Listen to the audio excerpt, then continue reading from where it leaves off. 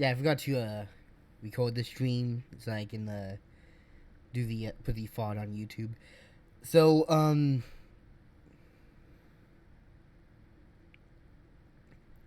okay. So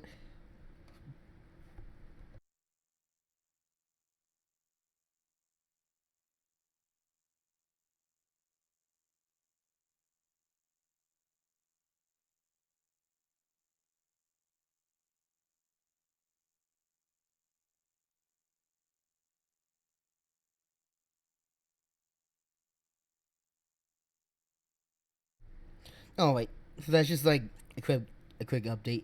The main thing is why we're here. So as the as the title of this stream suggests, this is just gonna be me watching a video, which I guess now I guess a little bit of context in case you didn't know. So last month I actually did a stream last month where which was mainly me doing a Superman 64. It was it's really meant to be like a test stream just so that I could figure out because I wanted to like test out like a weird workaround I had in order to stream like games that wouldn't display on my HDTV through my Elgato.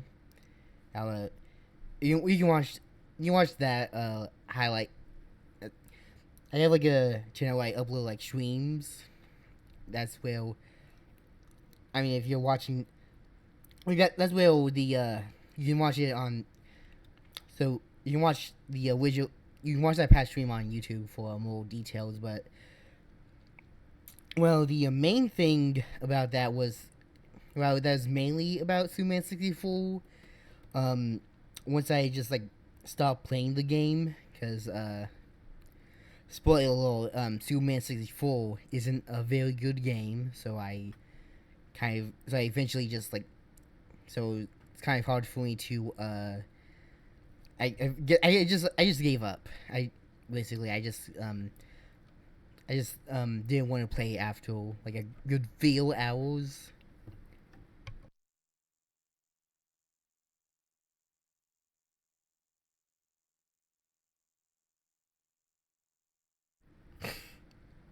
Yeah, I feel like I'm being the point is that once I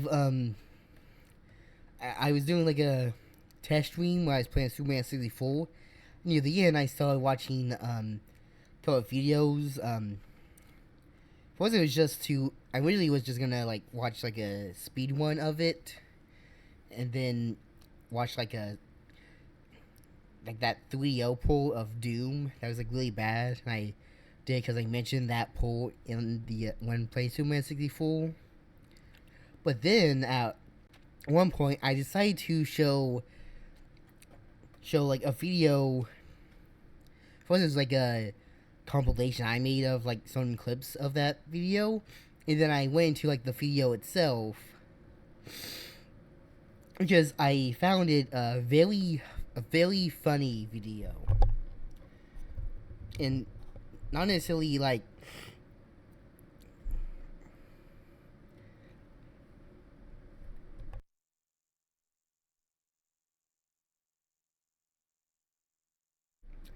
maybe because this is like more like for reasons it wasn't like meant to. So this is a video that was called I think it was Mario and Sonic Revenge of the Deadly Six. I'll is a video about yeah, it was a video I was just watching throughout the just like at the end of the stream. It that segment actually went on for a long time, and the issue was with two issues was my one in hindsight I was kind of like rambling, like a lot of like my points I was kind of like rambling on about without saying much. So it's basically just like rambling on about something that I could have like easily said in a much easier like a much like just like a lot more succinct. But the main issue is that for like the whole segment when I'm just like watching videos, I forgot to put like the unmute the desktop audio.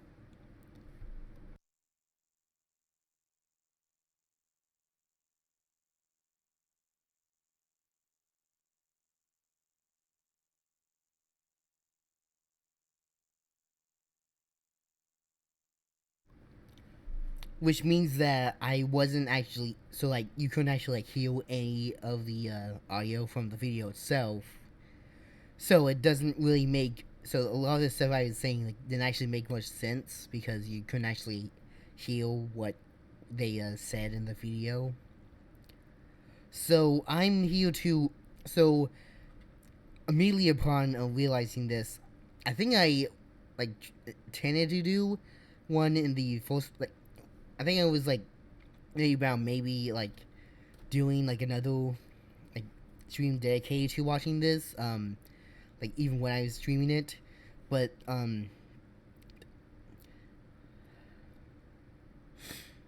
when I the moment I realized that I like fucked up at like at such a huge way, I feel like yeah I kind of like need to I basically felt that I need to do that. Then I needed to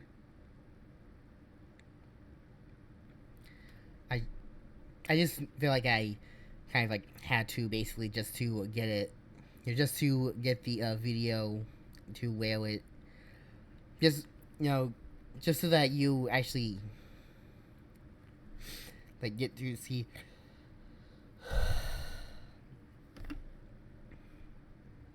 just so that just because like I made it so that you probably couldn't really fully get what's happening in the video in the first place. So I just now now I did this in the last video as in the last stream as well, but for this stream I'm gonna do it the same. Well, I'm probably gonna like skip around a bit. I'm not planning on showing like the entirety of the video, simply because I want to like encourage people to go out and like watch the video themselves. I'll mention the full title and who made it when we like actually watch the video.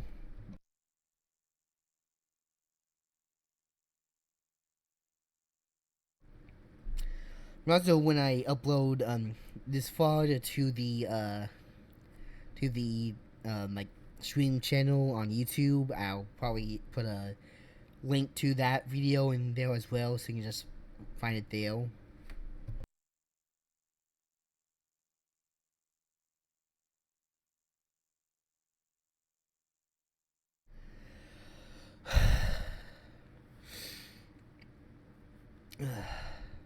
So I think I've been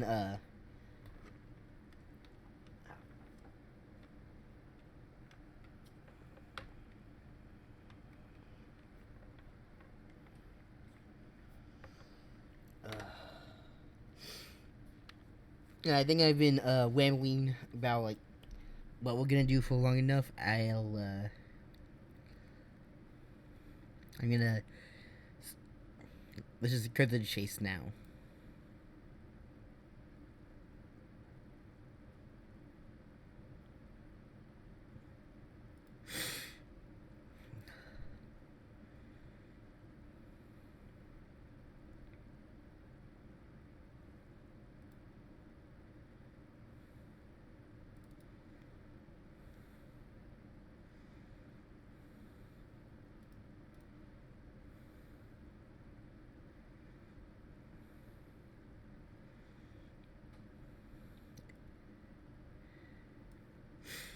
So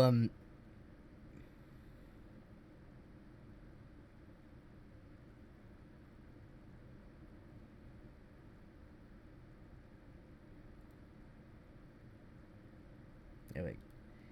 Well, supposedly just to put it just so that I I just like get out of the way.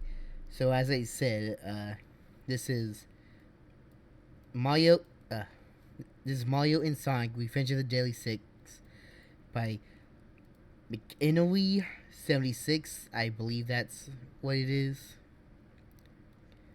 And it is. What I find funny is that the description is just a re-upload of all my projects because I accidentally deleted everything.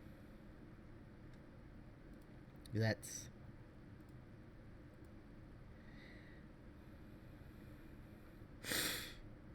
Yeah, I think this was in 2016 because this is based off in part this is actually, as the name kind of suggests, this is specifically based, at least in part, off of that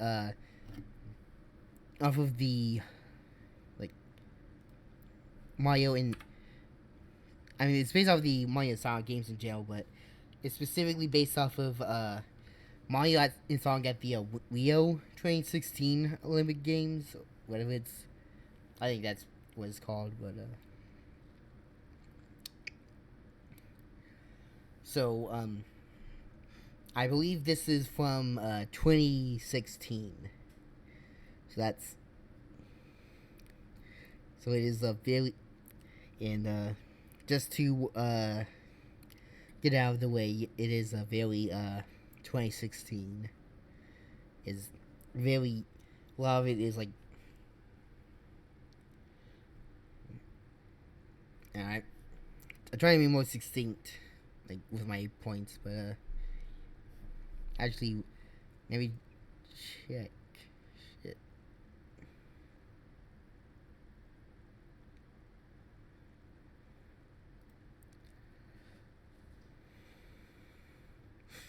Yeah, I almost forgot to do it again. I'll,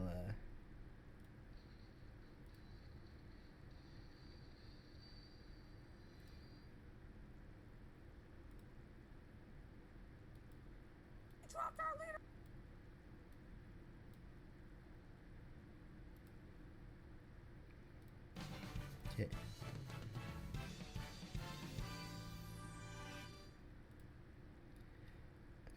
Okay, so that should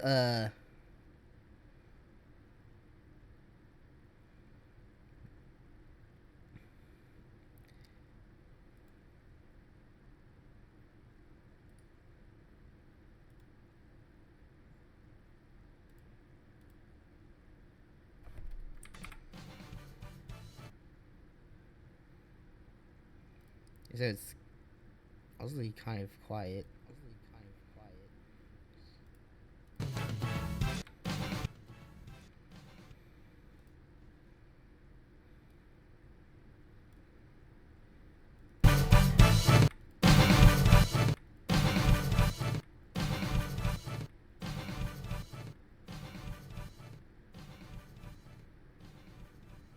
Alright, so that alright, so that so that so that so that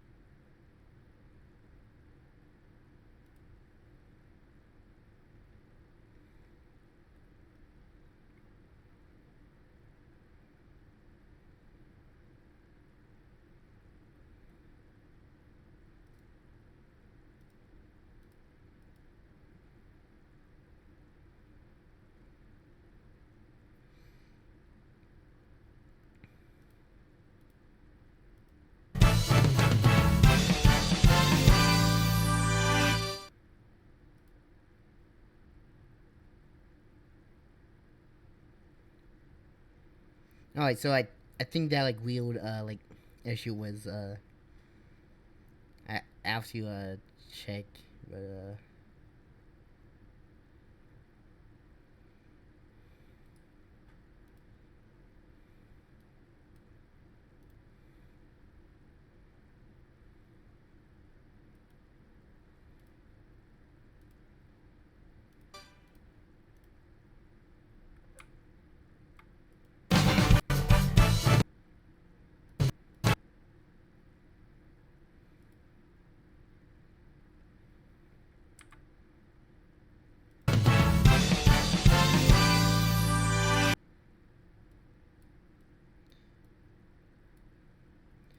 So I don't think there's any issues there. I'll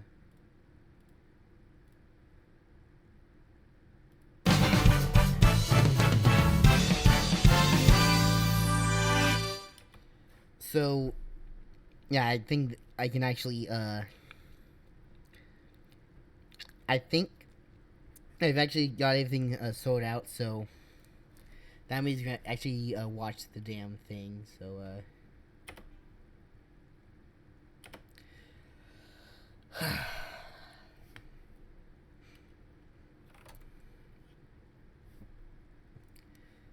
unfortunately, I feel like I've kind of like I accidentally spoiled the first like funny thing, which is Zaz's voice. So, I mean, if you didn't, I mean, you never get a good chance to feel out, like get a better appreciation for it now, but also the plot of this is like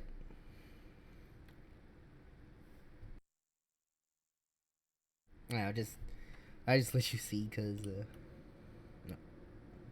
That pesky blue hedgehog will pay for what he did to my brothers. After he beat us at Lava Mountain, he dropped our leader into a pool of lava. And so are too. Xena, Master Zik, and Zomon have gone too.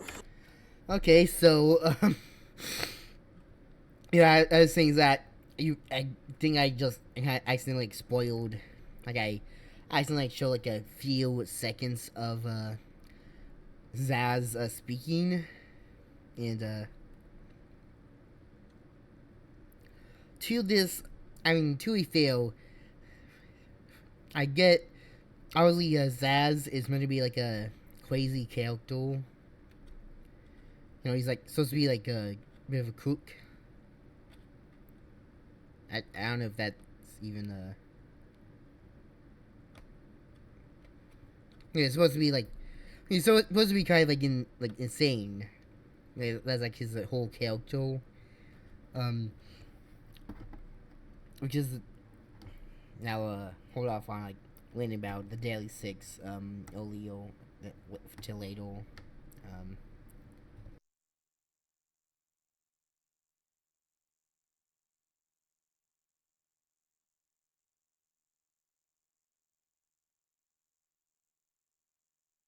Right.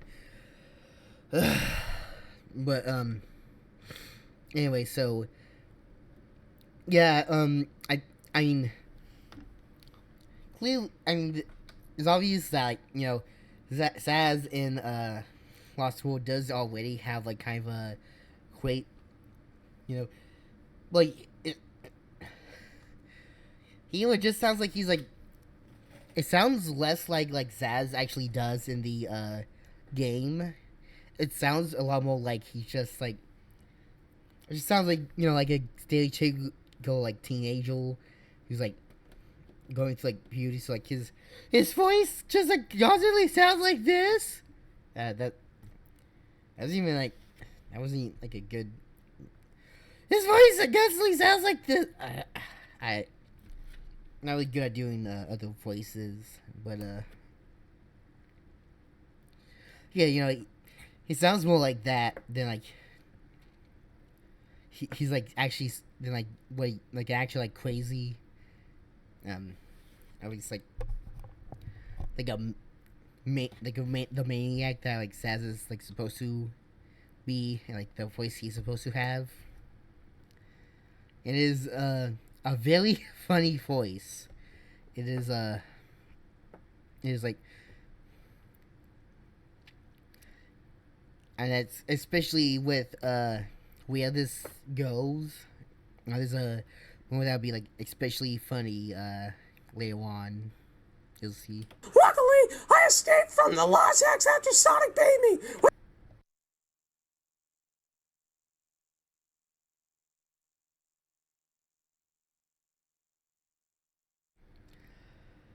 I got also I should right.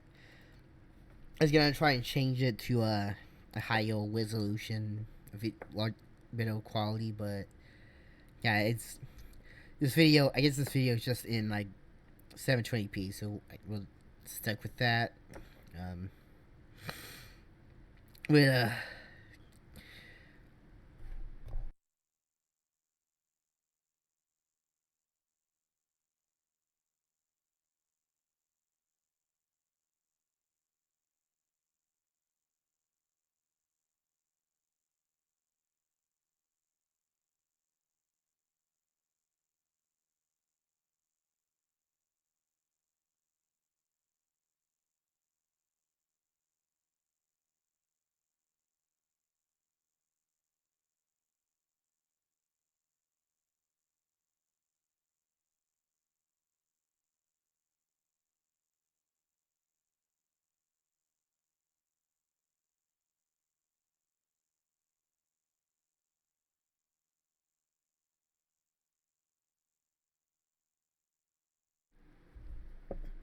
this isn't. I really I just find it funny how he just says, "Luckily, I escaped." He just kind of like escaped. I mean, it. This. I mean, doesn't. I wouldn't. I mean, guess he would have to. Otherwise, how could he like be the saying any of this? Because otherwise, because again, the. Because obviously, I guess the destruction of the Lost. I mean, in the games, I don't think it was like destroyed. But I guess what was it that happened? Hedgehog will pay for what he did to my brothers. After he beat us in Lava Mountain, he dropped our leader into a pool of lava. And so are too. Xena, Master Zik, and Zomon have gone too. Luckily, I escaped from the Lost Hex after Sonic beat me. Okay, so I guess I guess just like escaped. So I guess he specifically wasn't killed, but the rest of them were. So far, you think that this better be called. It would be better. This should instead be called Revenge of Zaz, because it's not like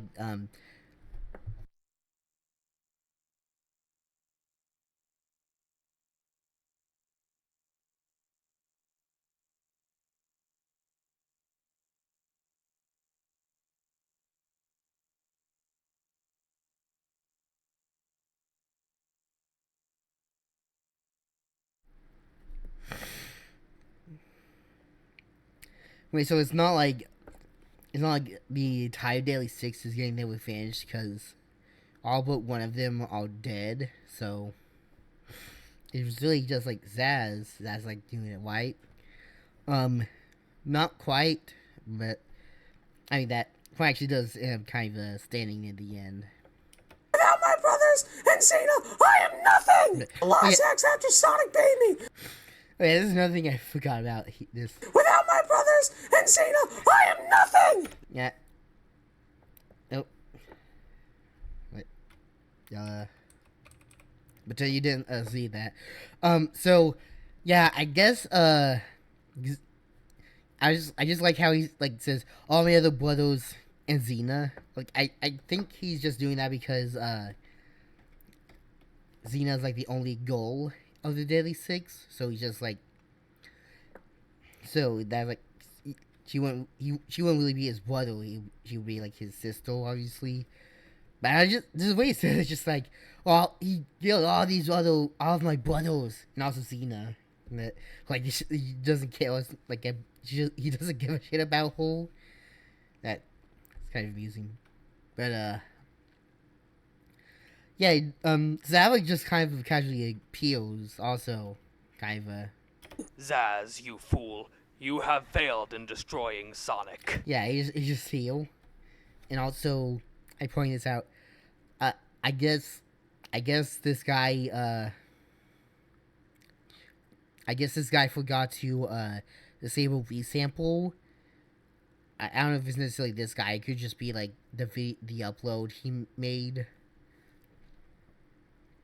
But notice how there's like ghosting by the like these slightly transparent claws, nails, whatever. And the claws. So, but like, remember how there was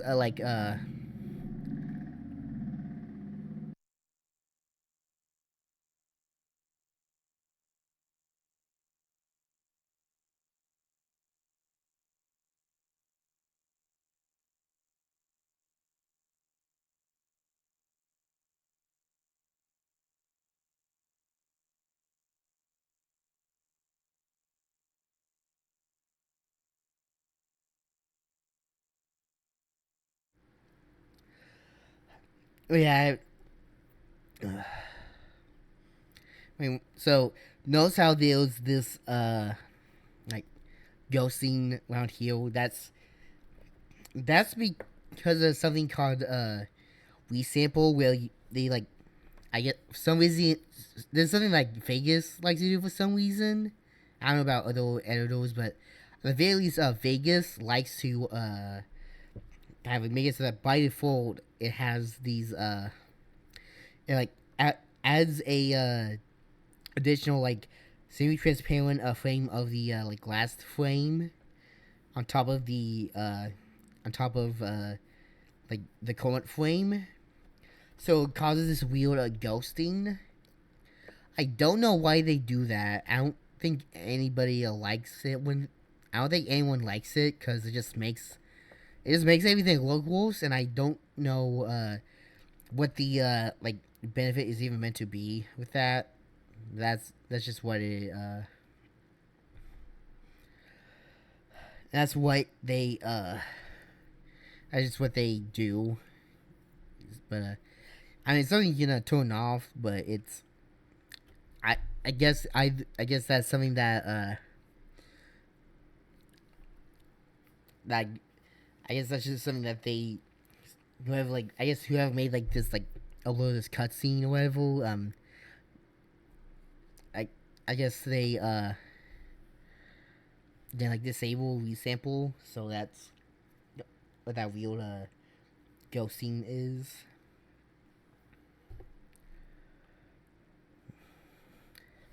Another thing I find funny, so as he said, so like as you recall, Sava said, Zaz, you fool, you didn't defeat Sonic or whatever. But because this is just like a Lost World cutscene, and I guess he either didn't, depending on how he got it, I guess he could have just like recorded the cutscenes and just like did it that way. But either he forgot to turn off. If he did that, then he forgot to turn off the subtitles in his like when we recording it for that. But that, or if he like just like took screenshots of like a YouTube upload, he didn't bother finding one that didn't have subtitles. The point is, I'm saying that the cutscene, that the screenshot has like subtitles for like what he's actually saying in the scene. So while he's it's just like there's like this random like text that's just saying, and we've been looking for you. That I keep doing shit with my mouse that you can't even see it. I don't know why.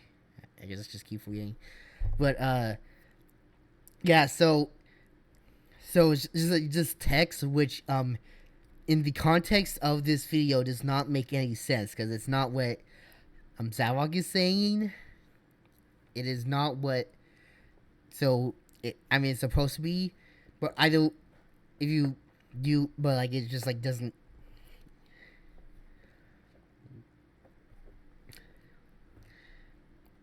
Also, yeah, I should mention that like 90% of this video, I get like 90%. There was there's like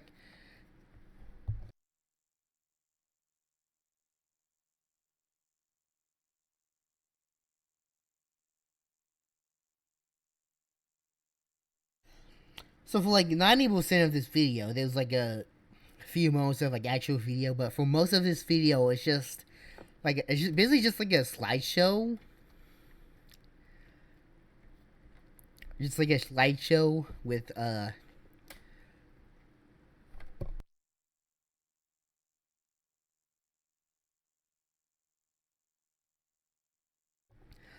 it's just a slideshow with like characters like the images being like zoomed in and out. You know, like a real slideshow. Honestly, I think a lot of times they don't even do that, but yeah, the most that's like the most movement you get for the most part.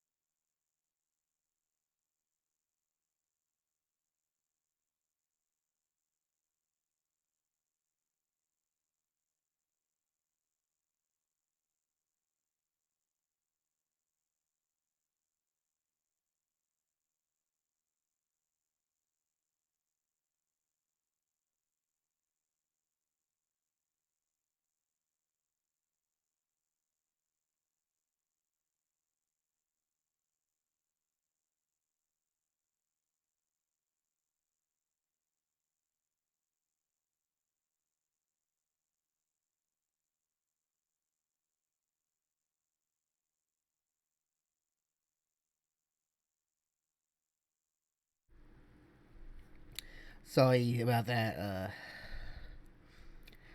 I've been feeling old, like Bob a lot. Yeah, so that whenever I go completely quiet, it's because I'm burping and I'm just muting my mic so that you don't hear all my burping.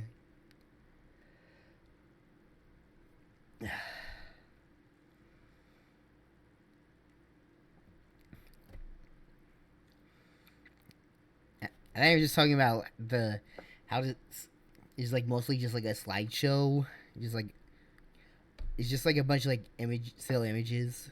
That's the bulk of the visuals. And moving on. Savick! Yes, it is I. You're alive! I thought you fell into a pool of lava! I did. But a dark being brought me back into the light. So, yeah, like I said, is that yeah, again, Revenge of the Deadly Six still isn't accurate because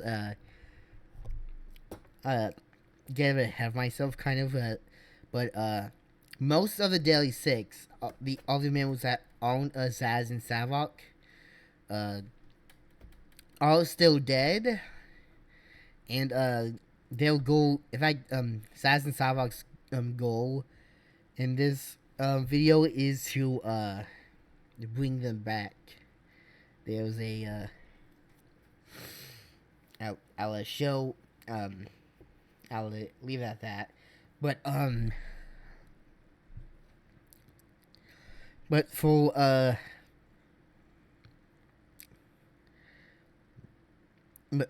Mario in so for Mario in Sonic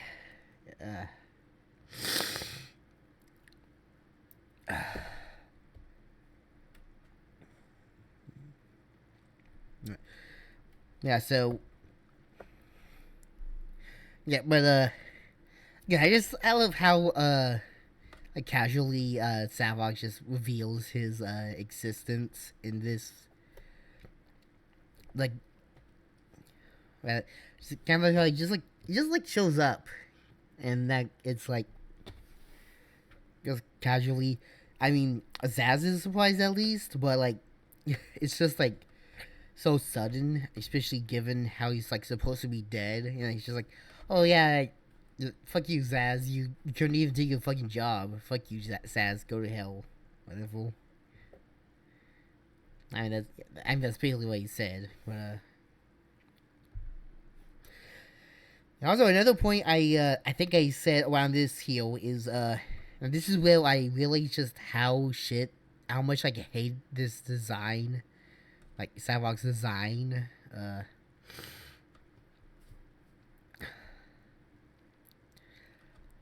I know a lot of people kind of called him like a Bowser ripoff, and I don't know how like veil that that point truly is. I mean I know that like Sonic Lost World was like that was trying like really hard to be like Mario for some reason.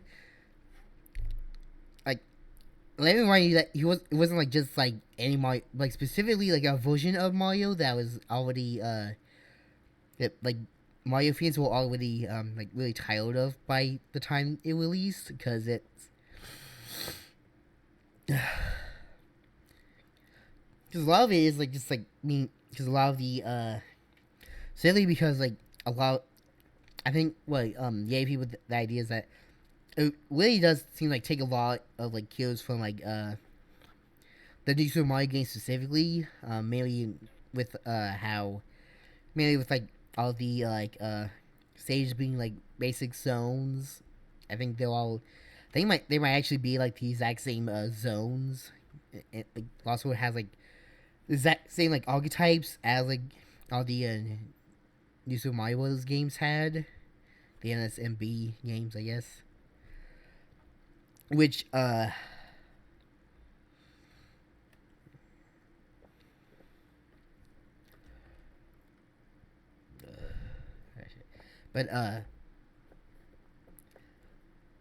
yeah, it's something that I find weird is that they thought it would be a good idea to, because again, and that There's also the Daily Six. I feel like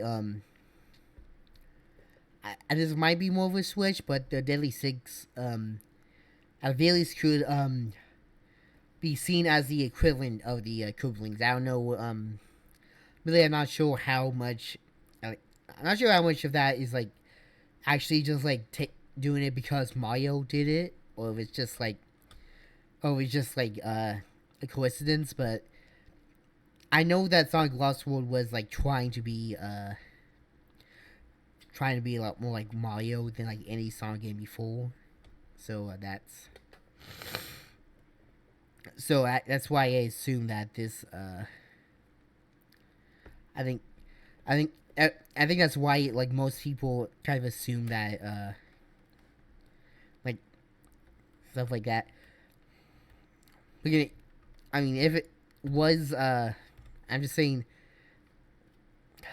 that it's weird, especially looking back, to see that they thought it'd be a good idea to like kind of take the cues from like a version of Mario that like people like tired of already when Mario did it, like, and they were doing it with like another entirely different they're doing it with like an entirely different series with like its own appeal that laid elsewhere. I mean, really just I just got kind of getting into like issues with like Lost World's concept, I guess. I don't know, like I was trying, you know, back on topic. Yeah, I do not like this design. It's not even that it's like a Bowser, like just too close to Bowser or whatever. Like, I think the issue is just that I just don't like how his like the top of his head is like this, like it's just like this like block of gray.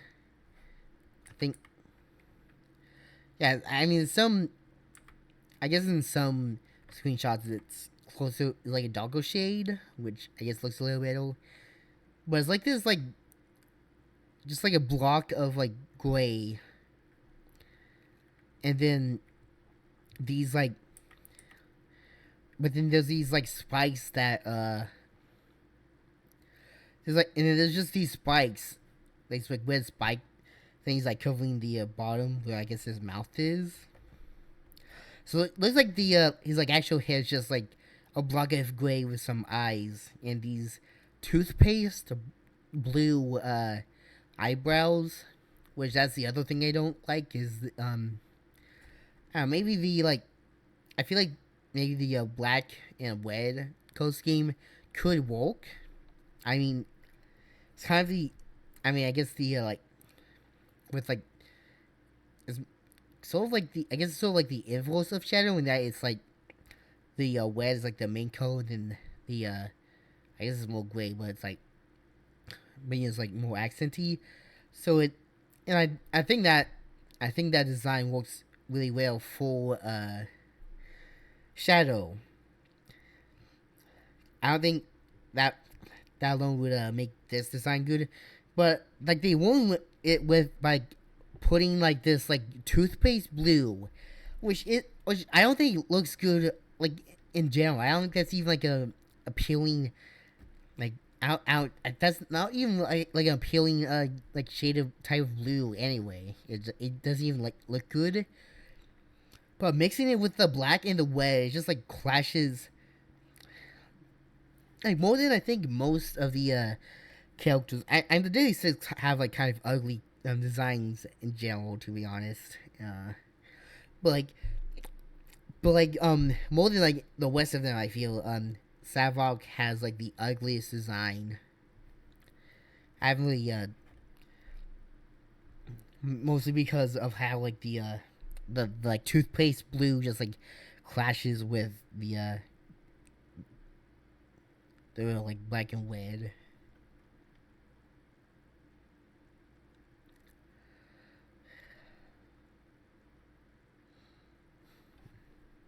And Who? That will be me. You're alive! I thought why you fell into a pool of lava. I did. But a dark being brought me back into the light. Yeah, so that's another thing is that, yeah, so, 3 guesses into what this dark being is, that, like, resurrected Savok, and now it's gonna, like, work with, the surviving members of the day segment anyway, so, take a wild fucking guess who,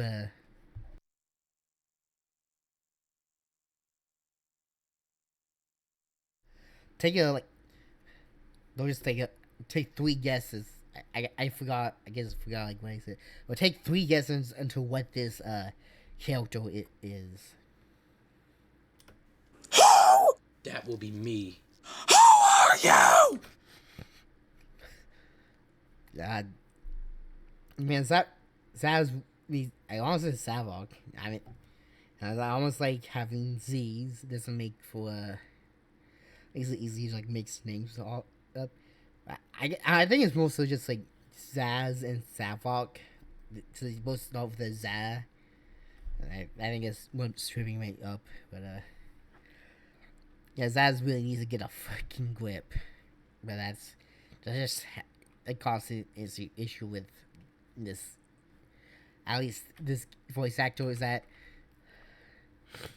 But it's just the thing that I think is the funniest part of this is that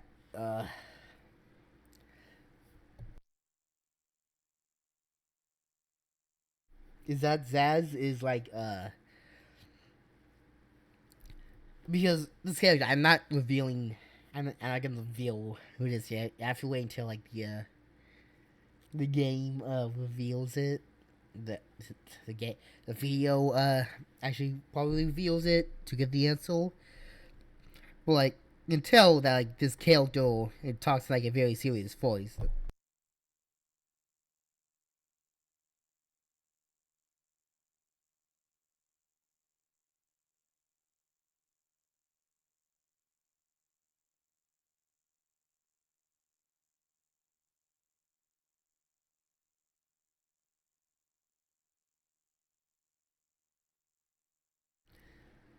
I swear as I talk like more burps like keep like blowing up to my throat. So that's annoying, but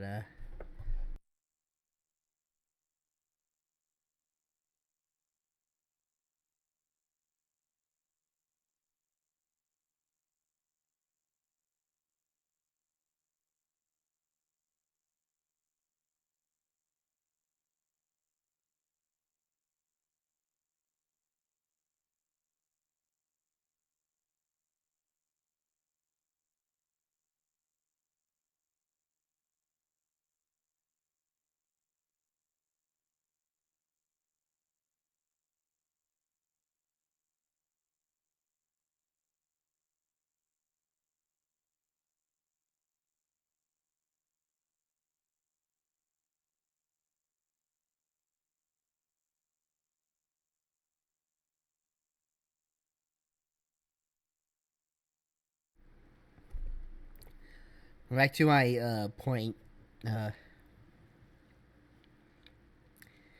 So like this is a funny.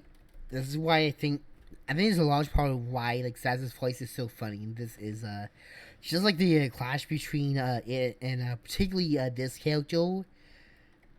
I mean, there's also an issue with Savok. It's just like any character like talks like a normal person, basically.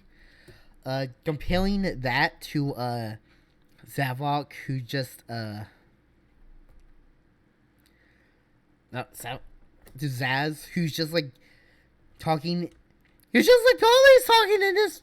He's always talking in this particular fucking voice. And this is like this energy. And it's always the same. I think I'm the better. I'm still. I still can't like do it good, but I think that's a little bit old.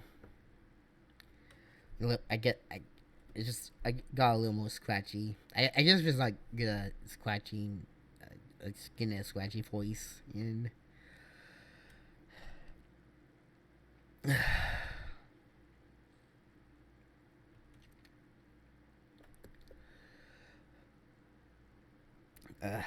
But yeah, so he's always talking like that, and then that like always clashes with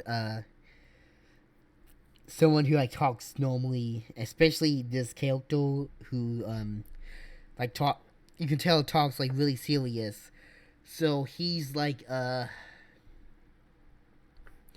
going between that voice and this guy is just like constantly screaming all his fucking lines is just like the funniest shit ever. Not necessarily, but like just like really funny. A villain from a game that I did. But a dark being brought me back into the light. that will be me. Who are you? A villain from a game that failed miserably 10 years ago. Okay, so I was so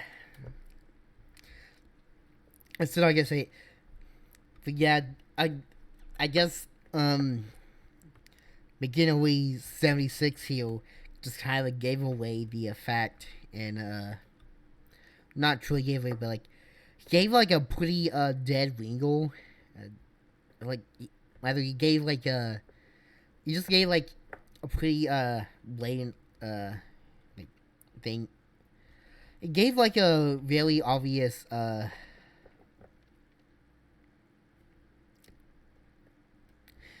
saying is that it gave the video a like an obvious. I'm saying is that he like gave like a pretty big hint that like, kind of gives away the character if you like think about it for like 5 seconds. I'm not gonna think about it.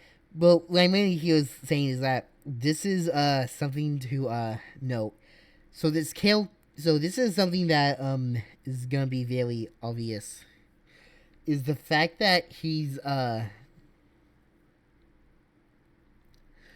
this guy, this video is like very obsessed with this video is practically obsessed with these like references to stuff.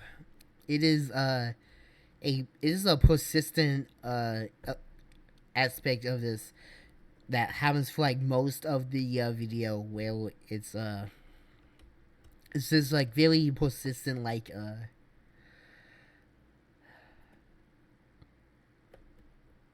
so for like most of the video it's gonna be like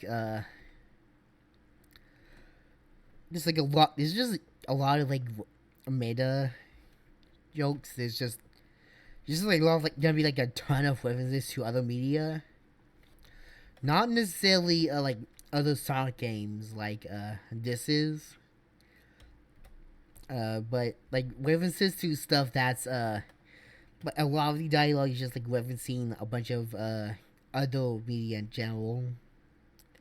It is very funny, but I guess we didn't guess already. We're about to figure it out. And who succeeded in destroying the Iblis trigger?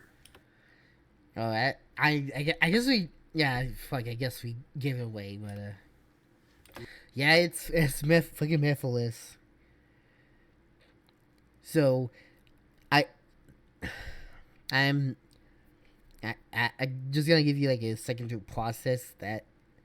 Yeah, so the plot of this video, I have no other I really have like no better way to describe it in a video, but the plot to this is Zavok.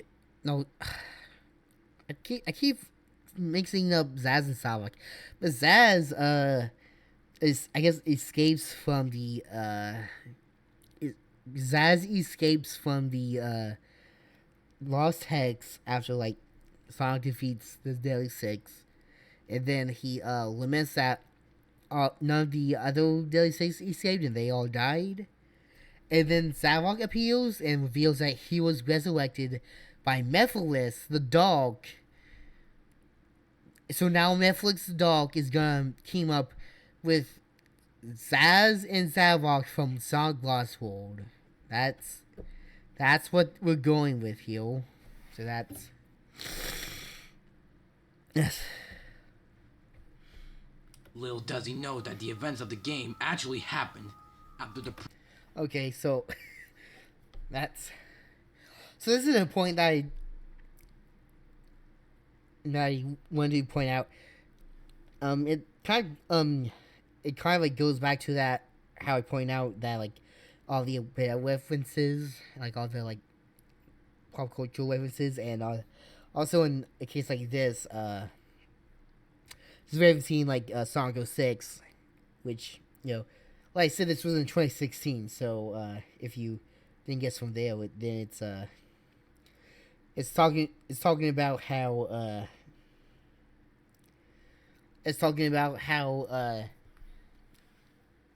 I just find it funny that this guy decided. I mean, I get it, like, oh, L6 bad, whatever, but like, it's just so funny that Mephiles introduced themselves as being from a game. Like he just had to add, like, oh, it was a piece of shit also, but like it doesn't even have to do with the video. It's just like, oh well, I mean it's 06. It's a piece. Everyone knows that it sucks. I guess I guess we just to like reference the fact, even though it really just feels like all through him to like just vote to his game in such like a mad, just like actively like vote to his game as like a game like and like how like it went, like how people like reacted.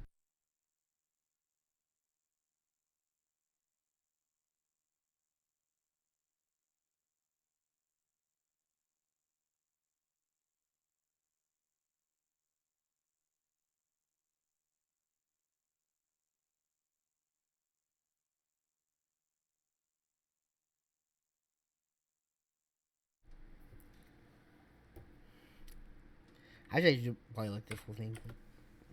Little does he know that the events of the game actually happened after the princess of Soleanna blew out the flames of Solaris.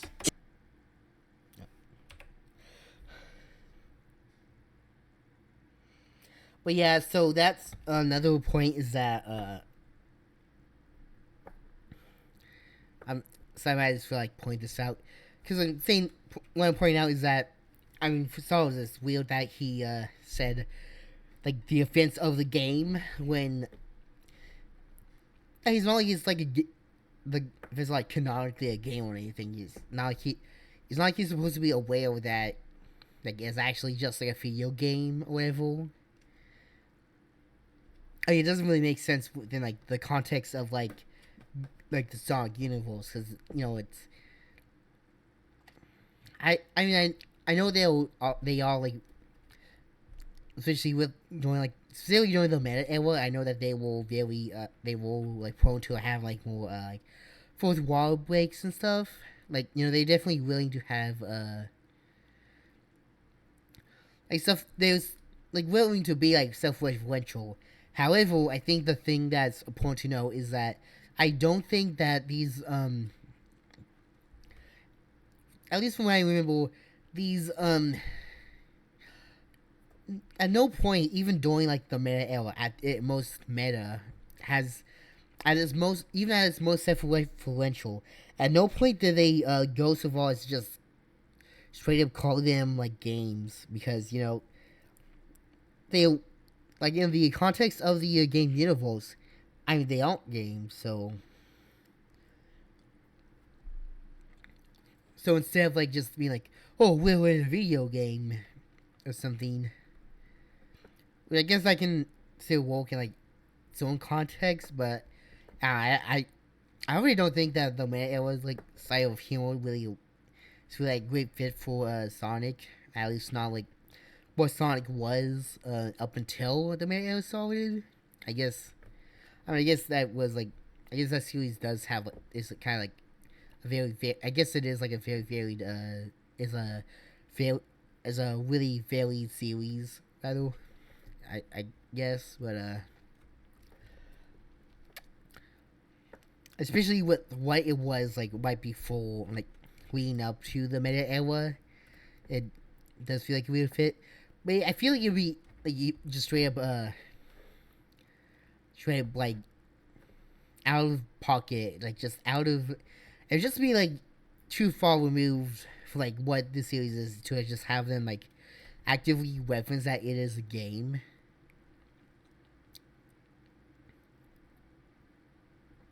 Like I can understand that for something like say, and maybe if like this game that's like built more around like that type of like more active like fourth wall breaking humor.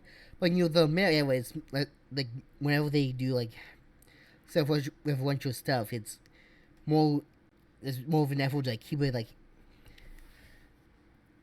make sure like they make sure that they make more sense within the context of the like universe. Like they won't say like, oh, this is a game. This just like I guess like there's like that line of forces really goes like, oh, it's been generations. Like I guess that's like the closest it gets to that. Like obviously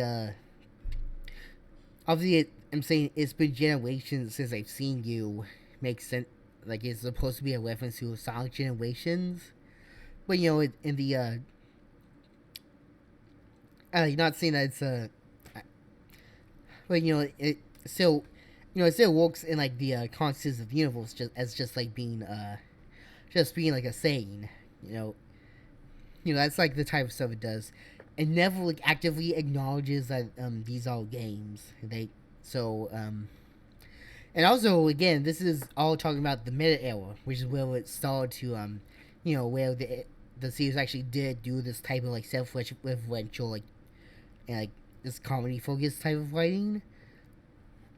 And here this is a video that's doing this with Mephiles the fucking dog, a character from 06, which is one of the which is that like that was when the series was taking its stories like at their most serious, if there was like a point where they probably wouldn't like actively like acknowledge that, just like straight up say that they're in a video game, whatever.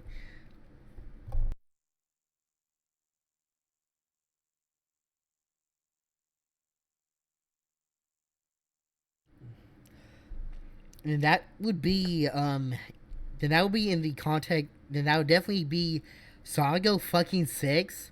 That so definitely. Is there any character that I would not imagine to have this type of like meta, like especially not this level of meta, like dialogue. If just it would definitely be like someone like Mephiles the dog, because he's supposed to be like a series villain, and yet it's just really like given like the context of the like where he is, it's just like really off for him to just be like just straight up say, oh, the events of this particular game, like I'm from this specific video game, and the layers, that the context of the events of the game actually happened.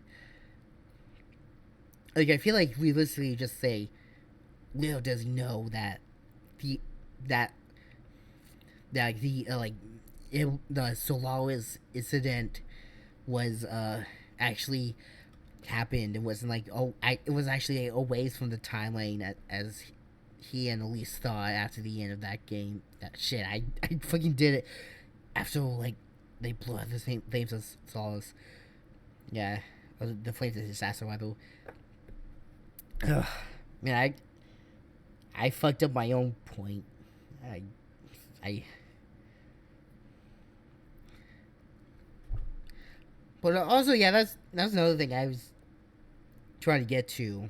Yeah, I guess I just like rambling again. But this is the other thing that I find weird is that at no point does this video really explain that the offense was supposed to be, especially not like before he actually says, oh, the events of this game actually happened. He doesn't explain. They don't really explain. This video doesn't. At no point does he explain that the events of those games, that the events of that game wasn't supposed to happen in the first place. Because I guess if you're confused, so the way that 06 ends is that I guess because like so long, like you said, I mean, you probably know like how like Myth was like killed Sonic, and that that caused Elise to cry, which like unleashed Iblis, which he merged into to create Solaris. That out that's just like so you have like some context. But in the process of creating Solaris, that like destroyed the entire universe, and the only way to like bring it back was to like blow out the flames of disaster so that none of the events happened. So yeah, so that's why so what he's saying is that somehow that didn't actually erase those events, even though, which I don't know how that works exactly. It's obviously meant to be an explanation of how Memphis is healed, because with the whole point of that ending of having at least like blow out the flames of disaster, since that's where both Iblis and Memphis came from, and by extension like Zolaris, I guess. Well, because of that, that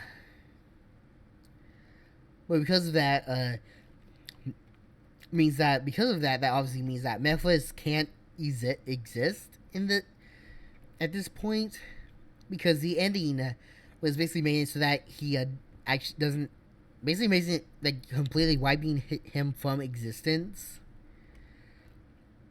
So for, I guess he decided, oh, we have to like, so obviously he decided, well, we obviously have to like explain this, because like how can Memphis actually how can Memphis even be here when he's not supposed to exist anymore after like how 06 ended. So the best thing he did was saying, oh, that I didn't actually do anything, I didn't like erase the offense without, well, like, if the offense still happened and like Memphis still existed, that doesn't, I'm actually trying to think about it, because of that, mean that like that didn't change how anything happened. I just realized that I don't think Memphis should even like actually be healed in the state anyway, because if, I mean, obviously this specific appearance was like obviously modeled after Shadow. It was due to events that it was saying that like, which I guess he's saying like the events didn't happen, so never mind. Well, like the way that ended was that Memphis merged with Iblis to create Solaris, so he probably shouldn't even exist like as a separate entity anyway, because even before the events were like Sonic 06 like erased itself from from the timeline, he already like ceased to exist as a separate entity. So it doesn't even explain. So I'd love to know how that explains, and also how it is that the like blowing out the flames of disaster didn't actually, like, the event still happened despite that. Yeah, the universe still exists despite that also not being the case by the, like, right before that, because that's why they blew it out. So, oh wait, this plot's making like no fucking sense. Like putting Mephiles here is like breaking the it's just like a, like, I feel like it would make sense if like somehow they will, like, I feel like the least you do is like give like an explanation for like why it didn't. I think like say that, oh, like blowing out the flames of disaster was that, like, that somehow kept that from happening that time, but like maybe like Solion's like research team whatever like were like making the flames of disaster. I've really I haven't played, like, I haven't watched like the story, so I don't know the specifics, but like maybe like they like you saw development and somehow that caused like,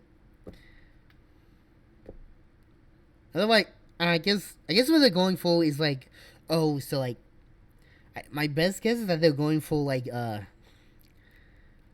Mephiles is like, this is like an, so like that I guess pulling out the flames is as a simply creating like an alternate timeline, and maybe this so maybe this is like a rather than like just erasing the offense of the game entirely, just like create like an alternate timeline that's with the universe continue to exist, and I guess somehow Mephiles like went to this timeline somehow.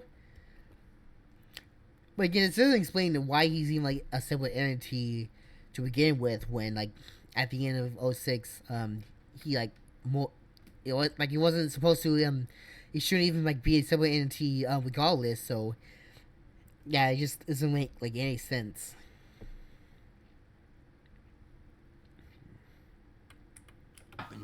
After the princess of Soliana blew out the flames of Solaris. You never told me who you were! Yeah, I just want to point that I was just like a case of just like another example of like the clash between like Mephiles of like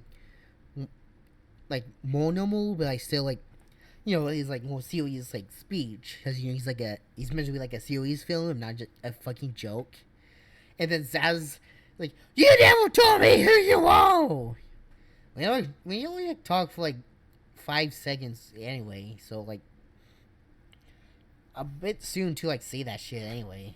But, You can call me Mephiles. Mephiles the Dark. I know all about the tragic incident that occurred on the Lost Hex, Zaz. How do you know my name? in the case of that, he'll explain how he knows, but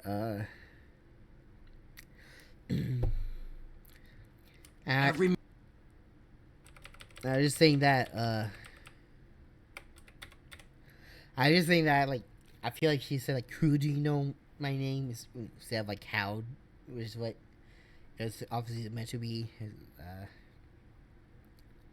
Also, this is a very like low image, like a low quality image of like Zaz, like very pixelated. Which I know that's just because this is like a close up of an image.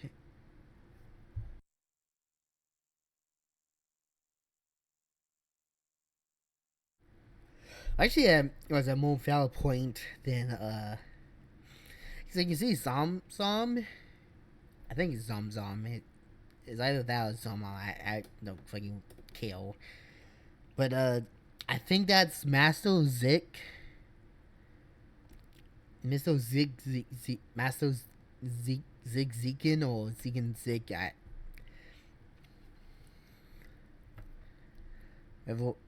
But I think because you know I just say that because it's a blue horn, but I mean I could be wrong about that, but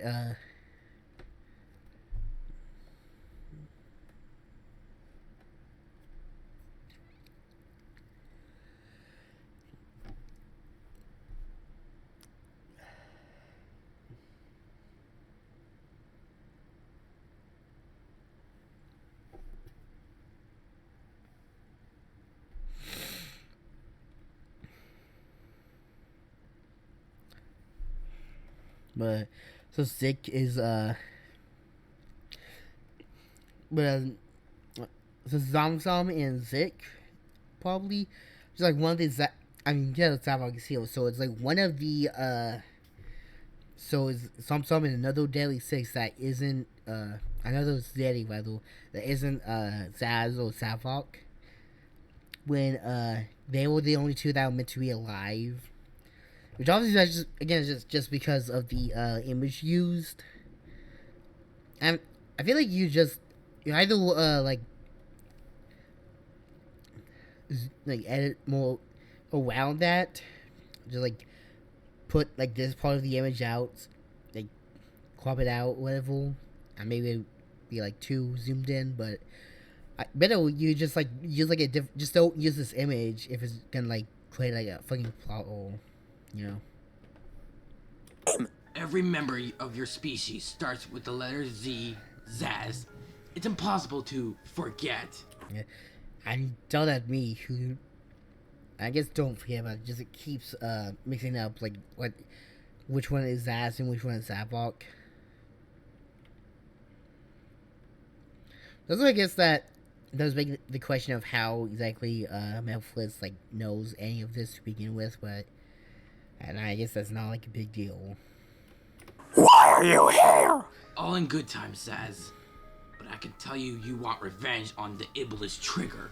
The Iblis what? Good lord. Must you always speak in questions? Yeah, that's one of my favorite parts of this opening is just how he just like goes, "Good lord, you're always speaking questions." Like, I don't know, just like very funny. Also, yeah, you didn't even explain what the Iblis Trigger is. Like, would it? Like, yeah, he has honestly has like a good point. Like, what the fuck is the Iblis Trigger? I mean, honestly, I know. I mean, pretty much everybody knows what the Iblis Trigger is. Yeah, like actually knows what I guess knows anything about Sonic 06 anyway. But yeah, I mean, obviously, for like, from my perspective as someone who like has played 06, I mean, I know what the Iblis Trigger is, and just, but Zaz definitely would not, especially since established, but that like that like the fans of that game all at least thought to be erased from the timeline. They don't, so most people, like, nobody thinks that they actually happened. But so really there shouldn't really be like an Iblis Trigger because that should have even like happened to begin with. But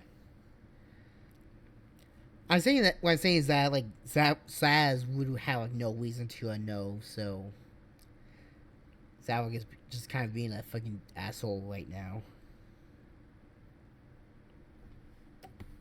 The Iblis Trigger, the one responsible for releasing the flames of disaster and bringing forth destruction and chaos to all the world. I don't know of any Iblis Triggers. Let me tell you about the Iblis Trigger.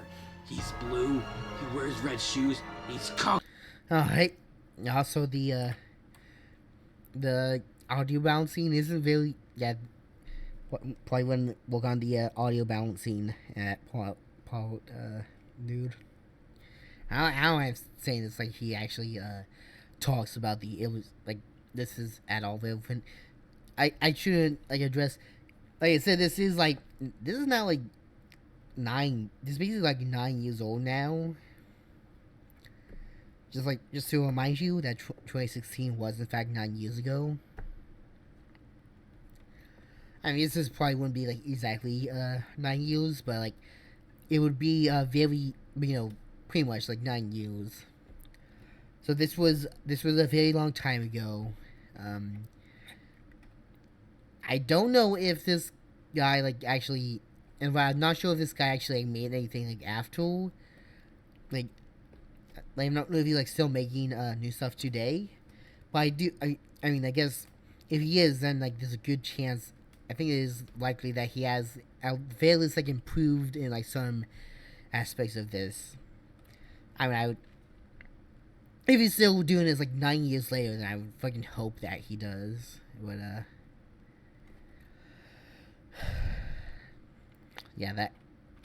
that still point still stands that this audio balancing is the music is like over the music is like over what is it? Fuck. I don't. It's overpowering the dialogue, I think is what I'm trying to say. It's like grinding out. Let me tell you about the Iblis Trigger.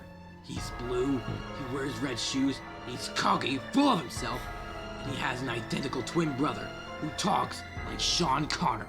Oh yeah. Yeah, that's another thing. Like, it just fucking drops on you. Like, it's more than like the last point that So like, oh yeah, that's another point is that yeah. So yeah, in this video, in this video, and I assume that this is actually just like this is like more like before this. This is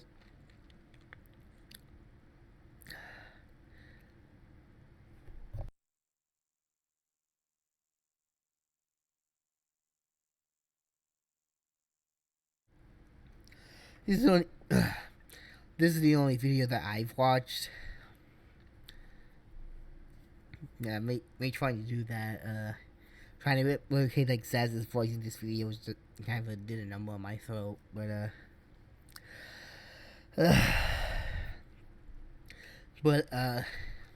yeah. So I believe that some like I believe this was already established in like previous videos. It's so funny that like you know if you're like me, just like stumble upon this video somehow without like any prior context. That's just like a very weird way to just like drop that like just like drop like that like fucking bizarre like drop like the fucking like weirdest idea like oh he has just like having like, oh by the way Sonic has a brother whose voice is just Sean Connery's voice. And that's just like a fucking bizarre like choice to just like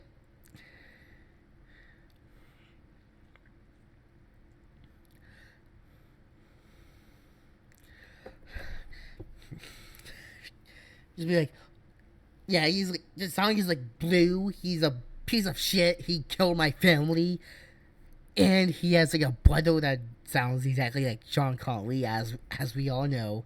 She's like, I know, like this is like already like common knowledge, when like definitely would not be if this is like your first time watching this particular video, because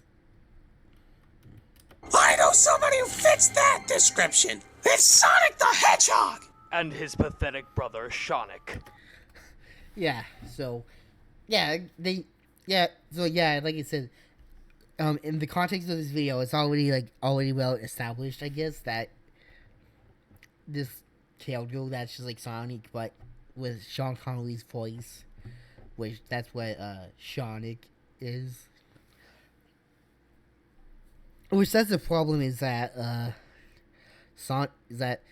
yeah, I mean obviously the point of that is supposed to be like a mix, like a portmanteau of like Sean Connery and Sonic, because you know he has like Sean Connery's voice, but it's weird because but you know the issue is that it sounds like too similar to Sonic, so there's a lot of times it'll was kind of confusing because it sounds like they were saying for the Sonic, but just saying like Sonic, like just like adding like an H out of the S, like Sonic, you know.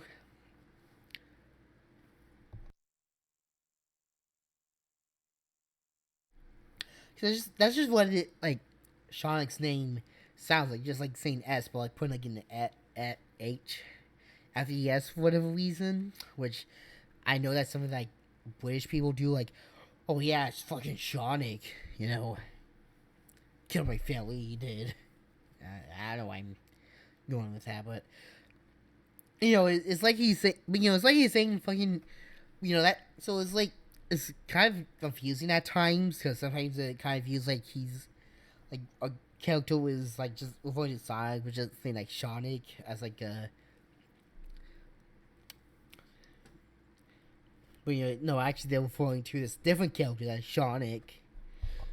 It's also just, like, a stupid name in general, but, I mean, it's, like, a pretty stupid like, idea for, like, name, so that's follow the course, I guess. Exactly. How would you like to exact revenge upon Sonic the Hedgehog? I will do anything I can for my brothers. I have the power to... Yeah, so I guess Zaz doesn't even like give a shit.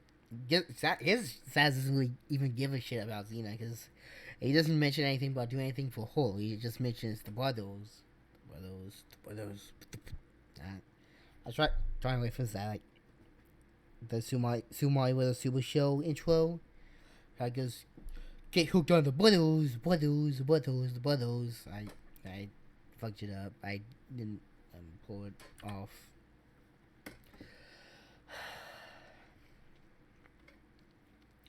But yeah, this is where the like whole like bringing the West of the Day 6 back to life kicks in. Hedgehog. I will do anything I can for my brothers! I have the power to bring your brothers back, but you must bring me Sonic alive. So yeah, that's what is that they're trying to actually bring them back with the help of Memphis the Dog. So let me just say one last time. So the Zaz and Psylocke of the Deadly Six are trying to bring their dead brethren back to life with the help of Memphis the Dog. But in order to do so, he demands that they bring him Sonic. Not that I guess they have to bring it to him so that he can do whatever. I'm sure it's explained in like later episodes because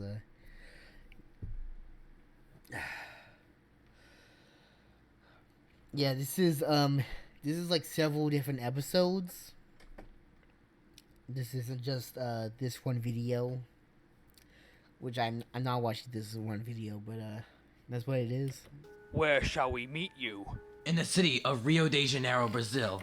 And yeah, this is where the fucking Mario and Sonic at the Olympic Rio 2016 Summer Olympic Games go stop posing is that because it's Olympic season.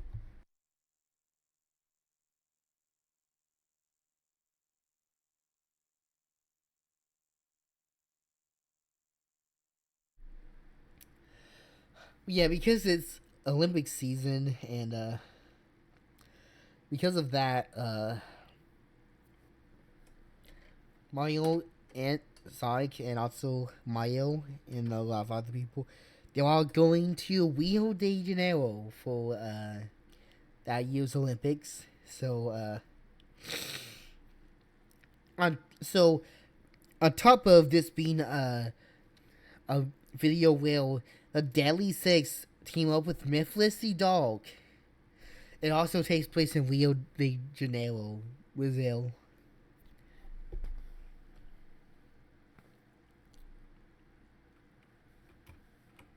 I hear there's an important event taking place in that city. The Olympic Games! Sega's asked me to appear at the Summer Olympic Games! Yeah. And me too. Wait, yeah, this is another point. So Sega asked Savok to, when he fucking died in the Fist of Lost World,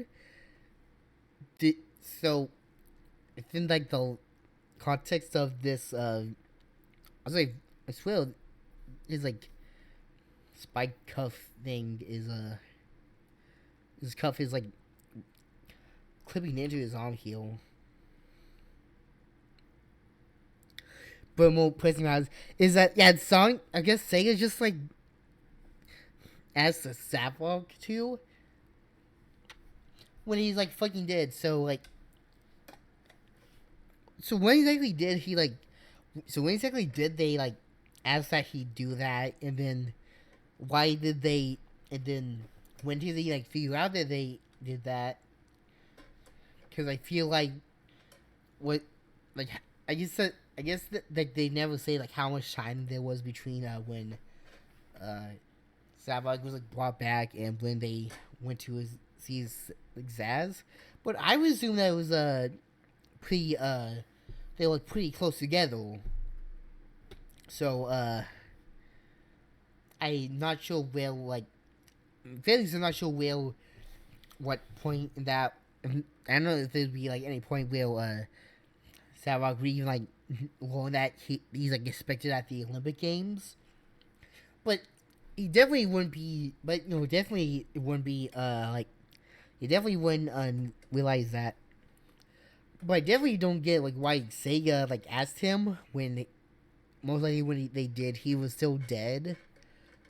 And also I don't know how like did they just not get the memo that he was dead? Now so at that point like they I mean, I guess I was like asking too many questions. I was like just like into questions. I was about to ask why they didn't like invite like the rest of the Deadly Six, but I mean, I don't know, I guess they be like they just decided not to. I guess.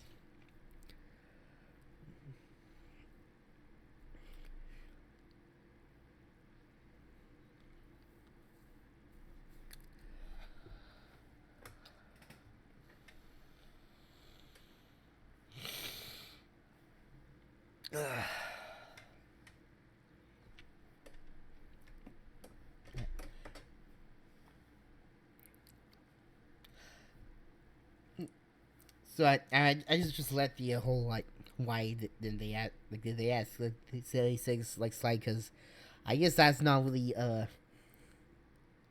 like a worthwhile criticism. Well, I just think at least with regards to like Zabog, I don't really get the logic of that. Of, like why they would ask like someone who's dead to appear at the Olympics. Like out. Also, I was like kind of begs the question of if like why Netflix even like bothered to why Netflix even bothered to at like resurrect Savlog. Like I don't know what like I don't know what like reason he had to do that. Like what he would have gained from bringing like what investment did he have in like Savlog existing? I mean maybe this is like that's like explained at a later date, but maybe there's a reason for like the Deadly Six to be like Zavok and Zaz need to be involved.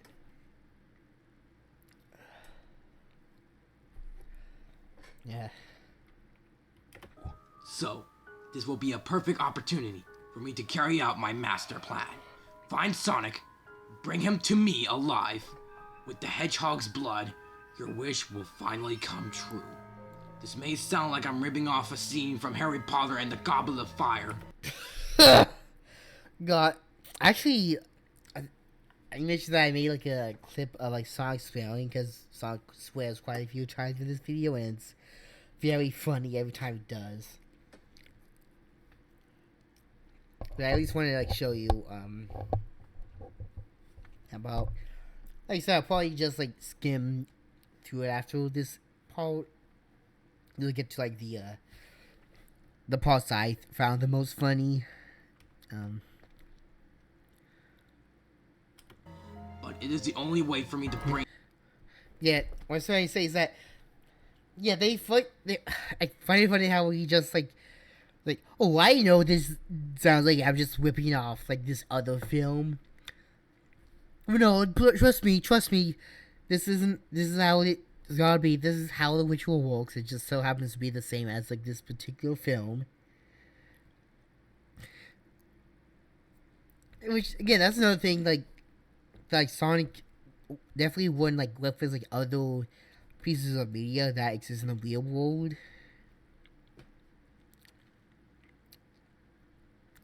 Because like Sonic, because you know like I'm pretty sure Harry Potter does not exist in I guess I remember like I guess Sonic Boom did with like that Justin Bieber episode. I don't remember if honestly I don't remember if it was actually if the character's name was literally just Justin Bieber. But he's like meant to be like a reference to Justin Bieber, which I feel like whenever that episode aired, it would probably be like right at the time when it was like at very least like starting to get like out of style for Justin Bieber to be like where it was like I feel like it was like the time we stopped being like in vogue to make fun of like shit on Justin Bieber.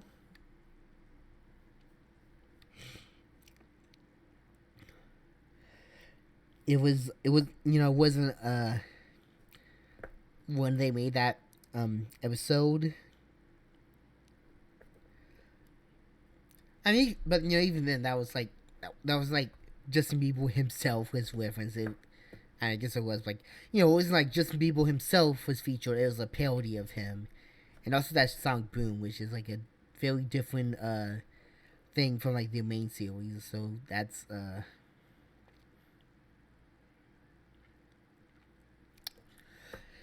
there's another thing about that.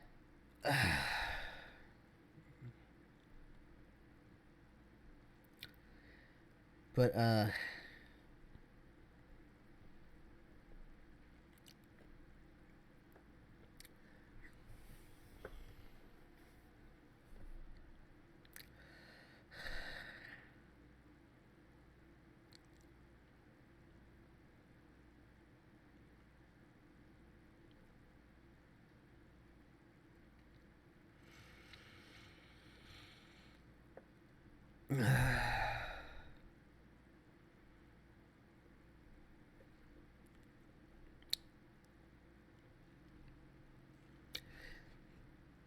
it's something, that's something that I just was like reminded of like a few weeks ago,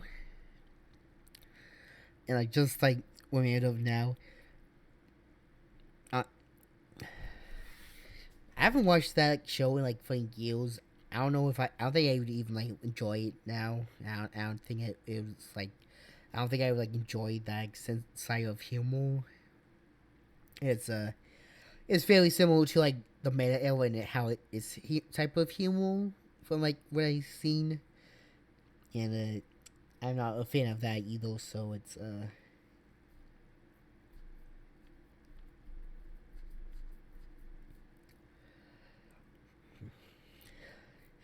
but like the fact that they, just like the fact that they include like a reference to Justin Bieber, and like, well at the like at the earliest would have been like 2014.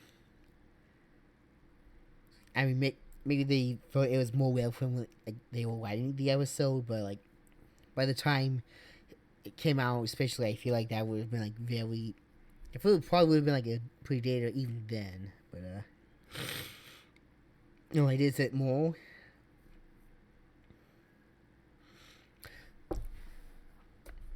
But again, this is like, again, that was like, saw Boom, and it's not like a parody.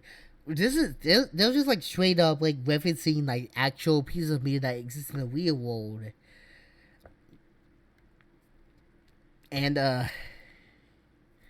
yeah, it just feels like out of place to like have Memphis the Dog, this like probably one of the most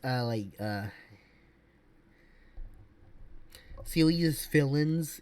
I feel it's like one of the more serious in villains. Possibly one of the most popular films in like Sonic as well.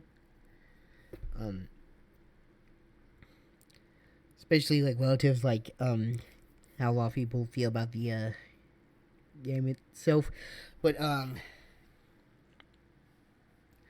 yeah, it's just not something I feel like I can tell like with like Sonic and Joe, let alone like Memphis the fucking dog to like reference Harry Potter and the Goblet of Fire, like this.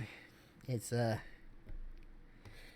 and there's a lot more of that too where that came from. It's a very constant thing. Bring the other Zeddy back. So, have we got a deal, Zaz? Deal! Sonic will think twice before crossing paths with us again. Now go! You've never seen me before, Sonic, but my face will be the last thing you will see when you're alive.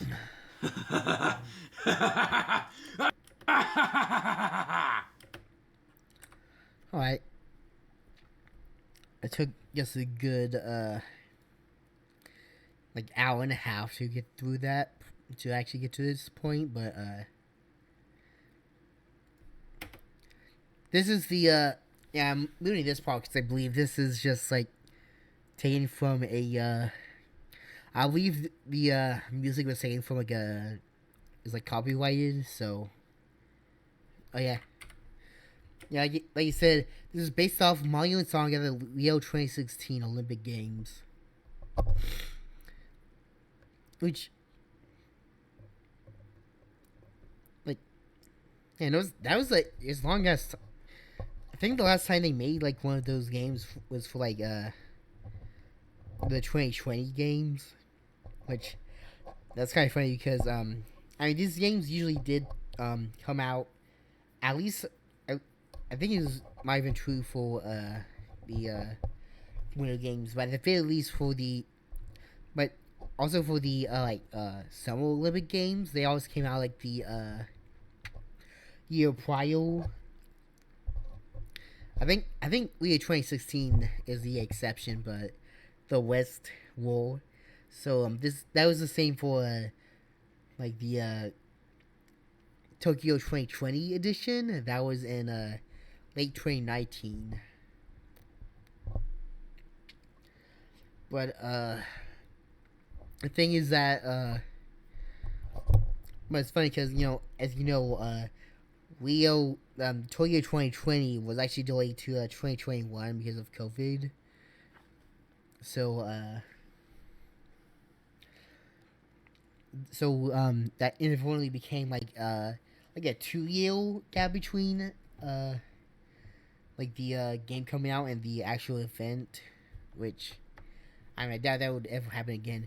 But I know that after that point, which now is like a little over like 5 years, going on pretty much going on 6 now. There was none for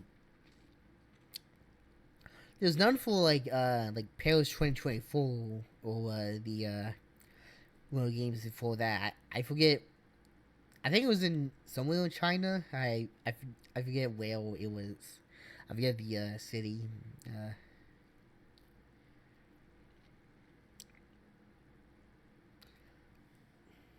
I'm not exactly as familiar with like the Winter Olympic Games as I am the summer ones. Even though I'm not, I don't like actually I don't think I actually like watch the Olympic Games at all, but I mean, know about them at least. But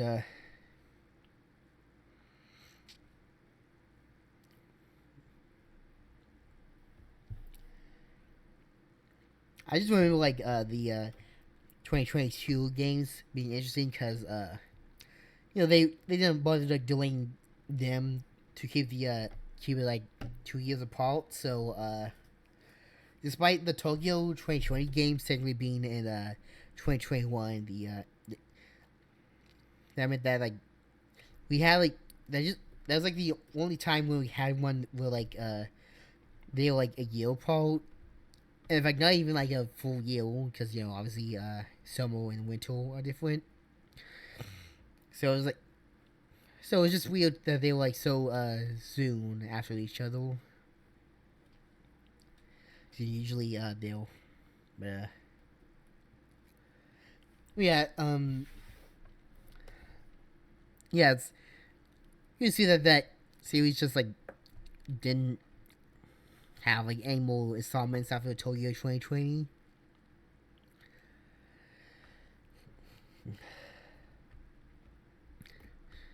I'm not sure if like I don't know how well that installment did. Maybe they felt that it wasn't worth doing one for like every Olympic Games from that point on. That's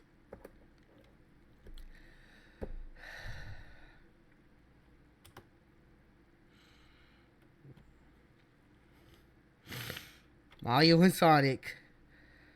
Revenge of the Deadly Six. That's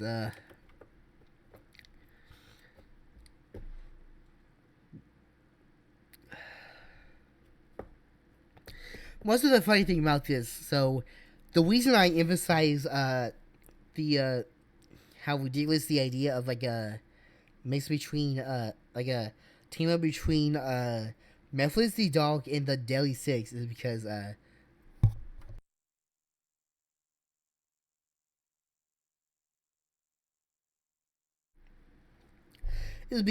the Deadly Six are these like joke villains, really. Like, I mean,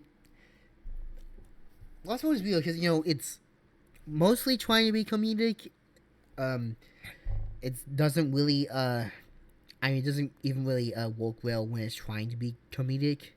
But for the most part, it's trying to be like a light-hearted comedic story, which, I mean, at least conceptually, I guess that's like fine if they want to do that. But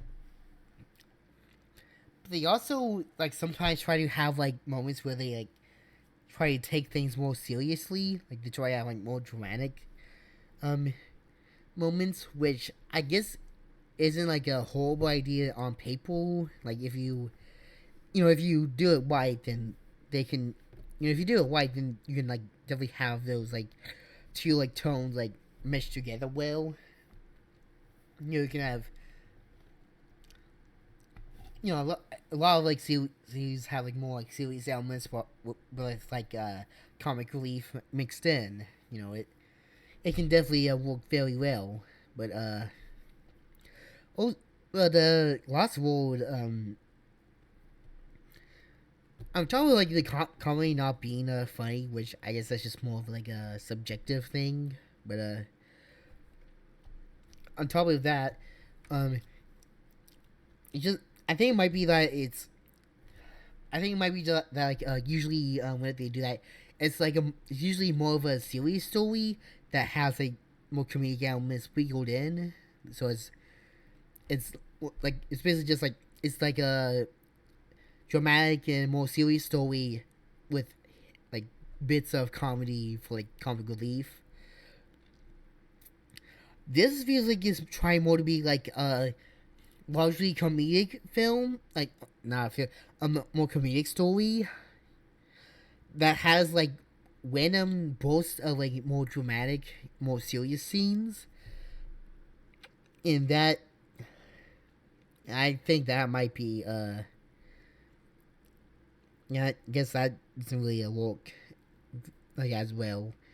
But also, I think maybe it's just like just like how like goofy and lighthearted it's like the comedic moments are trying to be. Like it's it's it's supposed to be like super goofy. It's supposed to be like it's trying really hard to be like a goofy like Saturday morning kids cartoon, basically. But then like out of nowhere, like it sometimes has these like dramatic moments that I feel like well out of place. And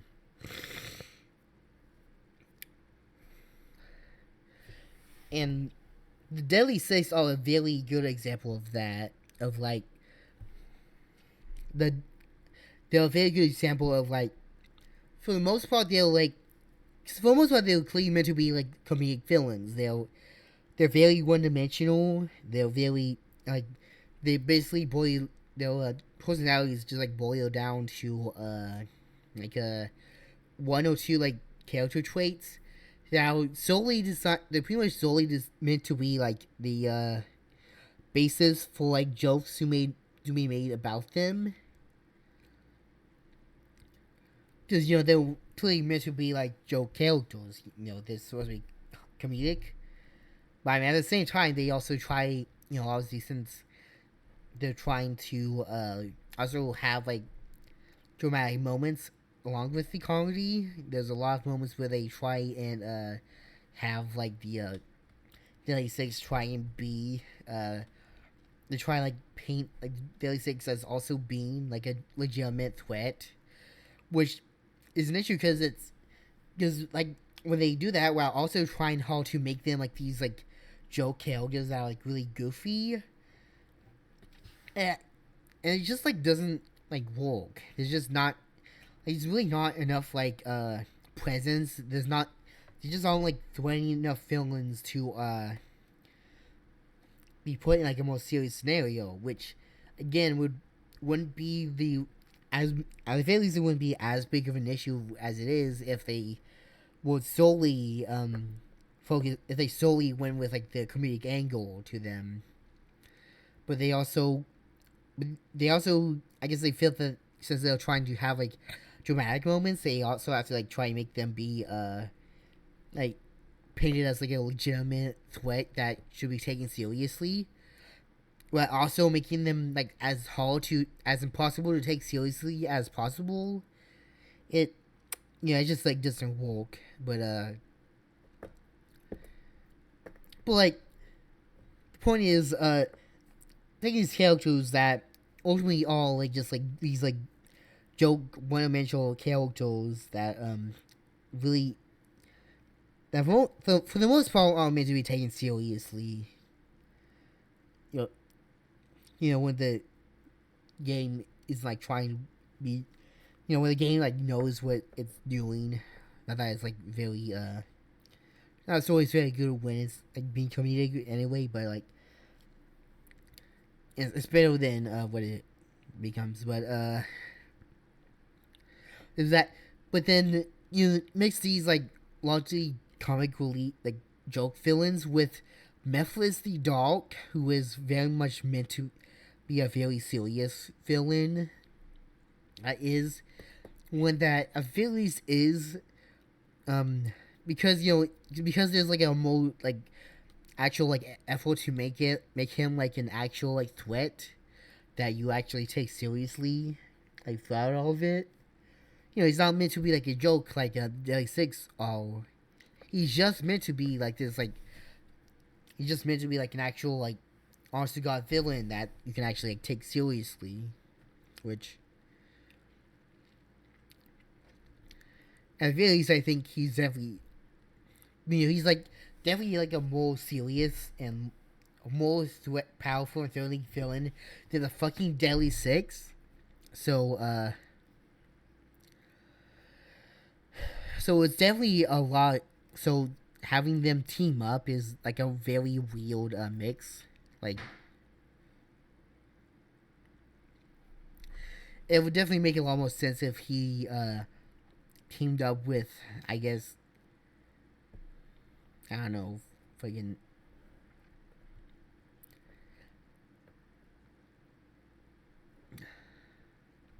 thinking of like characters that, I mean, I was gonna say Eggman, since I feel like in like as best he's just like shown to be like serious, and also I mean he is often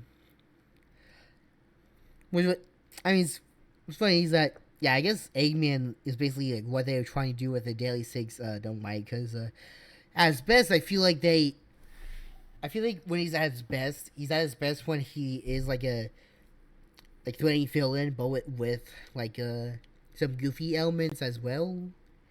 That's kind of like that's what he did in SE2. He's by and large like a genuine like he's like played as like a genuine threat. He's like actually like a genuine like he's someone you don't want to fuck around with. You don't want to fuck with him, but also has like a goofy side. And I think at his best he works a lot better than the Daily Six do. I think maybe because in SA2 Eggman is more of a, again, I think that might be one case where like having him being like a more like focus, like emphasizing the like serious part more makes more sense, because I think they do a better job at like justifying that threatening angle and making him feel like an actual threat to the rest of the, like, he feels more like an actual threat to the he actually feels like a threat even if he has more goofy moments sprinkled in.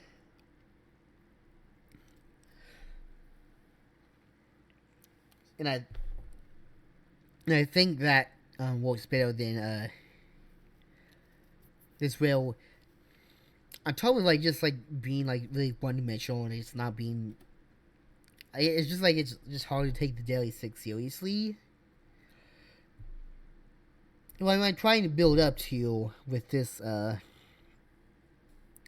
I'm trying to like build up to is that, well, to me, teaming, like having the Daily Six, or like what's left of it, having them join forces with Mephiles the Dark is like a very stupid concept for like how like different for like how like just just the juxtaposition between the Deadly Six and Mephiles.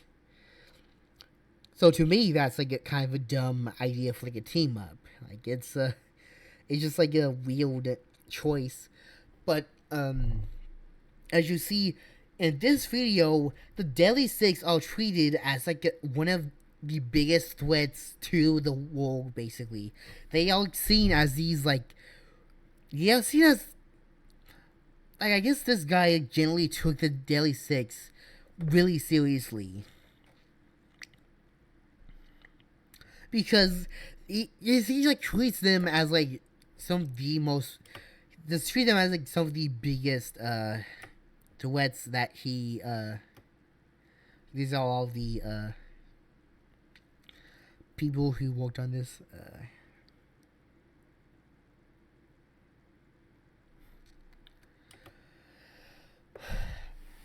yeah, you'll see, but they treat they treat the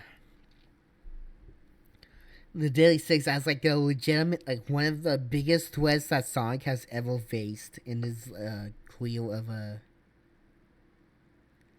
like in his time as a like in his day, one of the biggest threats he has ever faced, and it is a very funny.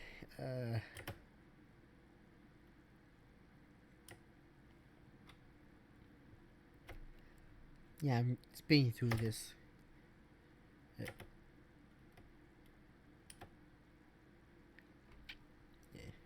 Also, they say 76 Novel Drive, which I guess is just meant to be a reference.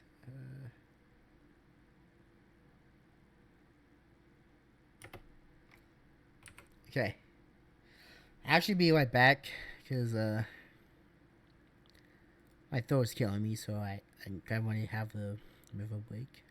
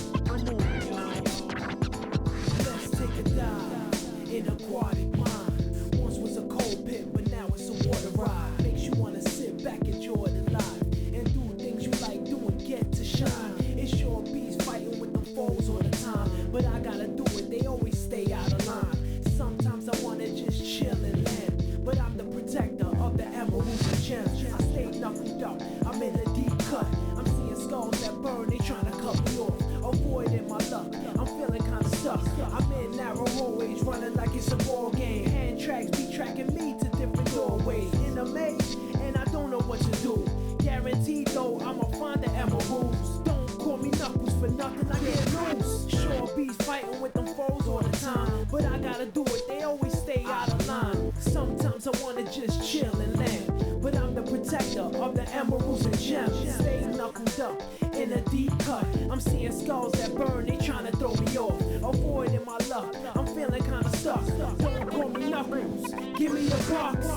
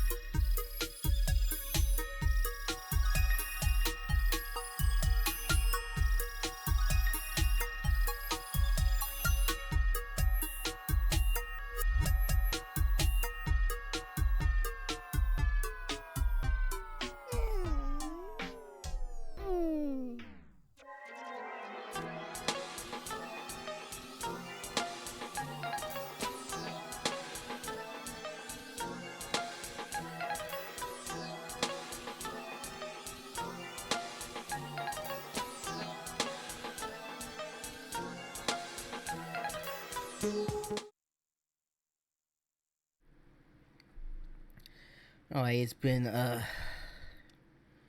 I'm finally back. So, from this point on, I'm gonna try and, I still, like, say, like, whatever points I have when I do. But I'm gonna try and, be a little more, I try not to be as, like, tangential at least. But that being said, the first thing you might have noticed as it came back was a pool edging on Sonic heel. Who, by the way, is actually, Sonic. This is, Sonic. Yeah, so, yeah, in, this video, Sonic is actually represented with, like, classic Sonic. I don't know, I still don't know why, they went through with this idea.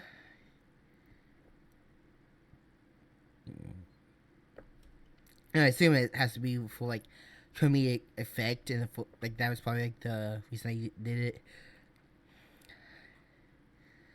But it's a very, yeah. Good morning, world. It looks like it's gonna be a scorcher today. Yeah, that's, yeah, I mean, like, as so this was, Sonic. So that's supposed to be, Sean Connery's voice.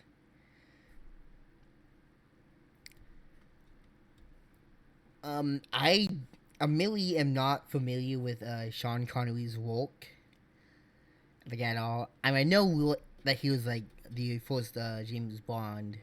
That is a very, I mean, that's well known, obviously. But, I don't think I've watched any of the films he's been in.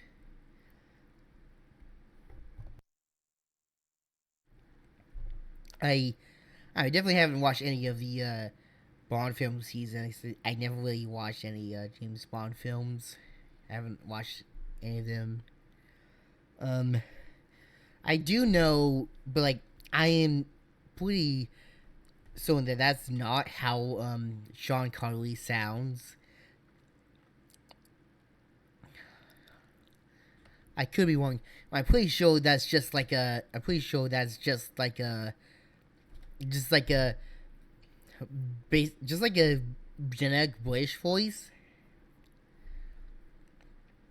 It really isn't, at least to my understanding, it does not sound at all like how, Sean Connery actually sounds. It's just, oh, good day, world, white mate. It's gonna be a fucking scorcher all day, so you better grab your sunscreen, I get. Apparently, I think they, I'm pretty sure they call it sun cream in, the UK. That's something I've heard, is that's what sunscreen is called. Which I guess that makes sense. It, it's meant to, protect against the sun, and it is cream, I guess. But, it's just weird. Maybe it's just because I'm used to sunscreen, but it's such a weird thing to call, to call it to me. But anyway, yeah, Sonic is not, Sonic, despite everyone insisting that he has the voice of Sean Connery, and, like, he's supposed to have the voice of Sean Connery in general, he really does not sound at all like, Sean Connery.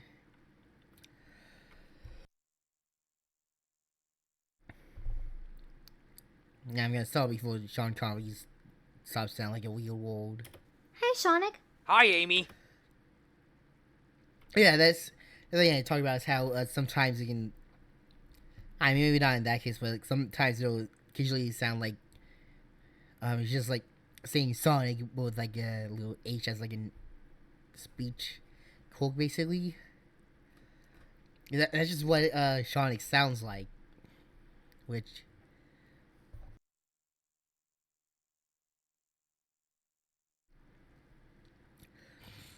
Which again, is just having like the two similar names to like just have, like, it's just like just confusing a little bit, like eventually.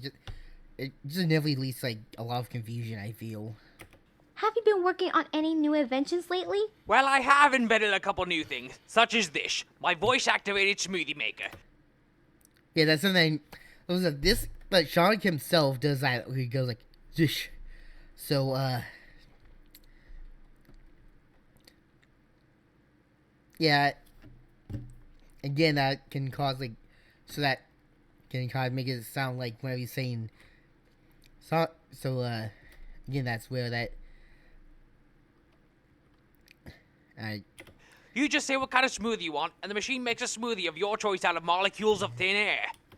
Alright, yeah. Neat. Can I have a mango smoothie? Just give it 10 seconds.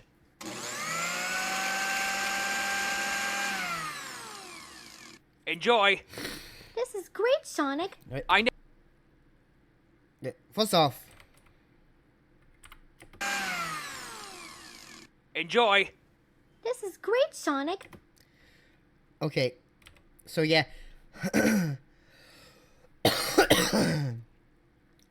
Yeah, that's bizarre. So usually it's just because of how like Sonic itself sounds when like actually say it right. It just sounds too similar to Sonic. But then Amy's voice actress, I guess, didn't actually she didn't even like say the name right. Yeah, really feel like she just like said Sonic. Like Sonic, like kind of something like that. Which doesn't even like I feel like that should have like more like a retake. You know, especially if when they're like so similar to begin with it. I don't think you want to make that situation even worse than it already is. But also, yeah, this is a soda. I mean, it's obviously meant to be, it's meant to be like a smoothie, but like, I don't know, like, it's obvious that this design that's meant to be like a soda. So it's just meant to be soda. I don't know why I said a soda. Like, I don't know. Does anyone actually do that? I don't think so.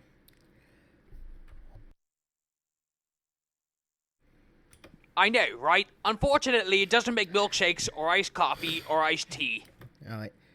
Cool. I guess, okay, so it's only for smoothies.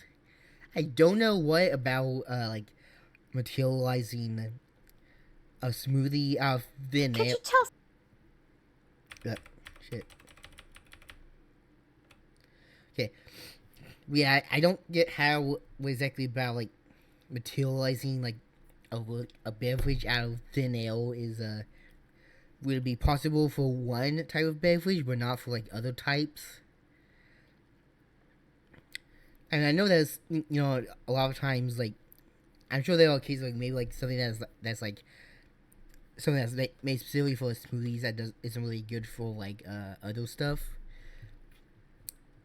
I mean, that's, like, when it's, like, designed to, make, like, blend, like, ingredients to make smoothies. This just, like, creates it out of, it's literally, like you said, this literally creates the smoothie out of thin air. Like, he literally explains that happens, so, if you just manifest shit out of thin air, I feel like at that point, the sky is, like, automatically the limit at that point. Like, even it's just, like, even if it's, like, limited to, like, something, like, you can only deal with, like, liquids for whatever reason. I don't see why it would be, like, more specific than that. I don't see why you couldn't just, like, you can at least do, like, any type of liquid you want with this. Like, if it really is, like, solids, aren't really, like, if it really isn't, like, possible to do, like, solids,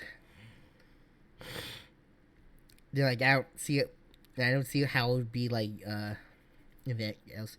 Also, solid glue is weird near the bottom. I think it's just because I think it's like his quill and this just like his body. I think his fingers like covering the point where like they would like be separate. I guess. You know, like the point where this like the point of like separation between the body and the quill, but it just makes him look like really fucking fat. It's weird. Could you tell Sonic that I'm super excited to go to Rio de Janeiro this weekend? Also, why not just say that yourself? Why is it so important that Sonic should know how you feel about going there? But is that really like an important thing? It's going to be a fun time. We get to see amazing sights. We can relax and enjoy a spa treatment, and we could go shopping. Don't forget, Amy, the main reason that everyone's going to... Spa treatment, and we could go shopping. Yeah, first of all, I don't know how many of those things are even really exclusive to like Leo. I'm pretty sure. I mean, I guess I don't know if like maybe like spas. I don't know much about Rio de Janeiro honestly, but I mean I guess it's possible that maybe like the spa is like really good there, like especially good there or something. Like they're better than like anywhere else. I guess like obviously there'll be like sites to see like I guess there'll be specific sites to see that like obviously like specific to Rio.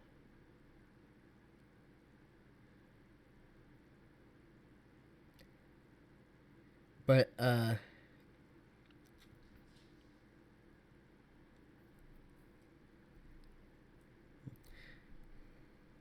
yeah, shopping in particular seems like really like you can do that like pretty much like any like first world country, like at least just like go shopping.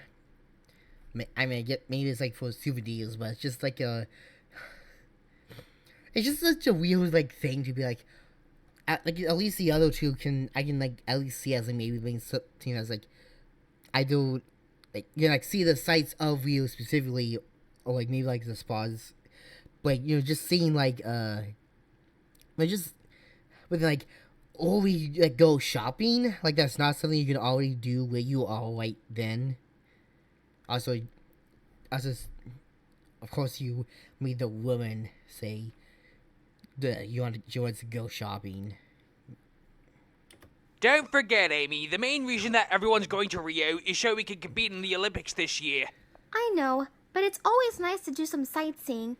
Vancouver was very pretty too, especially during the winter. I've always wanted to see Whistler with my own eyes. Sonic has been talking about giving me a personal tour of my Shaunacopter.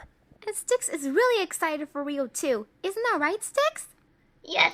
I hope they don't all speak in an alien language and serve you nothing but tacos, blade, and food so spicy that you actually breathe fire as you are a dragon from The Hobbit.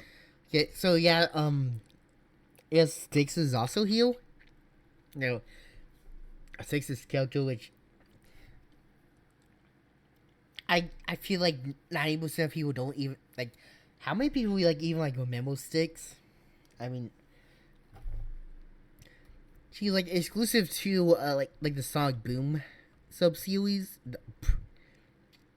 Yeah, she was like exclusive to that sub-series. She wasn't.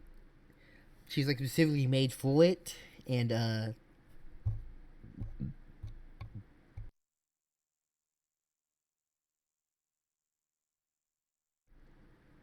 yeah, she's made for it. She obviously wouldn't appear in the actual series because she wasn't meant to. Also, even then, I feel like the like part of that like that's like the majority of people know about is Rise of Lyric, because that was because that of like how much of a that even then I feel like most people like really only know that for like being like a really bad game. It was like it was like a real piece of shit. I don't think anybody needs to like be told that at this point. That was like, and technically that's like 11 years ago now technically. So that's the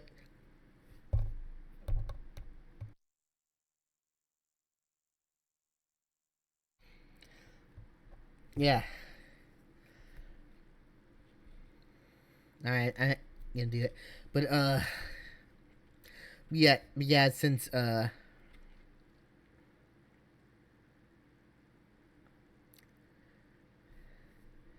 Yeah, I feel like that's what I feel like that's the main thing that people know about is that it was a bad game.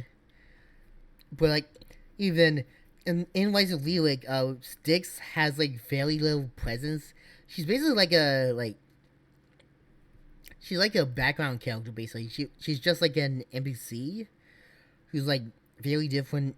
Who honestly she seems kind of like at least a bit different from how she's portrayed in the show, and maybe like I have no experience with the 3DS game, so I can't speak on that. But that's it. I haven't watched the show in years either, but I have like, I mean, I at least have like, I think I've watched maybe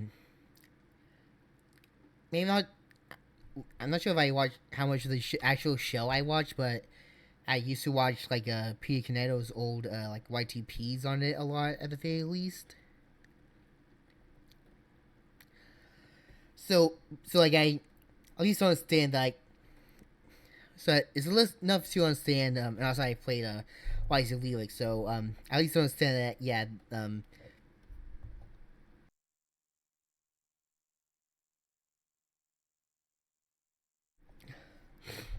like what Rise of League they like she just like talks like broken English for no reason, which she doesn't do in the show, and I don't think she even does that in the 3DS games. I'm not sure. But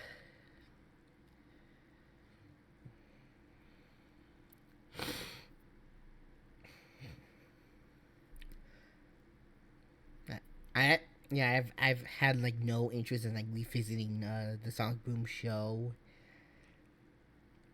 And, like I think the only reason anyone would like play Sonic the Rise of League is just because of how bad it is. And just like morbid curiosity, I guess. Which and that's why I played it, but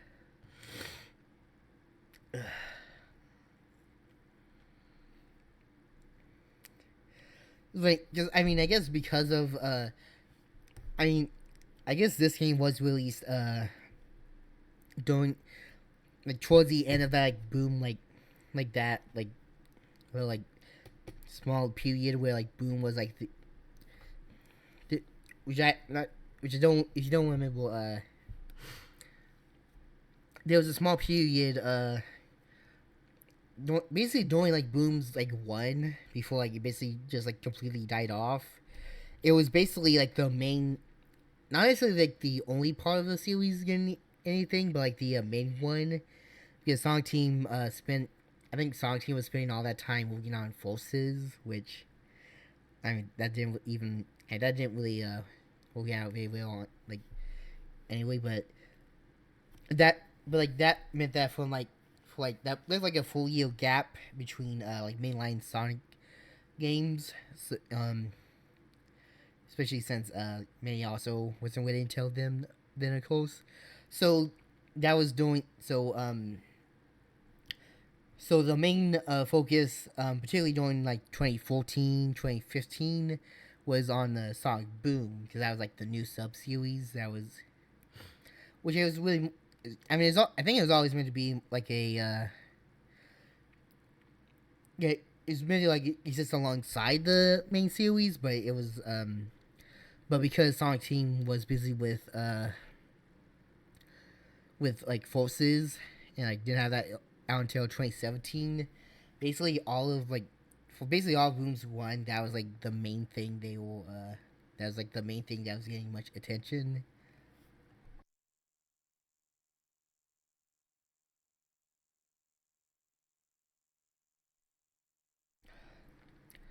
I mean even then by like 2016 they it was that I think that sub series was already kind of like on its last legs by then. But you know, I guess it was still. I guess because it was still like still kind of a thing still in 2016, so they included Styx in that in like the Rio 2016 game. So that's so I guess that's why she's heel. Which is it was kind of, again, it's funny to think about because I mean, one, I mean, obviously, I don't think she would ever like appeal in any style of media now because the thing about it like then is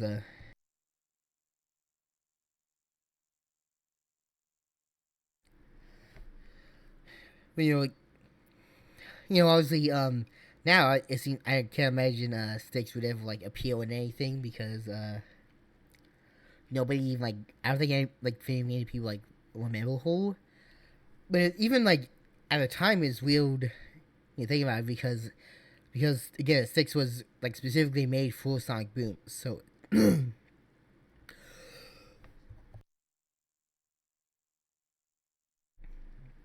so Sonic Boom was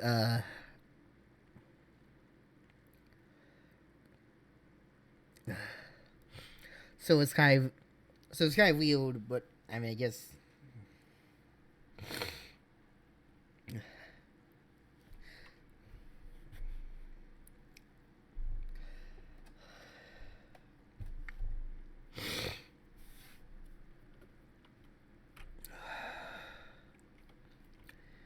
Also, Styx, for some reason, Styx is portrayed as being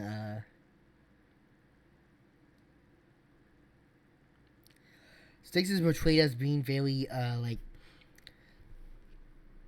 she's portrayed as being like very paranoid. She has like she thinks of she's like believes in a lot of weird like stuff that like obviously isn't true.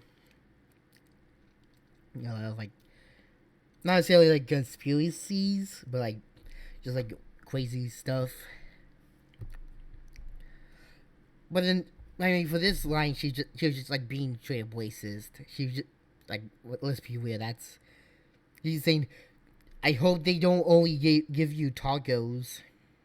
And speaking alien, like, the alien language one is obviously very is a very like, I mean, I guess it is technically accurate. I guess since like alien can mean just like.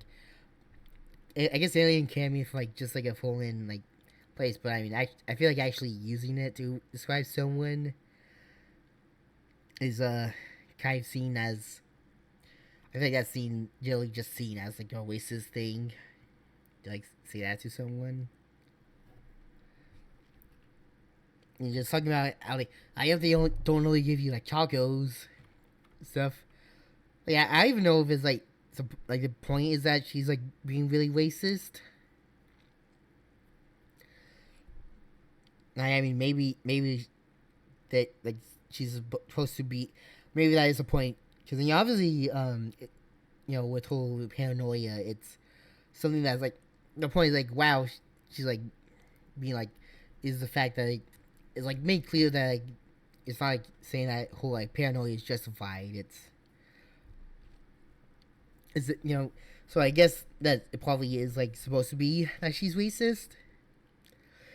It's just a weird thing, like, I don't know if I don't know why they, because I feel like that's just, like, calling some, like, I guess just calling the language, like, an alien language.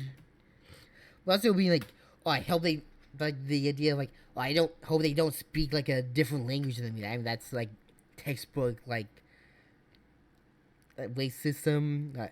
If not that, then at least like some form of like like tolerance. Like xenophobia as like one of the two, I guess.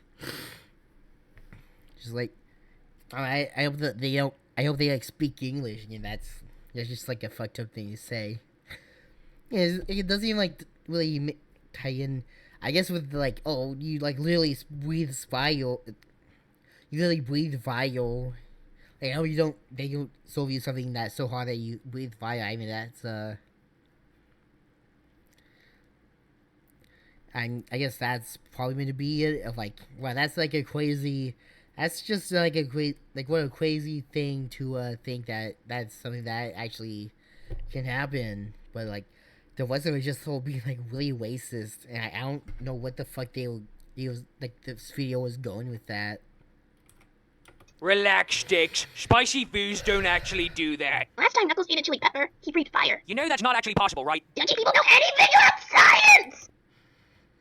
Well, yeah, I'm a scientist. I invent things. I just find that like very funny. Just like, yeah, the thing is that is so again. It's clear that like, again, that's what I say is that like I find it very unlikely that they're trying to make like Rouge's like try to make out Rouge being racist like justified. I'm sure that's meant to be.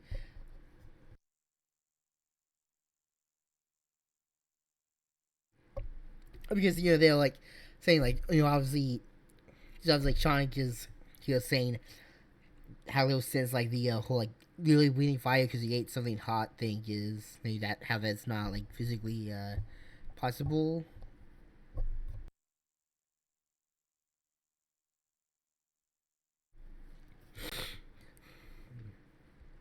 I get that Sticks being like racist and saying like racist shit is somehow meant to tie into that.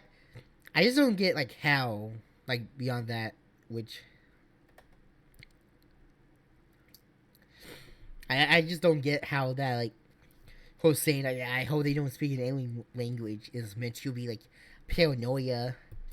Like it's just racist. Also yeah, but obviously like being like, oh I hope they don't, I mean that's like just like hoping that they don't is kind of fucked up. But like, I mean, obviously they do speak like a different language. Like, Brazil speaks Portuguese, so like, it's not like it's like paranoia to think that they'll speak like a different language. That's not the problem with them. That's not the problem. That's not the issue with them like saying that it's like paranoia.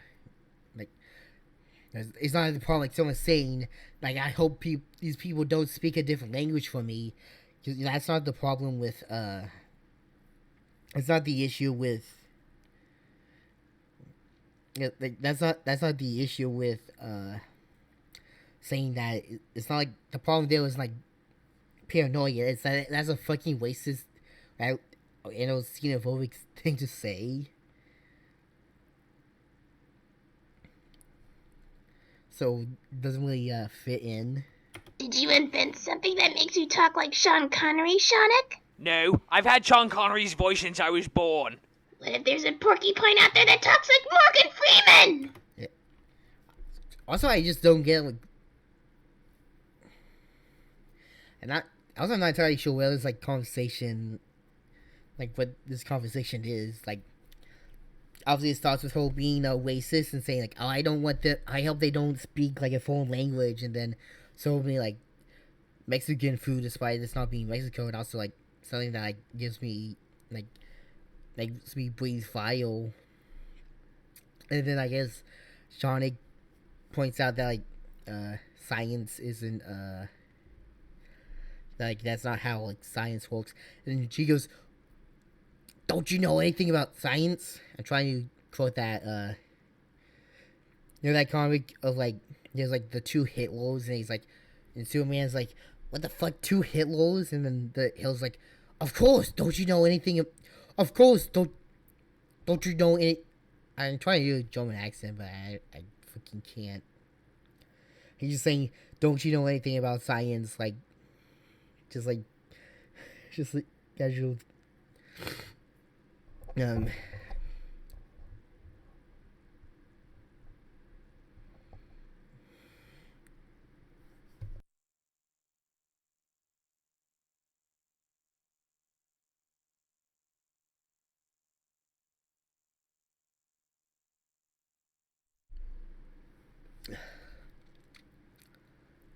Yeah, that's how Styx is. But she says like, don't you know anything about science? And then he's like, well, I'm a scientist, which I mean, so far that makes like it makes sense.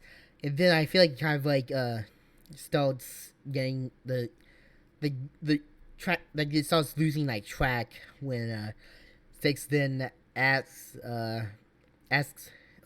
Sonic, do you have like, did you find something to make you sound like Sean Connery? And then he informs, and then so he informs whole, no, I just sound like that from both, you know, he doesn't even sound like Sean Connery, but then I guess Six then decides, what if there was like a, what is it? Boy, since I was born. What if there's a porcupine out there that talks like Morgan Freeman? A porcupine? Which I guess is like, oh, this is a hedgehog that sounds like Sean Connery, so what if there's a porcupine that sounds like Morgan Freeman, which I don't even really know what that has to do with how that's related to like the conversation beforehand. Like I don't know what they'll. Yeah, I feel like this conversation is kind of falling apart by the end. Now that would be crazy. Come on, Sticks. Let's go get packing for our trip to Rio. Oh yes, the Olympics. Have there such dangerous events like archery, javelin throwing, hammer throw, and ski shooting? Seriously, who authorizes those events?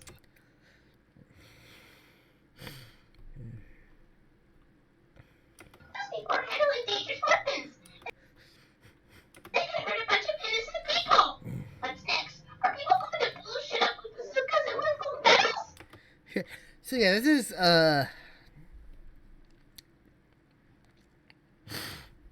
I was thinking that for some reason for this time in particular, I guess I feel like I mean honestly, like for the sticks there like microphone already wasn't good, but somehow the microphone quality somehow got worse.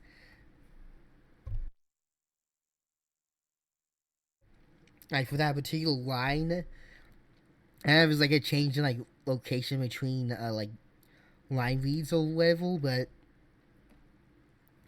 it's funny that like it's really hard to like understand what she's even saying. Like it took me really long to realize that she was saying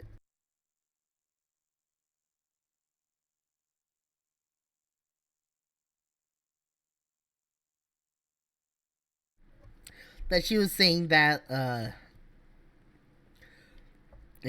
going like, what's next? Are we gonna like blow shit up? And I don't even, yeah, I can't even like understand like the rest of that sentence. I just know that like she's suggesting that we might blow shit up for like a Olympic event because I guess because we use like there's like archery and like shooting, which I guess those are like weapons. So like, what are we gonna like? I guess she's trying to say, oh, what's next? Are we gonna like blow shit up for an Olympic event?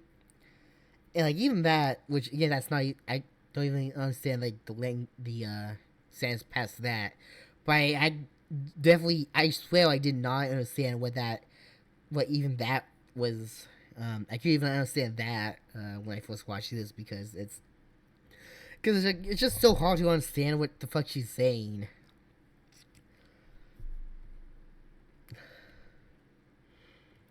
I don't think that's a real Olympic event, Sticks. Yeah.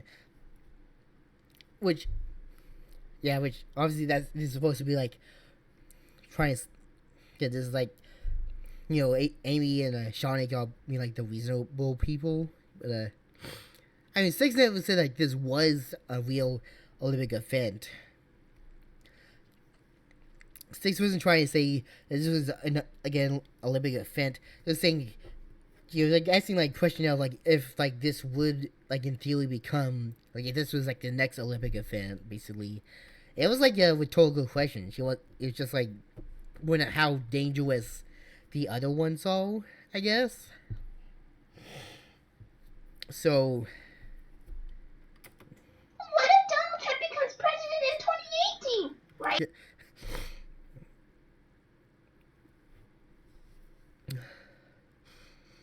Yeah, okay, that's another funny thing. So, Sticks like just mentions Donald Trump.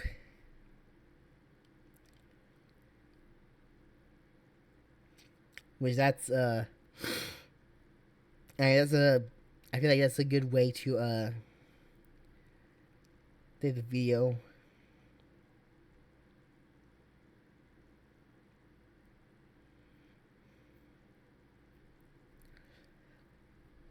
Also, it doesn't really make.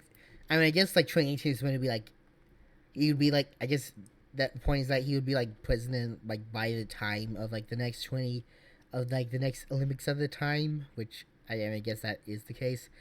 But like regardless, like he wouldn't become like president in 2018. He would have like that's not when he would have already become the president by that point. I say that he didn't already actually become president, which I mean obviously he did, but I say that it doesn't. And the wording just kind of off. It's all over the streets. What if they make the Hunger Games into an Olympic event all because of Donald Trump as president? Yeah, that just whole thing, just like being like really paranoid, just saying like just stuff like just like a it's just like distant. It's just like a huge stretch. I was like, I think that's I feel like just realized in that she was saying like the Hunger Games, which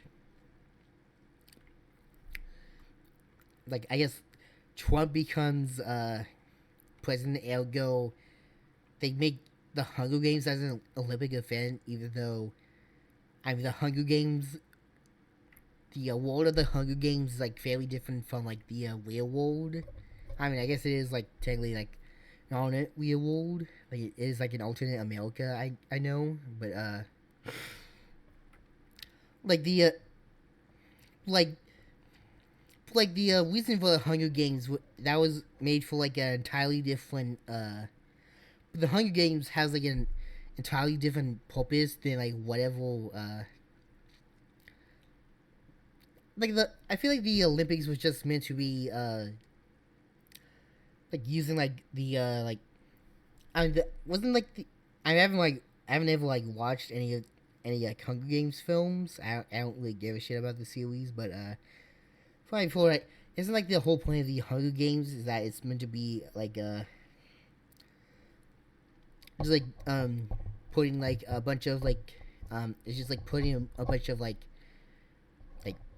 basically people for like girls like people like it is just like putting a bunch of like poor people in a like just like a field and having them like kill each other for the sake of like the top's amusement, which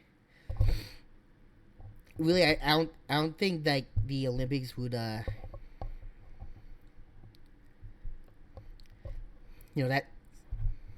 and like the I feel like the context of like why that was wouldn't have anything to do with Donald Trump becoming president, and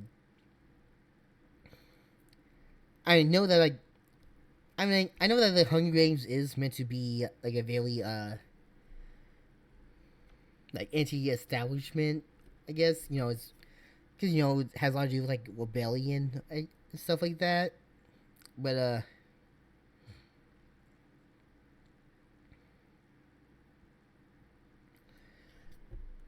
like I don't really see how like if this is like the like riots or whatever like in reaction to Trump becoming president, if I like how if like the Hunger Games are somehow meant to like be like a protest of Trump becoming president, then that wouldn't really make any sense because that's not the reason the Hunger Games were made. That it wasn't made as like it wasn't like to my understanding at least the Hunger Games weren't like created as like some sort of like rebellion against like the establishment, like against like the like all the rich people like on top. It was created by those people to like basically as it's created by them just for the sake of entertainment, like basically. So I don't know what. Also, I don't know what the fuck that was even trying to get at.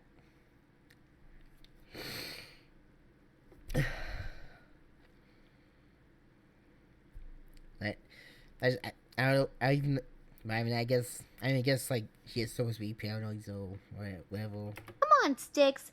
We don't want time to go to waste, right? Right. Take care, Sonic.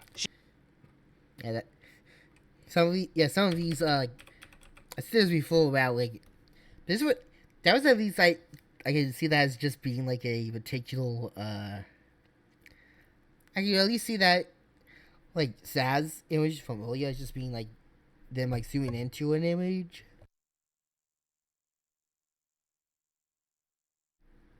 But it just looks like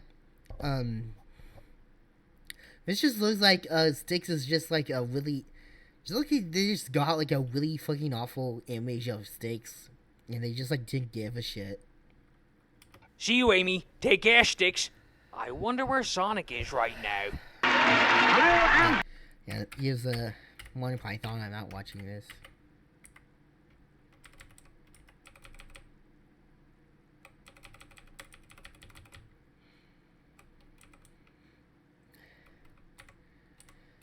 It's just like a whole ass Monty Python skit.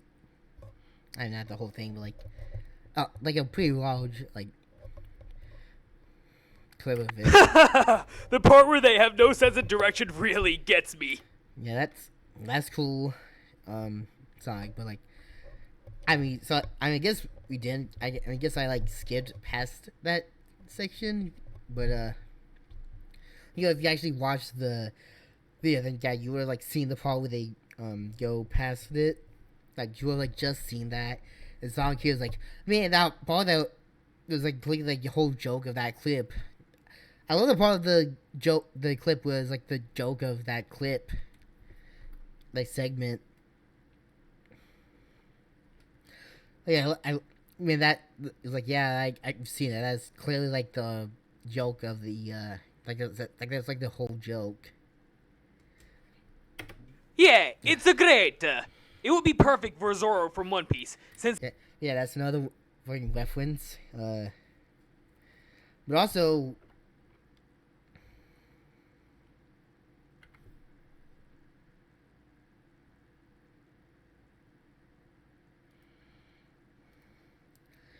Also, the next part after this is it would be perfect for Zoro from One Piece, since he has absolutely no sense of direction. Yeah, okay, that's what I was referring to. Is that Sonic for some reason just like it wasn't enough to just reference another piece of media. Like they feel the need to like explain the like what the why they like the what the reference was. Like why they were referencing. Like it wasn't enough to say, oh, this would be perfect for this character. Just explain why it would be perfect for this character. Like you just explain the joke at that point.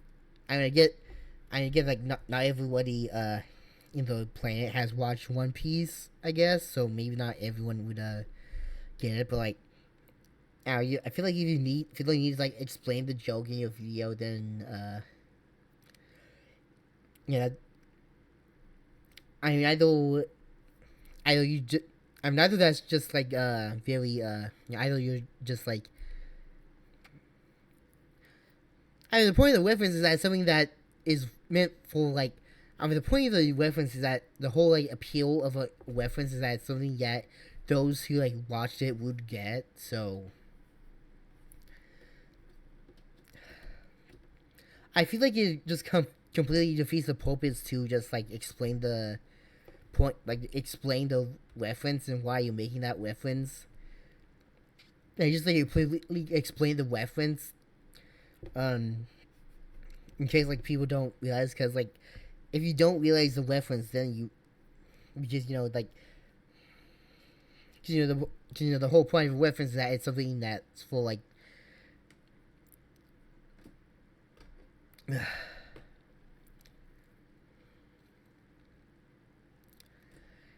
If you it's just like I feel like you defeats the point of a reference to just like can explain it. Because like the point of a reference is just to be something that you'd understand, like it's be something that like people who like actually like watch the thing would get. So I feel like it kind of like defeats the purpose because defeats the purpose, especially since it's not like there's even like anything more to the joke anyway. Not that it would like justify it any better. But if you don't, because I feel like the only value you'd get is like getting it from the is like if you like, oh, I get it because I get why you're saying that is because this character has bad sense of direction. Which if you watch the if you watch One Piece, you would already know that. But then Sonic is saying that. But I mean, even if you like, let's say like, oh, what if you don't? But then it's not like there's even like anything to the joke. It's just like, oh, this is what you're posing for this character. Like, so if you don't get the reference, it's not like there's really anything. It's like there's really much of a joke to it anyway. It's not really anything to do that. And also like in general, like it's like that like Joker, which I know I feel like quoting the Joker was like a very cringe thing. Like the Batman anime series Mark Hamill Joker that he said like, if you have to explain the joke, then there is no joke. I feel like that's kind of the I think that's kind of the issue here. This is just like, I feel like if you feel a need to like explain the reference, then that's,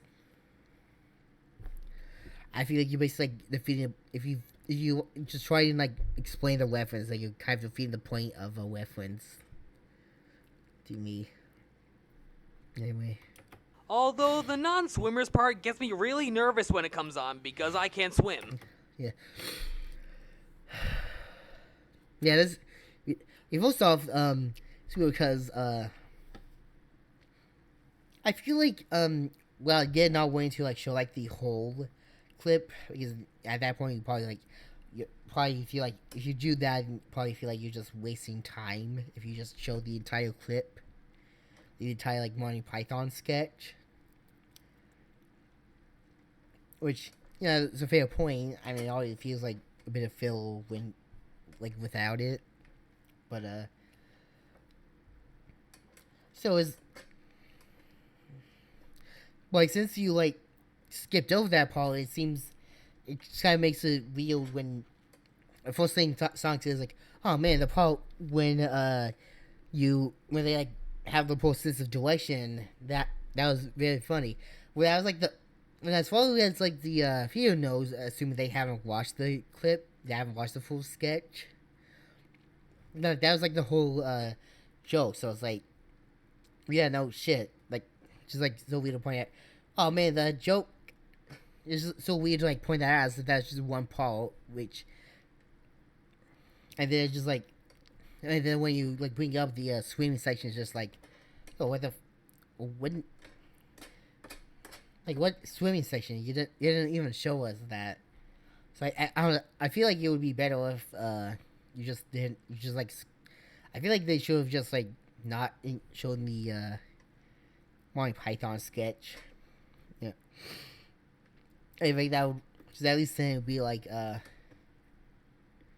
least like have it on in the like background or something. Is that so that way that I feel like that would just work better in the long run, especially if you're gonna like especially if you're just gonna like explain, just like have them like reiterate like, oh man, the part where they did this and they did that, just like mention that stuff anyway. But also the fact that like missing an opportunity because like missing an opportunity, because again, remember the first thing he said was that the like ways for those with like bad sense, like no sense of direction, be perfect for Zoro from One Piece because he has no sense of direction. So since there is in fact a part where like there's like, oh, it's like a swimming contest with those who like can't swim, Well, then by that logic, like the next logical step, we would say that would be perfect for Luffy or like basically any other like anybody else with like different fruit power, since they can't swim. That's like one of the main like things about the devil fruits, that anyone who eats them like just loses the ability to swim. So, but they didn't even fucking do that. They didn't even go all the way for reference. They couldn't even like fucking do that. They couldn't even like put in all the like label. They couldn't even put in all the elbow grease to like do the reference right. They couldn't even fucking bother. I'm so disappointed in Elite 76. You could have made it a work of art, but you just fucked it up. You fucked everything up. It's all over. It's all nothing. I just can't believe I shoved you into that swimming pool back in Beijing. What was I thinking? Well, we were enemies back then, so you had a reason to shove me in there. Actually, you didn't quite shove me in there. You just tossed a banana peel on the wet floor and I fell into the pool and almost drowned. Oh, yeah, now I remember. I mean, seriously, Monty Python is comedy gold. Yeah, now I remember. So yeah, this is the end of this, them talking about the, like, shoving Sonic into the water. And it just, like, abruptly is now about Monty Python again. I mean, seriously, Monty Python is comedy gold. It doesn't even say anyway or something. He's just like, oh man, I remember this. He just, like, completely changed the topic with no transition. It's just really abrupt. I have no idea why Eggman hates it so much, other than the fact that he rejected the offer to be in Sonic and the Black Knight because it reminded him too much of Monty Python and the Holy Grail. Yeah, okay, this is what I think it really says. I don't get why Eggman hates Monty Python, aside from the fact that he refused to be in Sonic and the Black Knight, because it was in Monty Python and the Holy... It reminded him of Monty Python and the Holy Grail. Like, I kind of fucked up the name in the end, but... Like, so, yeah, I guess he's saying, I don't know why Eggman hates Monty Python, aside from the reason that he turned down a role to be in the game because he didn't like Monty Python. So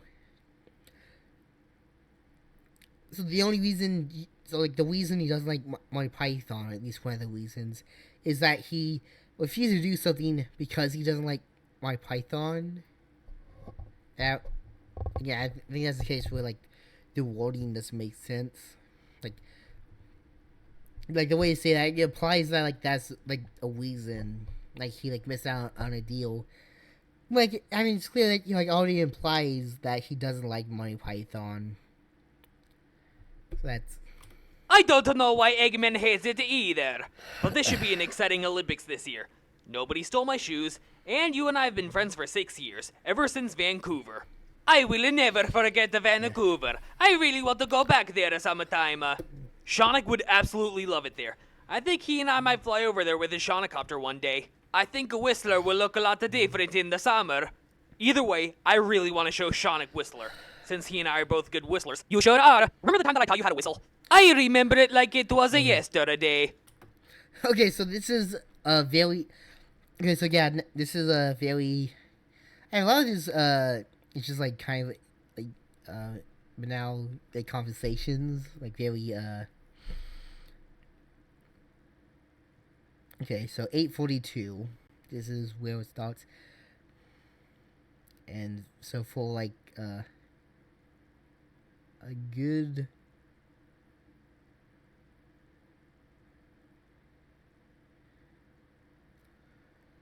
Is this 8:42? I had to bring up Breaking Dawn. Twilight is garbage. It most definitely is. Why? And the 007 film Moonraker. And Twilight Breaking Dawn Part 1. I don't know why but Whistle's young. Yeah. Okay, I have taught thee well in the art of whistles, young Padawan. Get it? God. Yeah, having Sonic be Southie in, like, film this is just so weird. like Sonic again Sonic, like the Sonic series, like there isn't even supposed to be like any, as I checked, Saul doesn't even like exist in like the Sonic universe, so it's just so weird to have him like talking about like Padawans. And also, yeah, so this has gone for over like 2 minutes and 20 seconds at this point. It's not even done with yet.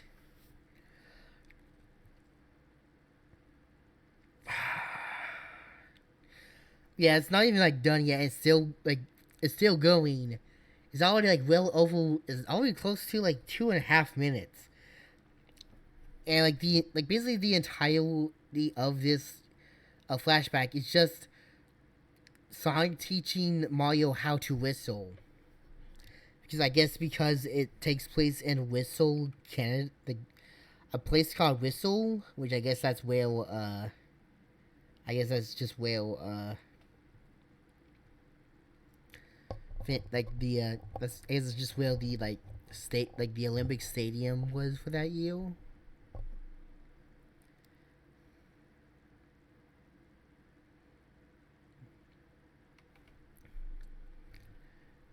But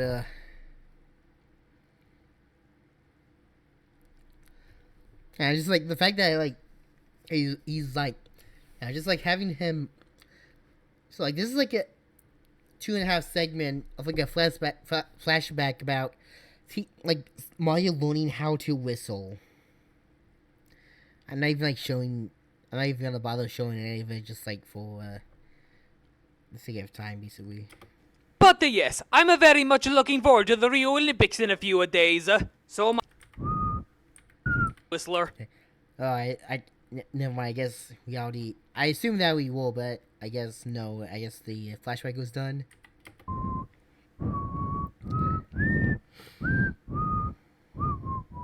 I have taught thee well in the art of whistles, young Padawan. But Yeah, that line is so cringe either way. But so I assume that's still at least like a at least close to 2 minute segment of flashback on like Mario learning how to whistle. Which I really don't get the reason for like that. I really is it if it's because of like just padding for time. I don't really see why it need to be as long as it. So this is like a YouTube video. It's not even like trying to be. It's not even like a film, like a TV episode that kind of has to be like a particular length.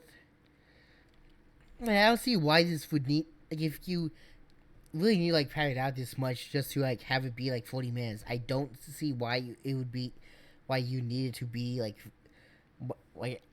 just like have it be a shorter. I don't think anybody. I feel like most people consider like 40 minutes sort of a long time for a YouTube video. Maybe not like now, because obviously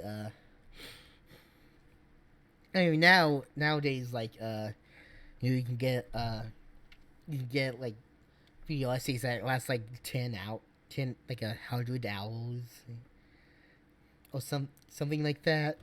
It's just like, I know there's like, there's like retrospectives that are like multiple parts that I told to like over like 24 hours or more. Just like the longest fucking, just like it's so long that I feel like most people wouldn't even like bother just like even saying long things. So like compared to those, like I guess 40 minutes isn't like that long, but like I still feel like a lot of people would probably consider that kind of long. And also this was in 2016, so I feel like at the very least I'm sure that 10-hour long videos were like a thing that some people made. I'm not every video is like a whole 10 hours. Like these like multi-hour long like videos. I don't think there were things that like, I'm sure there are people like still made videos that are like multiple hours long. But like the thing is that they definitely weren't nearly as popular in like But like in 2016, they were definitely not nearly as like popular as they were because the expectation was still like YouTube videos should be pretty short. They shouldn't. Most people probably would at the time, at least in 2016, most people probably would consider like a like 1 hour to be like way too long for like a YouTube video. So there's not. I don't think anybody's really like. So I think anybody would. Like, so I don't really see why you like try force like a video should be like 40 minutes. Anyway. I mean, let's see. I mean, I don't know if like he's like trying to do like. Yeah, I don't think he's like this was like done for like just like monetized at all. It's probably just something that he did for like fun. So I don't see like so like if you feel any so I just don't get like I guess for like I guess I know like watch time is like a thing, but like this feels like more like they like McKinley 76 wanted to like have it be like specifically about like wanted to be like this like in like this particular like time range because I feel like you have easily like padded out even longer if you like were just thinking about that, but having like but it feels more like he just wanted this to be a 40-minute video, which I really don't get. I don't know, maybe it's just like he. I mean, yeah, I guess I am just like assuming that. I suppose it's possible that he just thought that he generally thought that all the stuff he did was worth putting in. It just so happened that like it was like 40 minutes, but I feel like that's like even weirder because like what made him like think like you like really think that like having like 2 minutes dedicated to like a whistle, like Mario whistle, learning how to whistle is like worth putting into like a video? Like, is that really something that like really Roland's being like?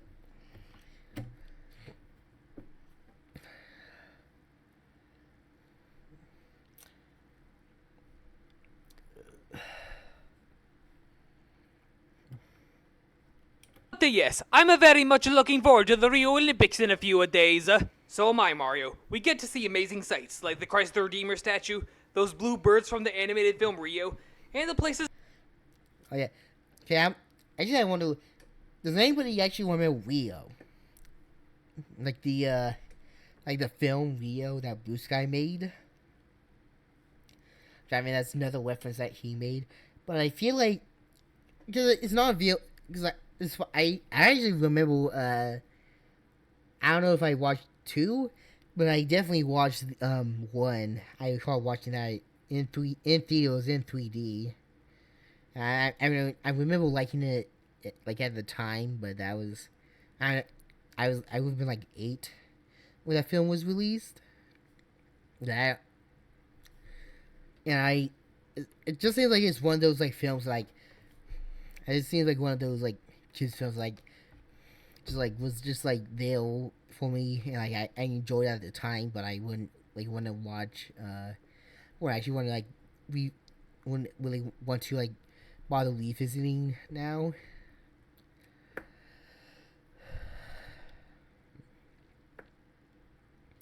I feel like there's a lot of it's probably a lot of like stuff I watched that was a lot like that.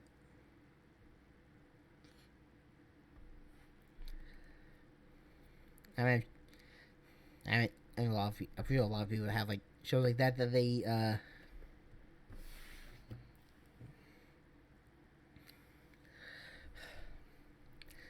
that it's just a weird because like I mean I feel like I like wouldn't imagine most people even knowing about that series, like about that film now.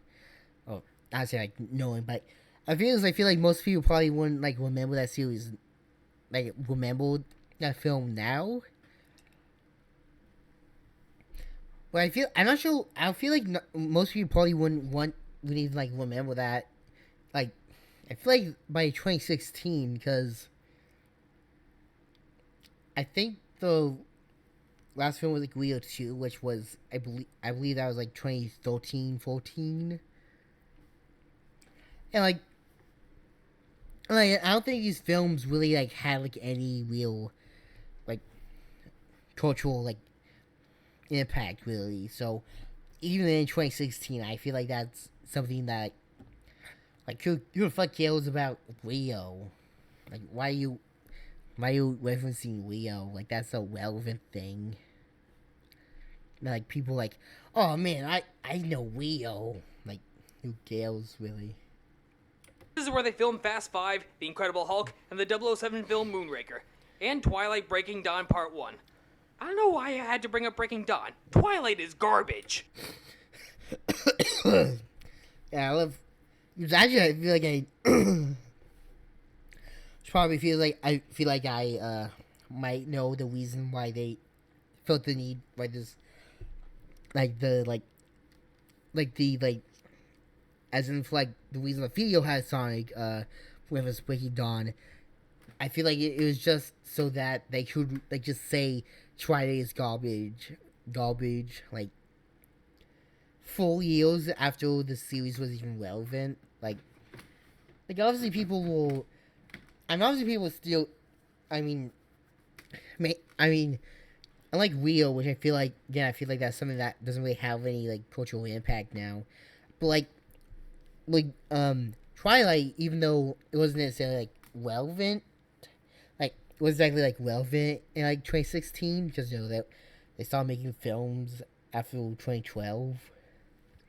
I say start. I mean that was like the end of the series, but like either way, that just for like how big Twilight was and how much and like how popular it was to hate on it, like for like how big it was with like its target audience and for how much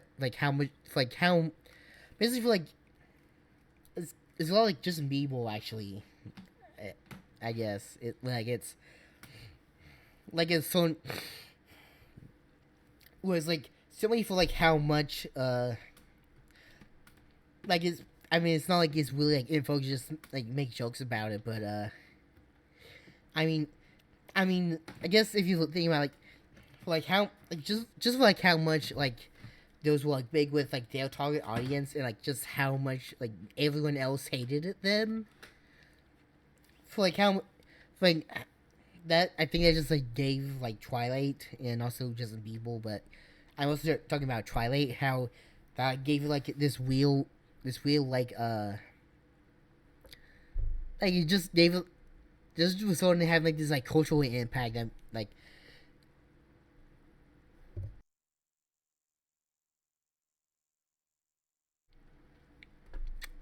So I'm not necessarily saying is that nobody like I'm sure like everybody still knew about Twilight, and like I think basically everyone was still like I'm sure everybody still knew about Twilight. It's not like it was something that was ever just gonna be like forgotten by time. I feel like its cultural impact on like Rio was just way too big to. I feel like the cultural impact of Twilight was just too big for it to ever be like truly forgotten. But Twilight and but still it just seems weird to like actively make like unironically make Twilight sucks jokes when like in 2016 like yeah just like I feel like it's just like a bit late to the party with those like I feel like at that point I feel like it's like basically everybody knows that Twilight is garbage, but like nobody like I feel like most people like you really need to say that Twilight is garbage because like everyone knows like nobody like who really cares like when the series is like over now. It has been for like 4 years by that point. It most definitely is.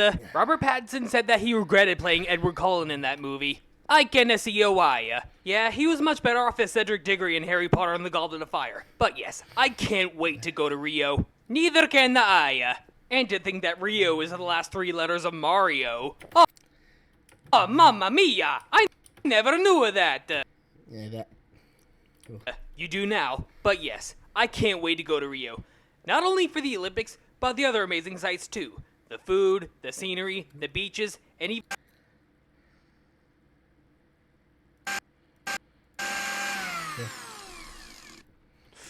What the? Now this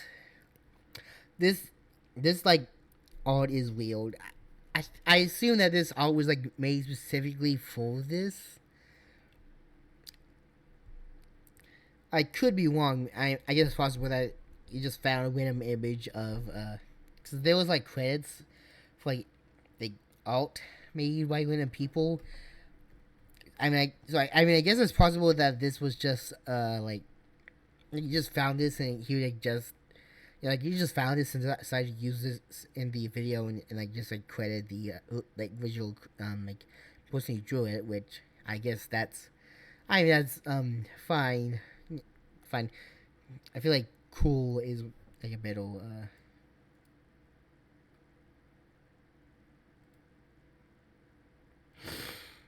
it's I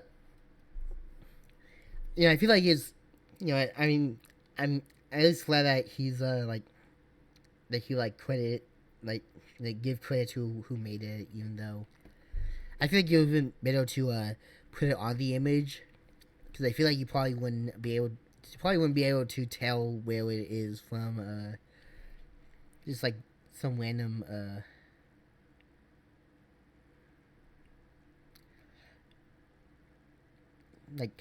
like who knows how many of the like how exactly am I supposed to tell like which of these are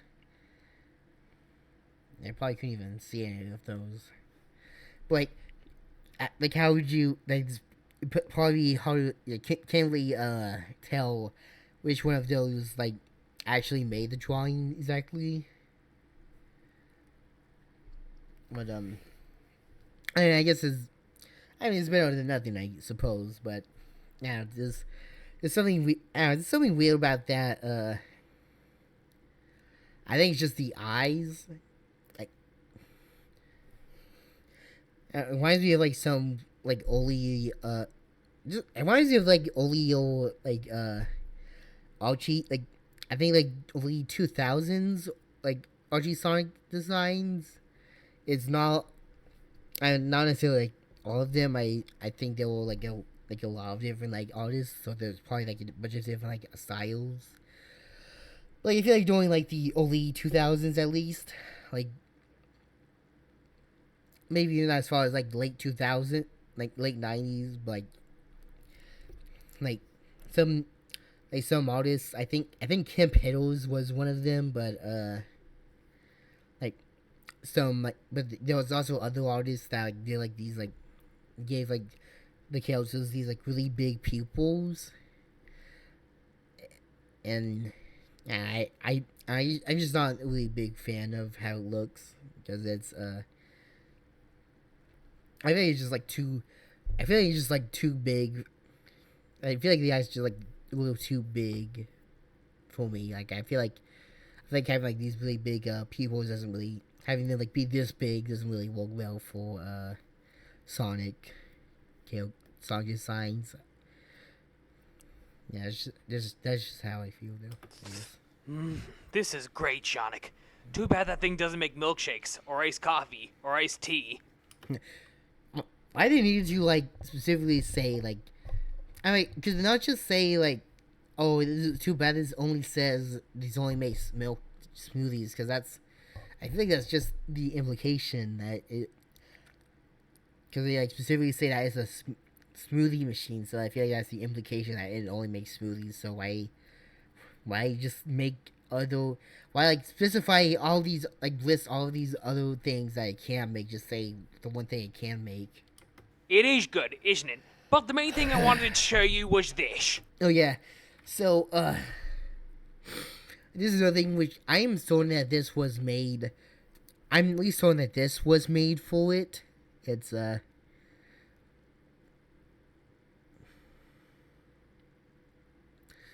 Oh, in this case, it seems like the spikes might not actually be like these problems might actually be separate. So that's really weird. I know that Sonic, the classic Sonic, is kind of a little more chubby than like modern Sonic, but like not this much. Also, I you know, like, I know this is like someone's like some of the like some mod that someone made, and like I'm just gonna like say I'm not a fan of like the weird gradient. I guess it's supposed to be like the like light shining on them, I guess, but it's I don't know, it just looks like really. I feel like the way it's done just looks like really tacky. Also, they kind of implies that the light source is coming from like the middle area. It just, I mean, it just looks weird. It just looks like very like the light itself just like looks like overbearing, like just like too bright. From like you can't even. Nah, it's just like this like gradient effect they're doing just like looks really tacky to me. A Rubik's Cube? A Rubik's Cube activates 6 different features depending on the shide that you solve. What kind of features? Solve the red side first, and when it's solved, point it away from you.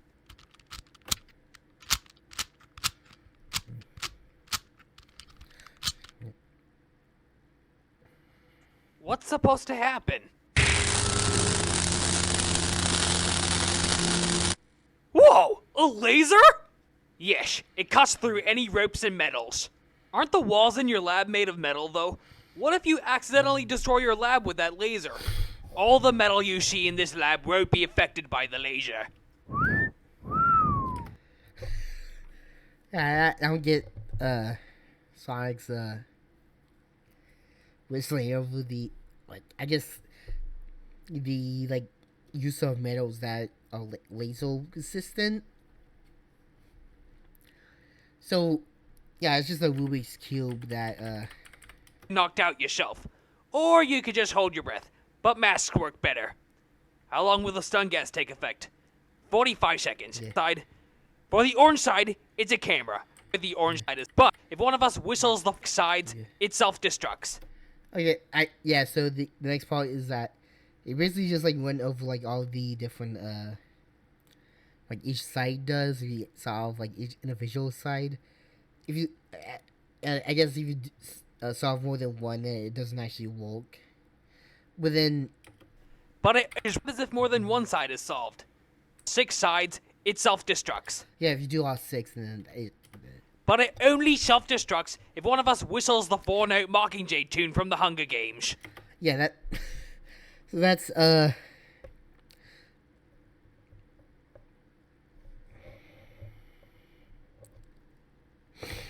yeah, that's another thing is that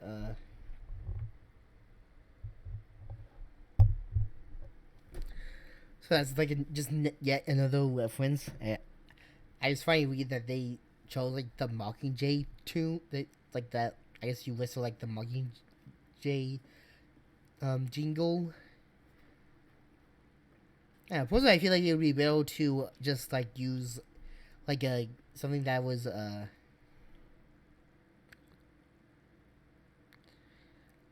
yeah, but well, yeah, I feel like you would have been better to use something that was like fairly personal, that something that like only you could know. Cause I feel like all you need to do is like what I guess the idea is that you wouldn't necessarily know that it was like Mockingjay tune. So maybe that was the idea, but like I feel like it would have been better if it's just like so like personal that like people just wouldn't know what it was unless like only they would know like what it was in the first place. You know, it probably wouldn't be something that like people would probably wouldn't want. I feel like it would be a lot more risky to make it something that like people would be able to know just by watching a movie, even if they wouldn't necessarily know that it was what caused the like self-destruction thing. It just I I feel like they know that thing. They're just like, I feel like it would be a bit of like bet to just just like you probably don't want like people to just randomly like probably if you don't want people to like you. I mean, it's clearly meant to be like a safety feat, like kind of like an extra thing, so that not everybody, so that not anybody can just like do it. So And what if 2 or 3 people whistle at the same time? The explosion will be bigger the more people who whistle. But okay, also somehow it recognizes how many people whistle it, and then that somehow affects like how big the explosion is. I don't know how like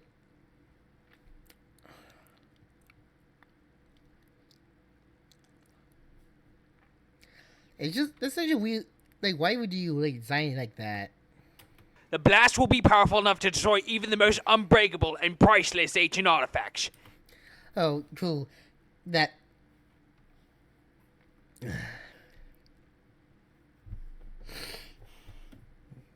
And remember, only whistle when all 6 sides are solved. If you do it when just one side is solved, nothing happens. Fair enough. And for solving the white side of the cube, the mask you will be using may look like a respirator, but it can also be used as a gas mask. Shonik, I'm familiar with that mask. I know, I just thought I'd give you another reminder every now and then. Keep the mask in your pocket. Also, in the pouch, you will find more masks. That's for if me and Mario are with you and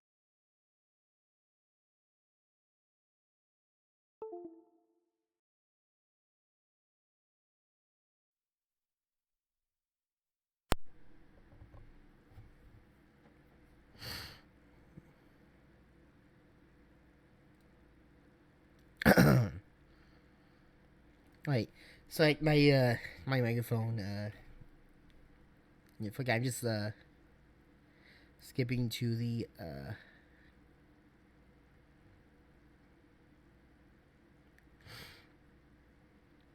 I'm gonna skip to the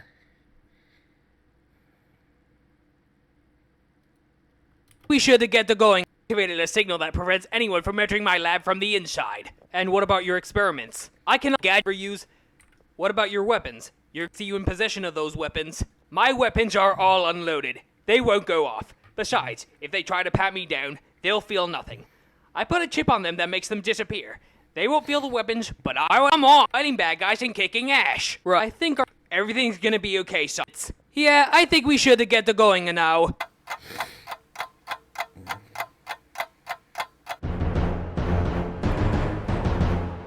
These kinds of planes are weird. I'm much more used to flying on the Tornado. Well, yeah, this is how most people travel. Talk about low-budget flights. You're not thinking of City Escape, are you? They have food here, and you can select which movies you want to watch. okay, cool. Shauna, you're gonna like Shauna. No, I want to talk about Shauna. You're just gonna like sit Sonic off on another like long tangent about the film. So, well, I'm not a fan of airline food, especially after seeing the movie Oh, never mind. I guess we'll I guess first I've got first he talks about fucking airline food first. Like that's not the most like basic bitch thing to say. It's like, oh, I don't think airline food is that good. Like you're not a special sign. Fuck off. Just fuck off. airplane. I am serious, and don't call me Shirley. Also, I love the I really love the just like out of context like airplane quote. I never actually watched Airplane, so I assume that is an airplane quote because that's like the only way that line would make any sense in that context if it was like just referencing just like a line from the movie. Like it's just like. But yeah, usually airline food isn't all that great. It doesn't make me sick to my stomach, but it's not the best. And they don't even have any chili dogs. But they do have peanuts and pretzels that I can eat. are always good. What, do you expect a 5-star chef to have their own kitchen on the plane? I don't think it's like. Well, I don't think that. I feel like Plain Moon just isn't. Plain food isn't good. And he's just like, oh, what the fuck do you expect? You think Gordon Ramsay to like be on the plane? You fucking idiot! You expect like a 5-star chef? Like, no, it wasn't saying that. He's just saying like he wanted like some decent food. He's just saying it wasn't good. And then I feel like Sonic just seems like he's just like lashing out for no fucking reason. The whole plane would burst into flames. Also, I guess if you had I guess like too, if you I guess like just having like all like the equipment to like make like a 5-star meal plate, like having like all like the ovens and like stuff, having all that heat on the plane probably isn't like the best move. So I guess, but like I'm like halfway through this video like right now, so that and like. And remind you that the actual plot is supposed to be of like, and I'll remind you that the actual plot is supposed to be about like Zaz and Savok of the Deadly Six teaming up with Mephiles to bring their like fallen members back to life, and then like Sonic is trying to stop it. And so far we really haven't seen anything of that from, like, Sonic hasn't even like met them, which I guess makes sense that they probably wouldn't be met. They wouldn't meet until then. But, like, they don't see them even like they don't see either of those like until like so far it's been like we're like halfway through, and like most of this is just them talking about random stuff. Like I feel I feel like I maybe being kind of like, maybe I'm not like the one to talk, but like come on, like I feel like you just like really cut to the chase with this. Like you're just going on, like I feel like most of this just isn't necessary. Like all this, yeah. I feel like you'd easily like cut this down to like at least half of its length, if not more. If you alternatively, you just like. Because he's probably maybe add like more like interesting aspects in, because like most of this is just like we haven't seen like other stuff and like being like, oh man, this place has just talking about the dumb aspects of like random stuff, like it's mostly just been like conversations, like just people talking about stuff to each other, like just for like most of this for most of this is just like people talking. That's why they always prepare meals ahead of time before flights take place. They don't want to run out of food and have the passengers die of starvation. Right, and I love the movie selection they have for this flight. Most flights only show one movie for a flight, but here, you can pretty much choose which one you want to watch. They have some of the best selections from 2015, like Avengers Age of Ultron, Jurassic World, Ant-Man, Spectre, Inside Out, The Good Dinosaur, and Force Awakens, and they also have Frozen and Wreck-It Ralph. Oh yeah, I forgot.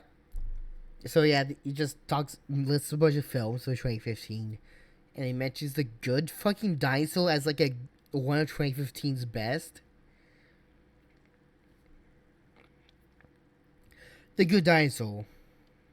You know, The Good Dinosaur. Like probably like, I feel like probably like the least. I feel it's like the least popular. At this point, probably like the least popular film that Pixar made. I would assume.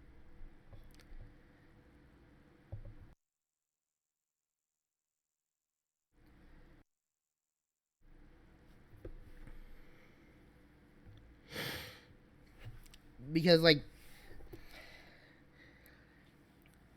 and I guess I want to join it as a. Honestly, I feel like I was I was like 12 when I did. In hindsight, I feel like I maybe would have been like too old to enjoy it like at the time. So I'm really not sure why I did when I was 12. But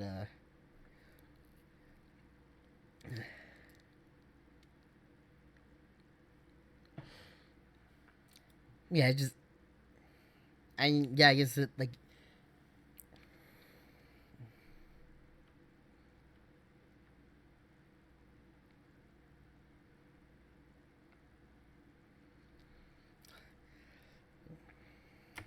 Not to mention Deadpool and Captain America Civil War. And I'm glad they don't have Fan Fuck Up 4 on here. I probably should have mentioned, but yeah, you mentioned like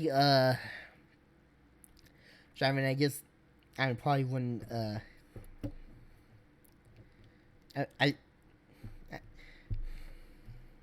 this part was really funny.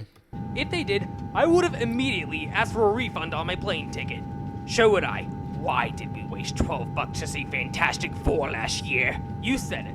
I'm also glad that they don't have any horror movies on this list.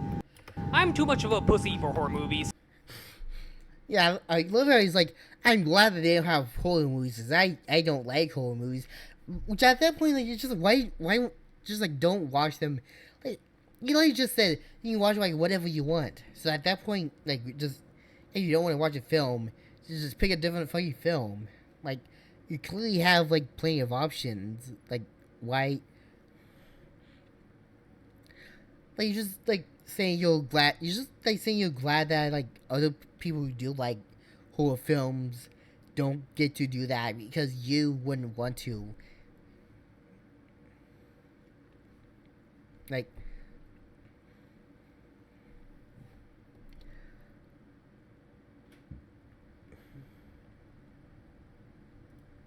Snore either. It's not a healthy habit. A scientist should know these things. Right. I'm tired. So I'm just gonna crash. Good night, Sonic. It's only the middle of the afternoon, Sonic. We're in a much different time zone, Sonic. Jet lag happens to the best of us. Right.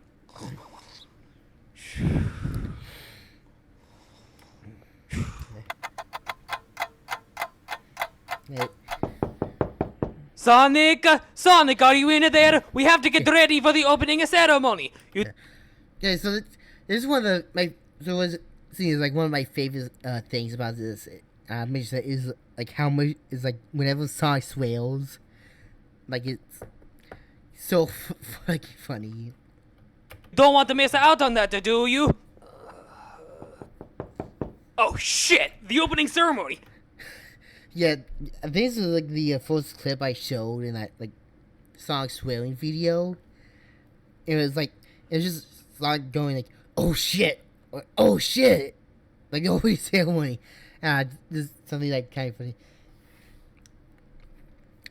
That was like, just like him going like, "Oh fuck, I fucked up." Okay.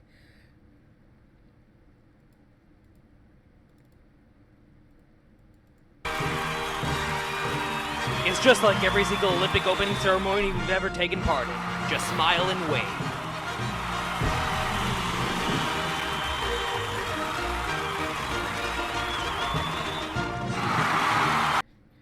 Also, just so clear, so this is still 720p.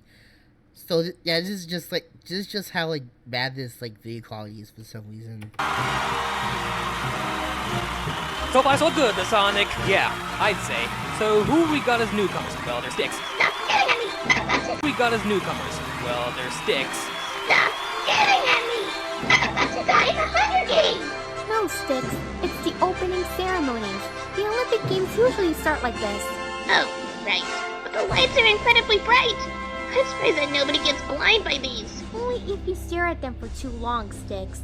Right. Just smile and wave at the crowd. They're really excited for us to be here. I hope there aren't any talking watermelons in the crowd. They're really excited for us to be here. I hope there aren't any talking watermelons in the crowd. Talking watermelons are evil! Sticks, we went over this 1,000 times. There are no such thing as talking watermelons. You don't know that, Amy. There's an Abbott. That's the guy who kept stealing things in New Super Mario Bros. U. He's also a real pain in the ass in the Mushroom Kingdom U stage in Smash Bros. Wii U. He sure is. Here's Rouge and Jet the Hawk. You hardly see a Jet, do you? The only times I run into him is during extreme gear races. He's cocky and full of himself, and he thinks... Oh yeah, I find it funny how he like, explains describes Jet the same way Mephiles describes Sonic or Leo in the video. Yeah, remember when this was about Lily Six teaming up with Mephiles? Yeah, I mean it's about to like really soon. He's the fastest, when in reality, he's not. And Wave the Swallow, one of his accomplices. She's very tricky, Wave. I also see E123 Omega and Eggman Nega. Espio is here too. I see Diddy Kong, Birdo, and some of the Koopalings. I'm bad with the Koopalings' names. Which ones are here? Is Bowser Jr. here? Yes, Bowser Jr. isn't a Koopaling. Jr. has been with us since Vancouver. I see Ludwig, Wendy, Larry, and Roy. Ludwig's the one with the blue hair, right? Yeah, but his hair is nowhere near as stylish as mine is, am I right? Right. And Wendy is the one with the ugly pink lips, right? The Koopa version of the cast of Jersey Shore. What? Yeah. What? God, I forgot about that. Comparing Wendy Okupa to Josie Shore, because she has big lips. I mean, admittedly, I'm not familiar with Josie Shore. I mean, I suppose it's possible that some of those, women in those have, big lips. Just, collagen, I think it is. It's just to make fill up, lip fillings. Just to look at, artificially, make them, bigger. But also, I could be wrong, but I'm pretty sure Josie Shore, Josie Shore was also canceled, years before this video was released. So, can we even really say that show was really all that relevant by, 2016? I feel like, I could be wrong about this, but I feel like that ended by, 2012, whatever. Well, not necessarily that. But I feel like it wasn't, very relevant by, 2016.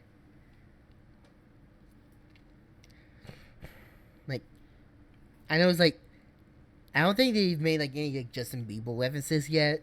I wouldn't surprise me if they did.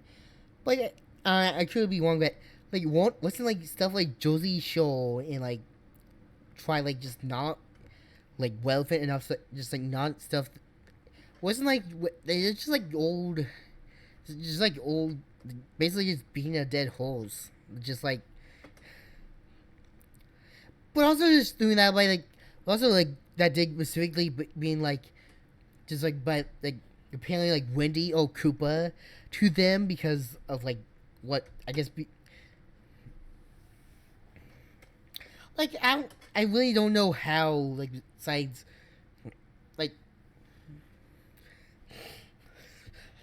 what are you Sonic, the fuck are you talking about?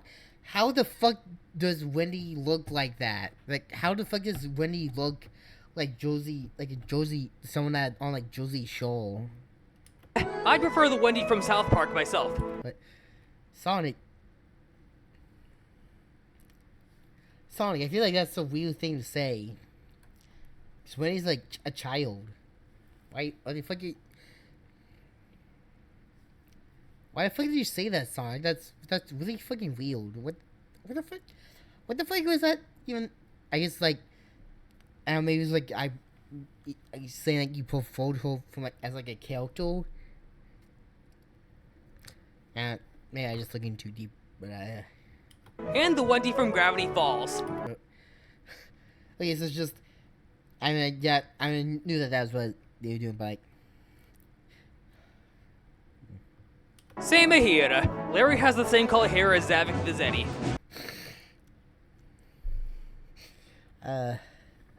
I guess.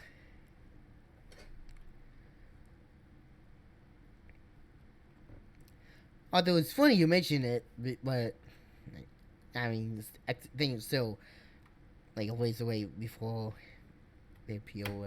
And Roy has the dumb-looking shades. I always get this Roy confused with Roy from Fire Emblem. What?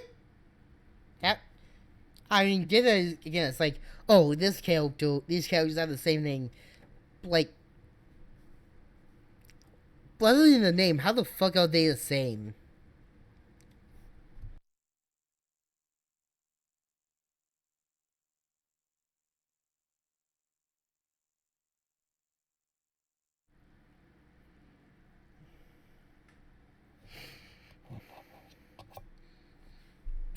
What besides the name makes them like easily confusable?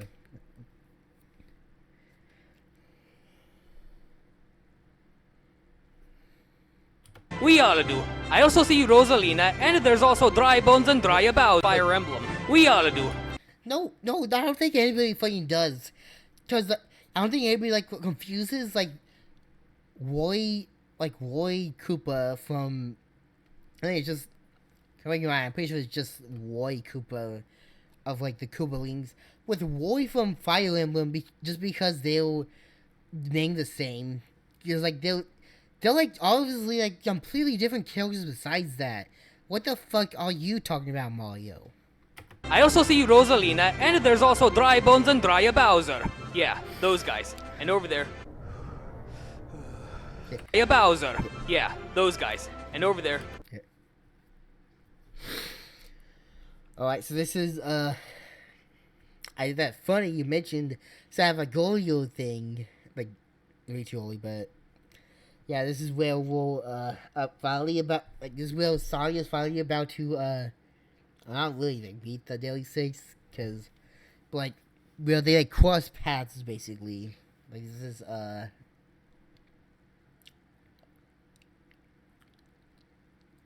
this is where they, like, forced the appeal, basically, like, at this point. Are you okay, Sonic? Just a little cold. It's the beginning of August and we're in Rio de Janeiro. Why are you shivering? Oh, no reason. I'm okay. Okay, so the first time I saw this, I thought that it was... Because the way this is framed kind of made it seem like she was doing this because Amy was near him. Which I don't think that's, like, really much... I don't think that, I don't know if there's actually, like, a dynamic in these videos, but, I don't know, I really made it seem like that was what it was, but, no, I think I already said what it was. To be. No idea, Mario, but why are you shivering? Wait before subdue. Talk about it, Mario. Honestly. Sonic, is there something you're not telling me? I don't want to talk about it, Mario. There he is, Sonic! God. Zaz always, like, fucking takes you out off guard. With his fucking voice. Mephiles told us to wait before subduing. Talk about it, Mario. There he is, Sonic! Mephiles told us to wait before subduing the hedgehog. We'll give him some time. Sonic, the opening ceremony is almost over. We'll take you back to the hotel. I feel like I'm gonna faint. Medics! We need some medics here! They can't be alive. They just can't be. I thought I killed Zaz and Zavik on the Lost Hex. Why the fuck are they alive? God, okay, so this is what I was talking about earlier, was that for some reason these, like I said, these, you know, that, like, the Daily Six are just, like, these, like, for the most part, they're just, like, these, like, joke films that, like, I don't think anybody could possibly, like, take seriously. So it's so funny to see that, so that, like, their appearance is treated as, like, the big, like, this, so it's, like, Sonic is, like, shivering and, like, about to faint at the fucking sight of them. Like, it's one thing for them to be shocked that they're, like, alive, you know? Like, it's like, one thing if they're, like, if it's, like, just, like, but I thought that they died. I thought I killed them. How are they alive? Like, wow, they're alive? I thought they weren't alive. So it's one thing to just be shocked. But, like, displaying it as Sonic has a genuine feel over the idea that Zaz and Savok are still alive.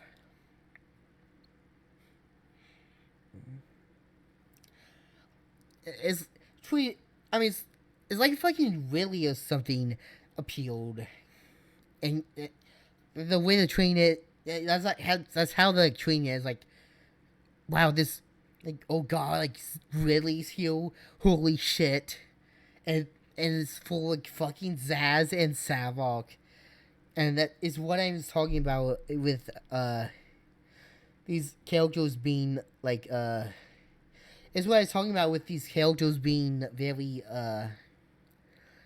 with like Zaz and Savok being very like. It's what it's talking about with Zaz, with how like they'll treat them as like these like, as if they're like the like biggest threats to like humanity, and that is like I'm barely even like I'm not even really exaggerating with like how they treat them, as you see it with this. Just to pull it together, Sonic. Just a few more minutes. I need to go to the bathroom. I think I might throw up. Please don't. I don't want a recreation of that embarrassing video that Eggman uploaded. Sonic? Sonic? Oh, mamma mia! Sonic!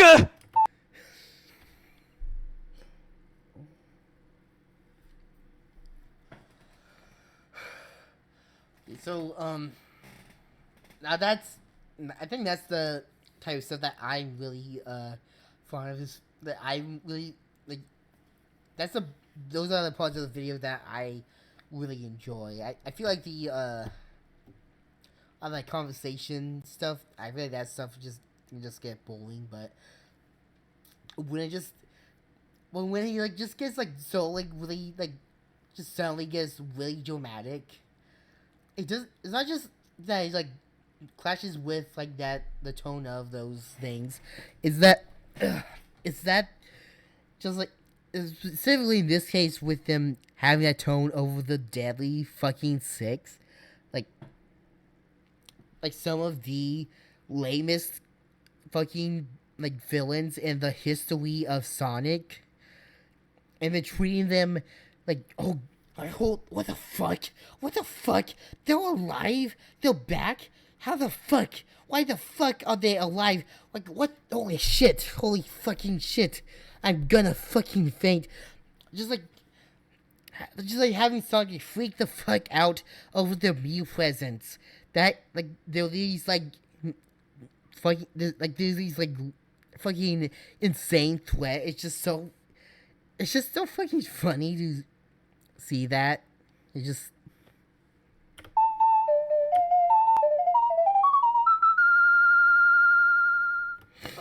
Where am I? What happened last night? You gave everybody a scare, Sonic, even me. What happened? I saw something at the opening ceremony that brought back awful memories. Did you see Mephiles the Dark? No. Worse. Actually, there's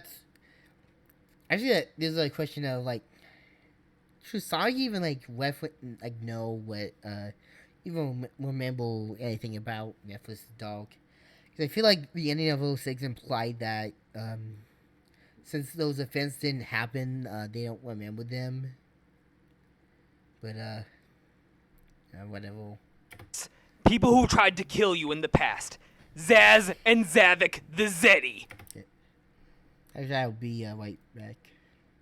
Again.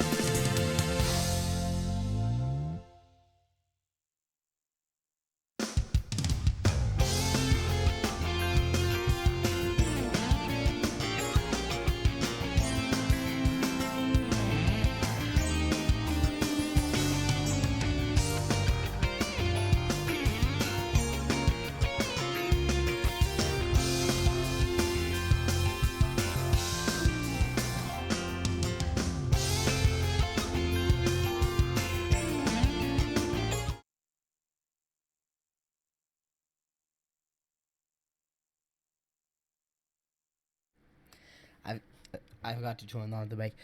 So I just need to go to the bathroom. But so we're back.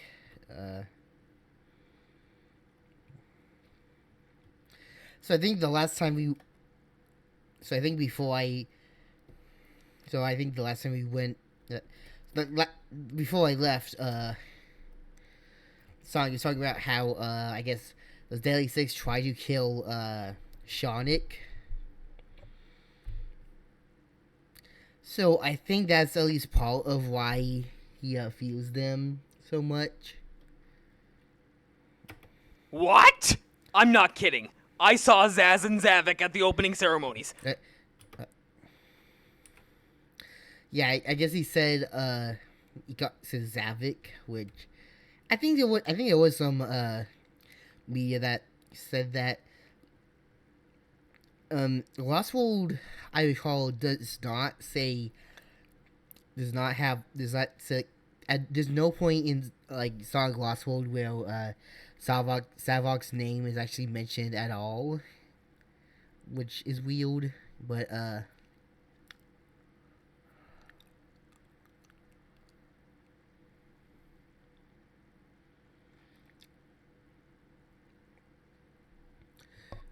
yeah, but I know there was. It might have. I don't know if we had 2016 ever like had like a first clip of Savok's name, but if it did, it probably would have been Savik, and that would probably have been like what. It's probably would have been like what they based his pronunciation of. Because I know that one game had it as Savik, and then when Forces released that, there it was a Savok. It might even Team Sonic Racing, which would have been afterwards, but it might have. I just know that they were like that. Sega was like really inconsistent on like how you were supposed to pronounce Savok.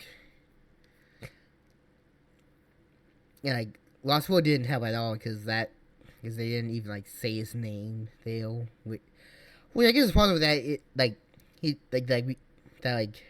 Rio 2016 just didn't, or like this guy just didn't know how you were supposed to pronounce it because there was like no there was just no it's like I don't know game like said it or like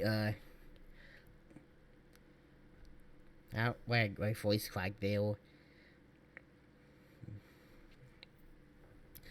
Like maybe there's just nothing at the time that I actually said his name, so you just like assumed that it was Savik because like I feel like that's what most people would assume. Because pronounce Havoc that way and his name, but I just realized that his name is kind of similar to a Havoc. So, so maybe, so I can maybe see that being the intention, but I mean, by Forces, they said it was a Savok, so I don't know what the fuck, so I don't know where the fuck they, I don't even know, like, what the actual, pronunciation, I guess just, like, whatever the fuck you wanted to do. Hallucinating. I thought I destroyed them on the Lost Hex. My guess is they probably escaped. I'm pretty sure Zaz is the one who escaped. But somebody used some dark power to bring Zavik back. I mean... What? I don't... Zavik wouldn't have escaped after I dropped him into a pool of lava. But the... I mean, I guess that's fail. That, like... it just seems... I guess it just seems weird that Sonic 8 already knows, like, would just happen to know, like, how, like, Savok specifically, like, came back, like you just, like, correctly guess, like, what actually happened based off, like, nothing. I mean, again, I guess, like, it makes sense that he would, I guess it makes sense that he would assume resurrection when he was like dropped in like a pit of lava. So I guess it's I guess it's hard to like. I guess that's something not exactly something that you just like escape from. Which now that you mentioned like Team Sonic Racing, I guess it's weird that he appears in that game when I don't think he like has like actually had like a proper canonical appearance after Lost World, which again I think that's where like he was like dropped in lava, which again that does kind of imply that he and the rest of the Deadly Six were like killed, but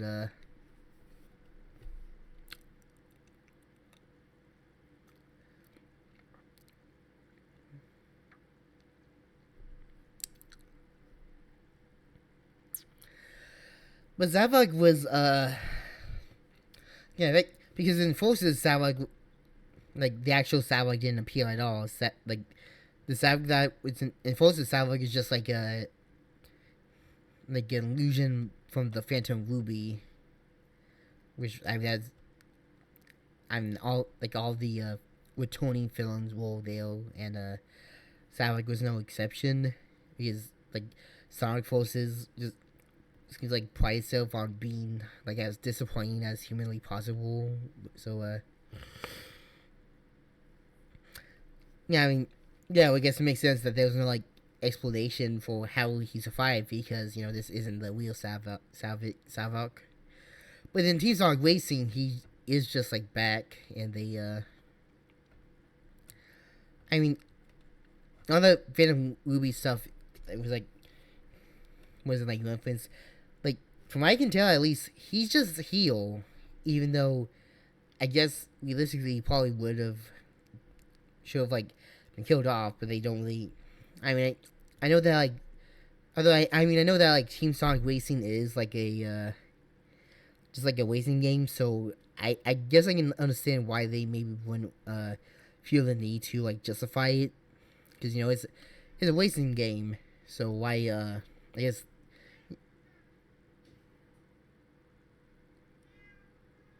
Moto.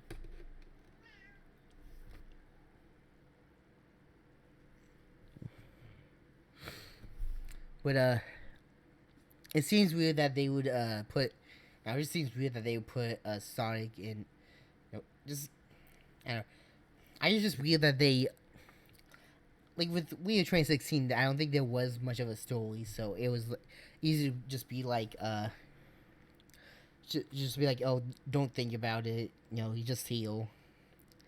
It is a little weird to do that when you're actually trying to tell some form of story.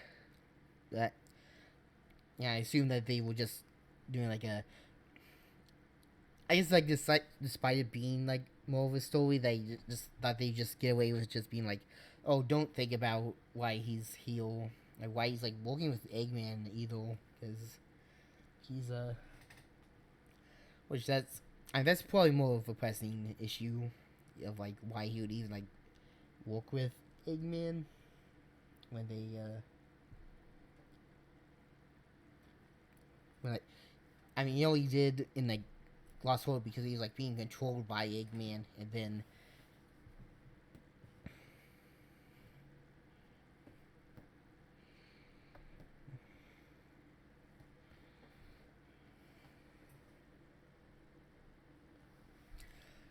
so Eggman and whatever.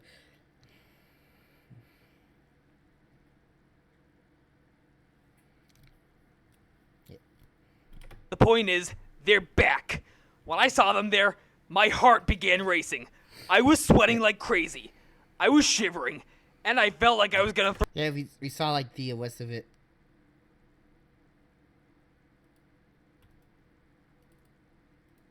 This is what I meant. Who are they? I mean a much bigger threat. I'll talk to you after the events of today. We don't there.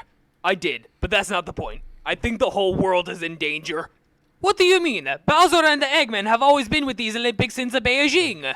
I don't mean Bowser and Eggman. I mean a much bigger threat. Okay, so yeah. I'll talk. So yeah, he's saying that the Deadly Six are a bigger threat than Bowser and Eggman. So that's funny. Because again, remember these are the Deadly Six. Talk to you after the events of today. We don't want to miss out on the track races, do we? Right. Whoa! If it isn't Sonic the Hedgehog! Yes, Mario. This is what I meant. I might didn't say anything, but Who are they? You don't want to know. I am Zaz of the Deadly Six! And I am Zavik of the Deadly Six. We've come here to participate in the Olympic Games this year. What else are you two asshats planning? Planning on destroying the city, taking Sonic hostage, and killing everyone I care about?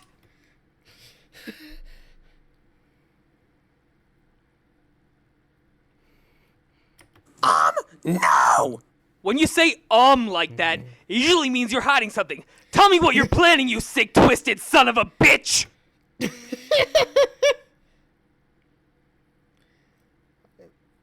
I love that. I was like, I guess what I say is I just when he's like angry, he's like just gets so angry. He's just like, tell me what you're playing. You just like treating them as he's like treating them as like this huge threat. He's like treating like the Deadly Six as though they're like these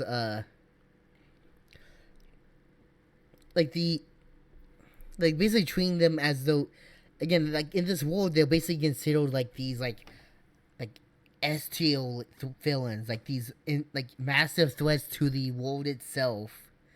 And it's just so hard to take that seriously when you're doing that for the Deadly Six.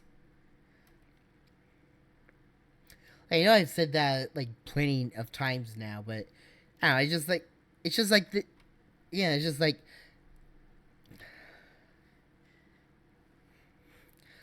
it's just so funny to like have Sonic like act this way in regards to the Deadly fucking Six, like treat them as these like massive you just treat them as like a threat, like a much bigger threat than they realistically should be. We told you, we're here for the Olympics. Bullshit! Where are your other friends? Dead, all thanks to you. Good thing I escaped from the Los X after that disaster took place! Also, I like your video. The one with Eggman throwing a temper tantrum, he deserved it. He sure did, after controlling us with that conch. But that's not what I'm pretty sure that's Conk. I'm talking about. I meant the other video, with you vomiting. Ha ha ha, very funny. That video was disgusting, just like you. Also, how the flying fuck did you find that video? I thought I had Eggman take that video down last year. Zaz managed to download a file of that video before you had Eggman take it down, and we were watching it on our way over here. And it's on our little flash drive right here. Yeah, this is another Sonic just like pulls out a gun just to like destroy a flash drive. Curse you! That flash drive cost us a fortune! How much would I feel like even in 2016, most flash drives would be like dope cheap. How much data, how much like storage would have to be on a flash drive for it to cost like a ton of money? When I get my hands on you, Sonic! Guys, the events are going to start soon. See you in hell, Zaz. Same with you, Zavik. Just having Sonic like a picture of Sonic like putting up a middle finger while saying "See you in hell" to the Deadly Six. God, that.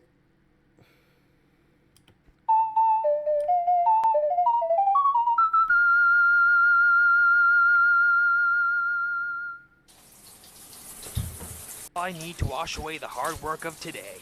That to Mario. Okay. Oh yeah, by the way, you don't even say anything. They're just talking about lobes. The bathroom you got there, Sonic. Come right in. Thanks, Mario. Nice bathrobe you got there, Sonic. Thanks. I just got out of the shower. Plus, I brought my bathrobe all the way from 76 Knot Hole Drive. Yeah. I love how you had to like mention the name instead of just saying I bought it from home. Or just saying I bought the bathrobe. I guess you just say that. Now, why do you like give like why do you like doctors? I just why do you need to give your like whole like address? Can't get the full vacation experience if you don't have the time to just sit back and relax in your hotel room after long and tiring days of Olympic events. But yes, I totally look like I'm ready to retire for the night. You look like a real gentleman in that thing. That's what Sonic told me when he first saw me wearing this robe. I'm curious, Sonic. Where did you get that robe?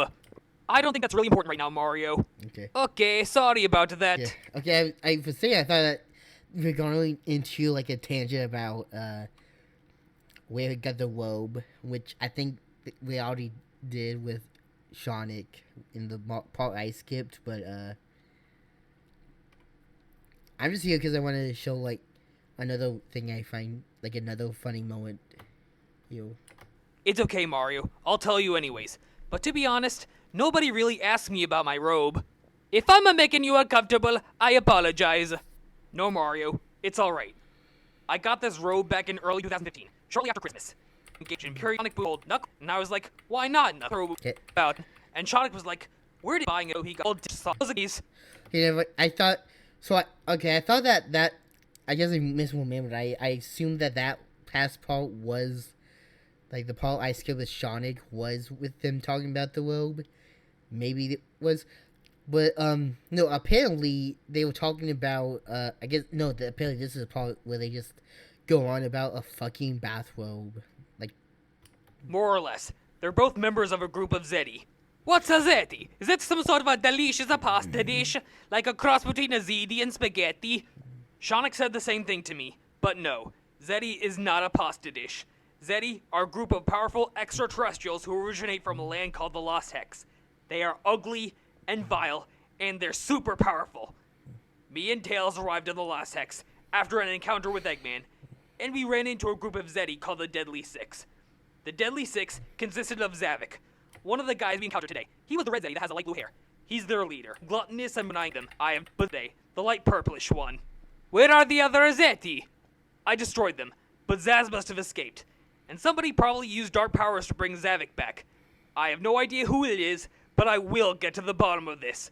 But anyway, the Deadly Six are some of the most powerful enemies that I've ever faced. You heard it here. The Deadly Six are some of the most powerful enemies that Sonic the Hedgehog has ever faced. You heard it from the Blue Bull's mouth itself. Again, this is... If you didn't think that they were treating... That this video treating like them as like this... Like, insane threat. Like a Mephiles tier threat, basically. I don't think they necessarily, called it, I don't think it necessarily, like, went that... I don't think they probably, like... I don't think they necessarily went, like, that far, but... They did imply that it was, like... But they did imply that it was, like... Mephiles was, not really that... Like, point is... Like, they just straight up said that the Deadly Six, the, like, fucking... Like, the lame-ass, like, joke villains from Sonic Lost World are, like, some of the most powerful enemies that he has ever faced. And, by the way, he goes further. Like, observe. More powerful than Chaos, Metal Sonic, the Bio-Lizard, Solaris, Dark Gaia, the Razor Jin, Merlina the Dark Queen, Lyric, the Time Eater, Taboo, and the Metarix combined. Okay, so I guess he doesn't necessarily say Mephiles, but yeah, I guess I didn't remember like the actual list. No, so apparently somehow the fucking Deadly Six are like more powerful than like implied to be like like way more powerful than fucking Solaris. Like I feel like I'm not entirely sure about like the power scaling, but I have like a hunch that if there's like any character like any of like any of like the people who like Sonic face of like the whoever's like the most powerful, I feel like it would be Solaris. Remember, Sonic isn't just saying that the Deadly Six is more powerful. Like Sonic isn't just saying that the Deadly Six is more powerful than fucking Solaris. He's saying that. Okay. Deadly Six are some of the most powerful enemies that I've ever faced. The Bee. No idea. The Bee. As a Nazavik. Are the members of Eddie is now the Lost Metal Sonic, the most powerful enemies that I've ever faced. More powerful than Chaos, Metal Sonic, the Bio Lizard, Solaris, Dark Gaia, Eraser Jin, Merlina the Dark Queen, Lyric, the Time Eater, Taboo, and the Meteorix combined. Yeah, so he basically just like listed like a bunch of I assume that the Metal Sonic is supposed to be like Metal Overlord from Sonic Heroes. Because I feel like otherwise he'd be out of place.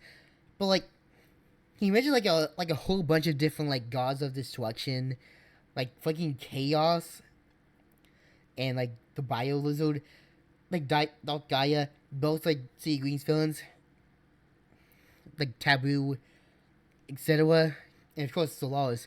He's mentioned all of these like generally like massively powerful and like massive threats on their own, and somehow this video is trying to convince us that the Deadly Six from Sonic Lost World is more powerful than all of those combined. Like I feel like at that point, like I don't even know like how much more. Like at that point, I'm not even sure how many more like films there are that would be more powerful than that anyway. Also, yeah, you mentioned fucking Lyric, which is funny in its own right, but like with, I feel like some of those like, I feel like realistically, I don't know if there's any other like films, Sonic films left that are even as powerful as like any of those, let alone like, let alone more powerful than all of them combined. Like even if you're saying like, oh, Lyric maybe isn't a good example, at least Lyric is like, at least whatever power he has like is like combining with the rest of them, and this is saying that they like surpass like their combined power, like you see how like ridiculous of a statement that is to make over the Deadly Six, like trying to treat them as like these like massive like Herculean threats,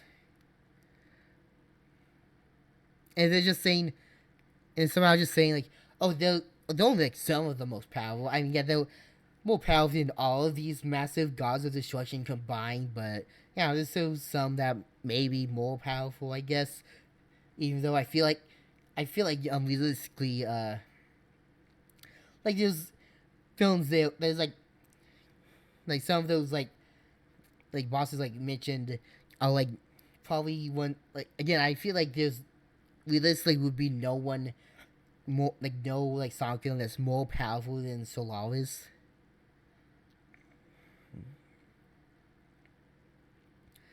Like that, I just feel like that's not. I feel like that. I just feel like trying to apply that they're even.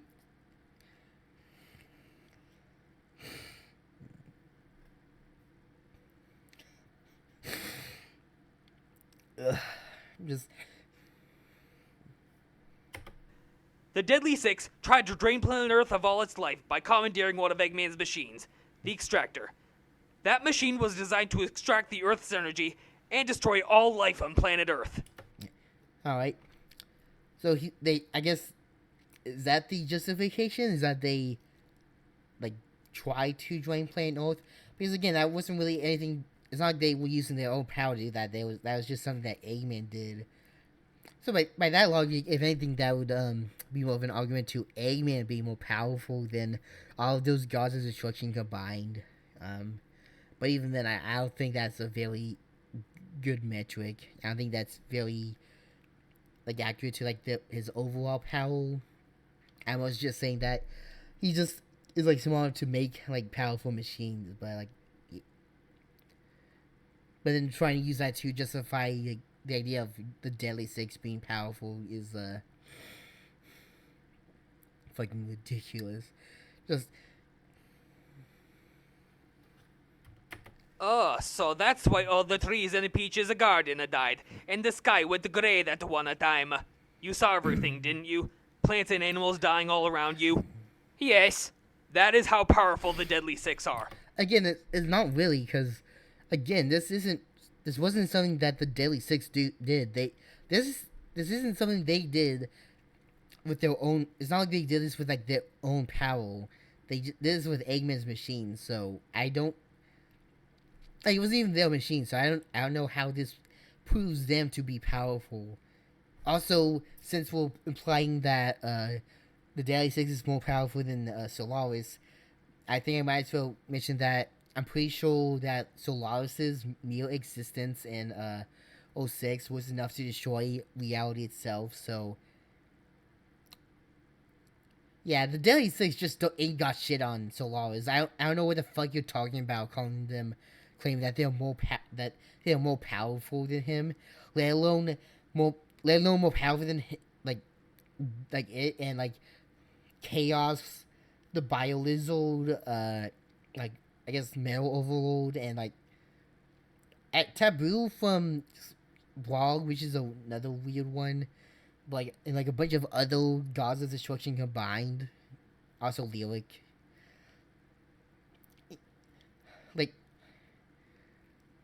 Like, calm the fuck down, Sonic. They're not a huge threat. They don't even have, like, I don't think they even have access to the machine anyway. I'm pretty sure that machine was destroyed at the end of Lost World, so, like, so without that, I don't think they're nearly as much of a threat as they were anyway. Unless they can really I guess they have, like, weird ability to like control magnetic waves, which is something they mentioned once as to why they can control like the mechs in Lost World, and that's why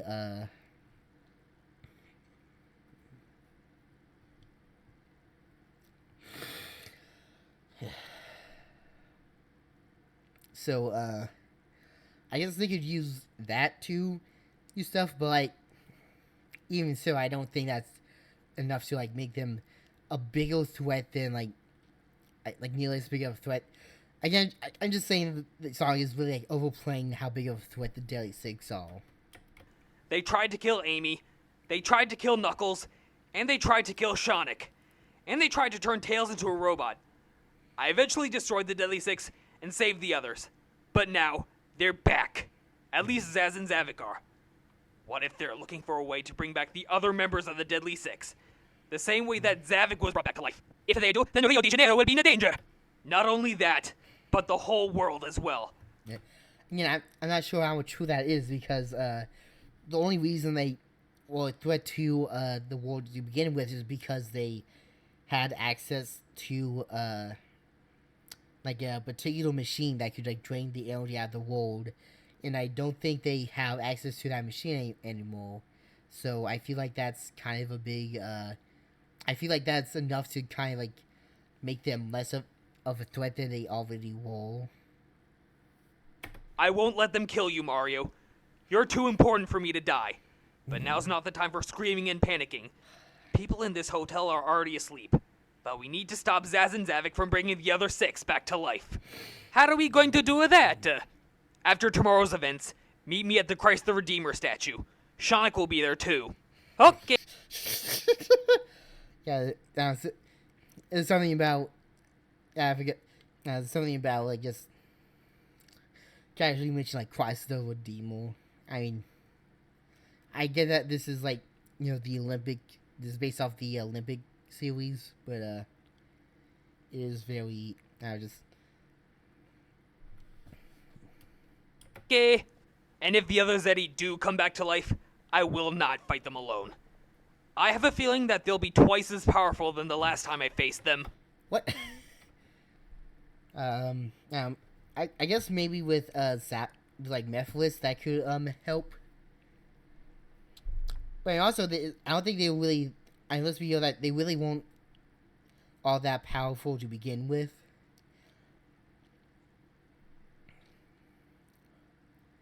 So unless they can really use their like magnetic control, like the ability to control like magnetic waves or whatever to like really fuck shit up, I don't think they'll be like. I don't think they'll be this like huge threat. That I don't think they're gonna be anywhere near a Solaris tier threat. Sonic, I don't think that's. I mean, they might be good to I mean, it might be good to be worried. You know, they might try and like do something, I guess, but like. But again, I think you just overreacting a lot over their presence. I don't think they're gonna be. I don't think they're like nearly as much of a threat as you seem to think they are. Oh, shit. How are we going to do that? We need to stop Zaz and Zavik from bringing the other 6 back to life. How do we... Sonic will be there too. Okay. And if the other Zeti do come back to life, I will not fight them alone. I have decided no matter they'll be twice as powerful than the last time I faced them. I will stay by your side no matter what, Sonic. And as they said in Captain America the Winter Soldier, I'm with you till the end of the line.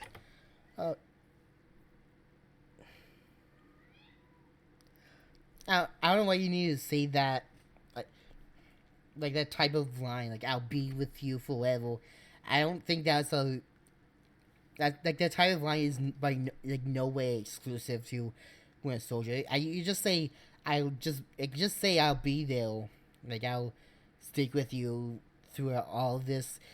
Like, why do you need to make this, make everything a reference to something else? Why can't you stand on your own legs?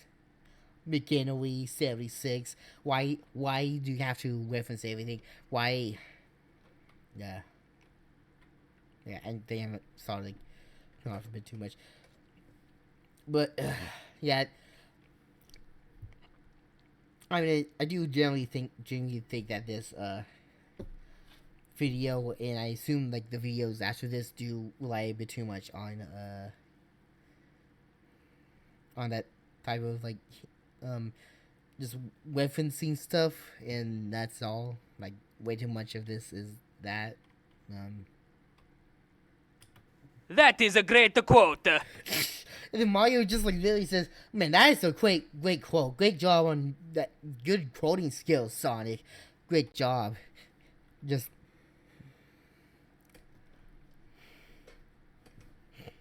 Well, it's not even like.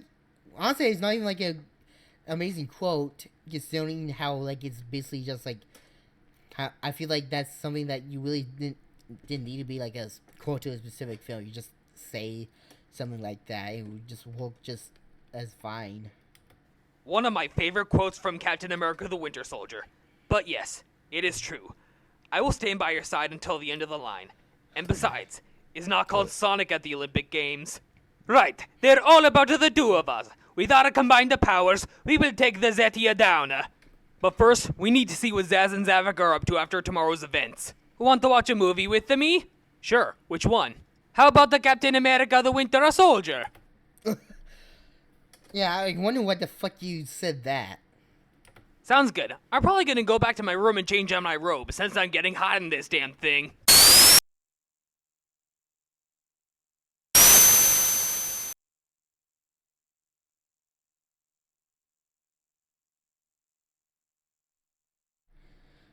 That sound effect is way too loud. I forgot I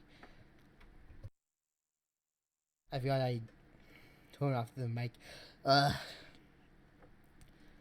mean, probably wouldn't be as loud for you, but for me, that was like way too fucking loud.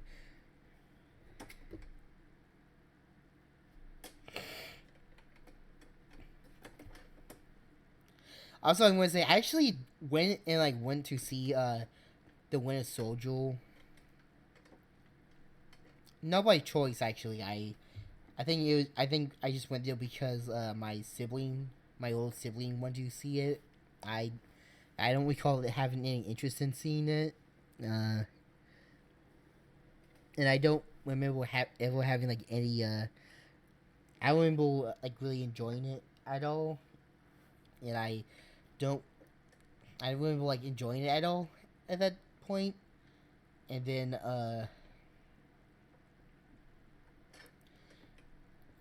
I don't think I was paying like any attention to it either. So looking back, I remember absolutely nothing of what that.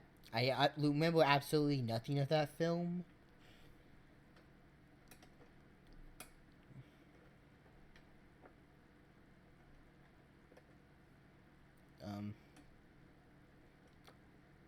I mean, it's true. I remember a couple of years ago, like, I think in 2023, I did watch through like the Phase 1 MCU films. I used to want to try and do like more of them, but I just haven't gone around to Phase 2 yet, and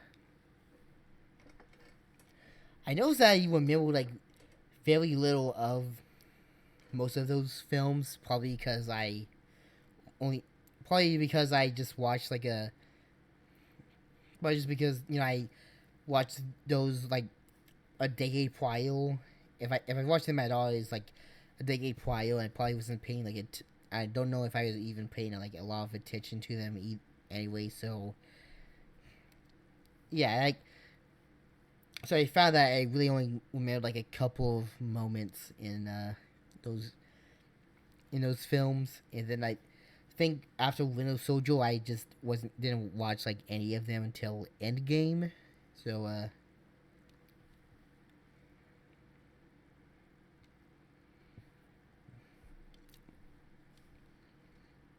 my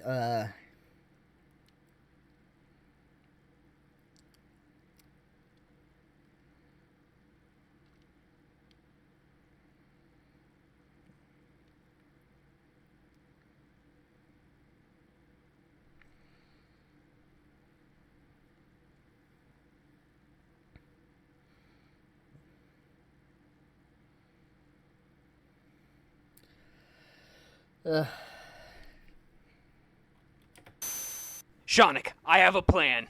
For what, Sonic? I'll tell you at breakfast tomorrow.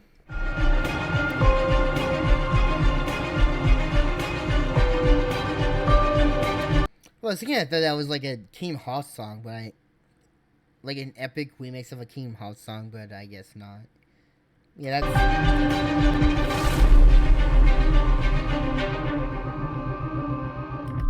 So I think that's about it. I still skimmed through a lot of it, but.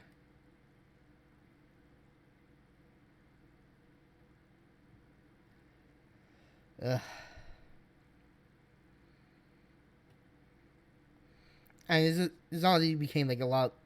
The stream went out a lot longer than I was wanting it to. So.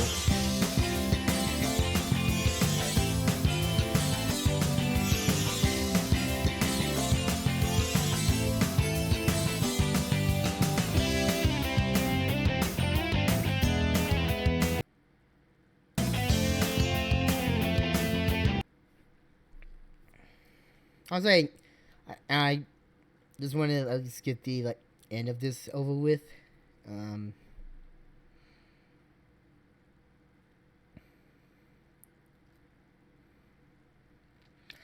Now I don't plan on doing the rest of this video. The rest of this, I've done most of this.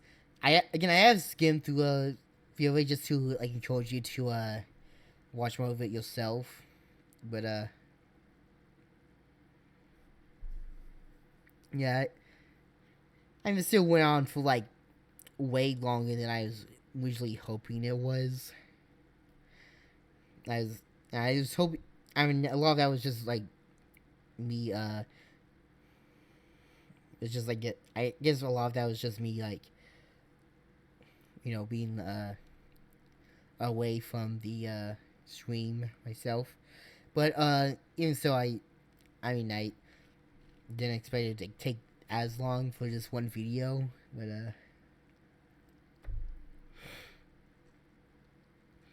I don't expect to make more like streams that are like this, where I'm just watching a video, even like a lot more videos, like even like multiple videos, because for one, I don't expect to be. I'm probably not gonna do like a ton of streams in the first place, because I'm not really it's not something that I do a lot, and I'm not really the best at it anyway.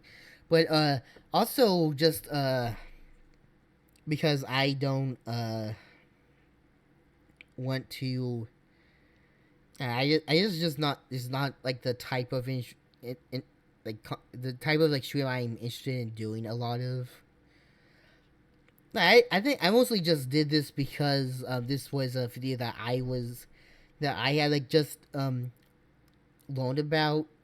Admittedly, it's not like it was a very it's not like nobody else has ever heard of this. I think most people mostly know about this through like a RPG Maker game that kind of used this game story as like the basis. Not this game, this video story as like there's an RPG game that was basically just like an adaptation of this video, and there's like a lot of like cutscenes that were just of this video. So I think that's what most people knew about it, but and that was how I first heard about it, was through that game. But then I was there where I found this particular video, and when it was through the game or the original video, I just find this really. It's just like. It's just such a weird video with like all the references, all the like conversations, and like obviously like whenever Sonic is like swearing up a storm and like taking the Daily Six really seriously, it's just like this massive threat. It's just really funny. It's a very funny yeah, it's very funny whenever that happens. But and I don't know if like watching like all of this video is enough, but if you are interested, then again, there is like more, like I said, there are more parts of this which I'm deciding not to show here. So for most of if you're interested in this, and if you're interested, then you can watch those. I'm probably not ever gonna react to those, because, so I guess that's just something. If you want to see it, like you can just do that, but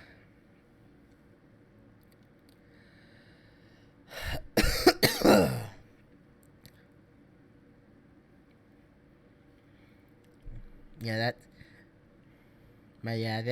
I just wanted to rectify the issues with the past stream. So that's about it.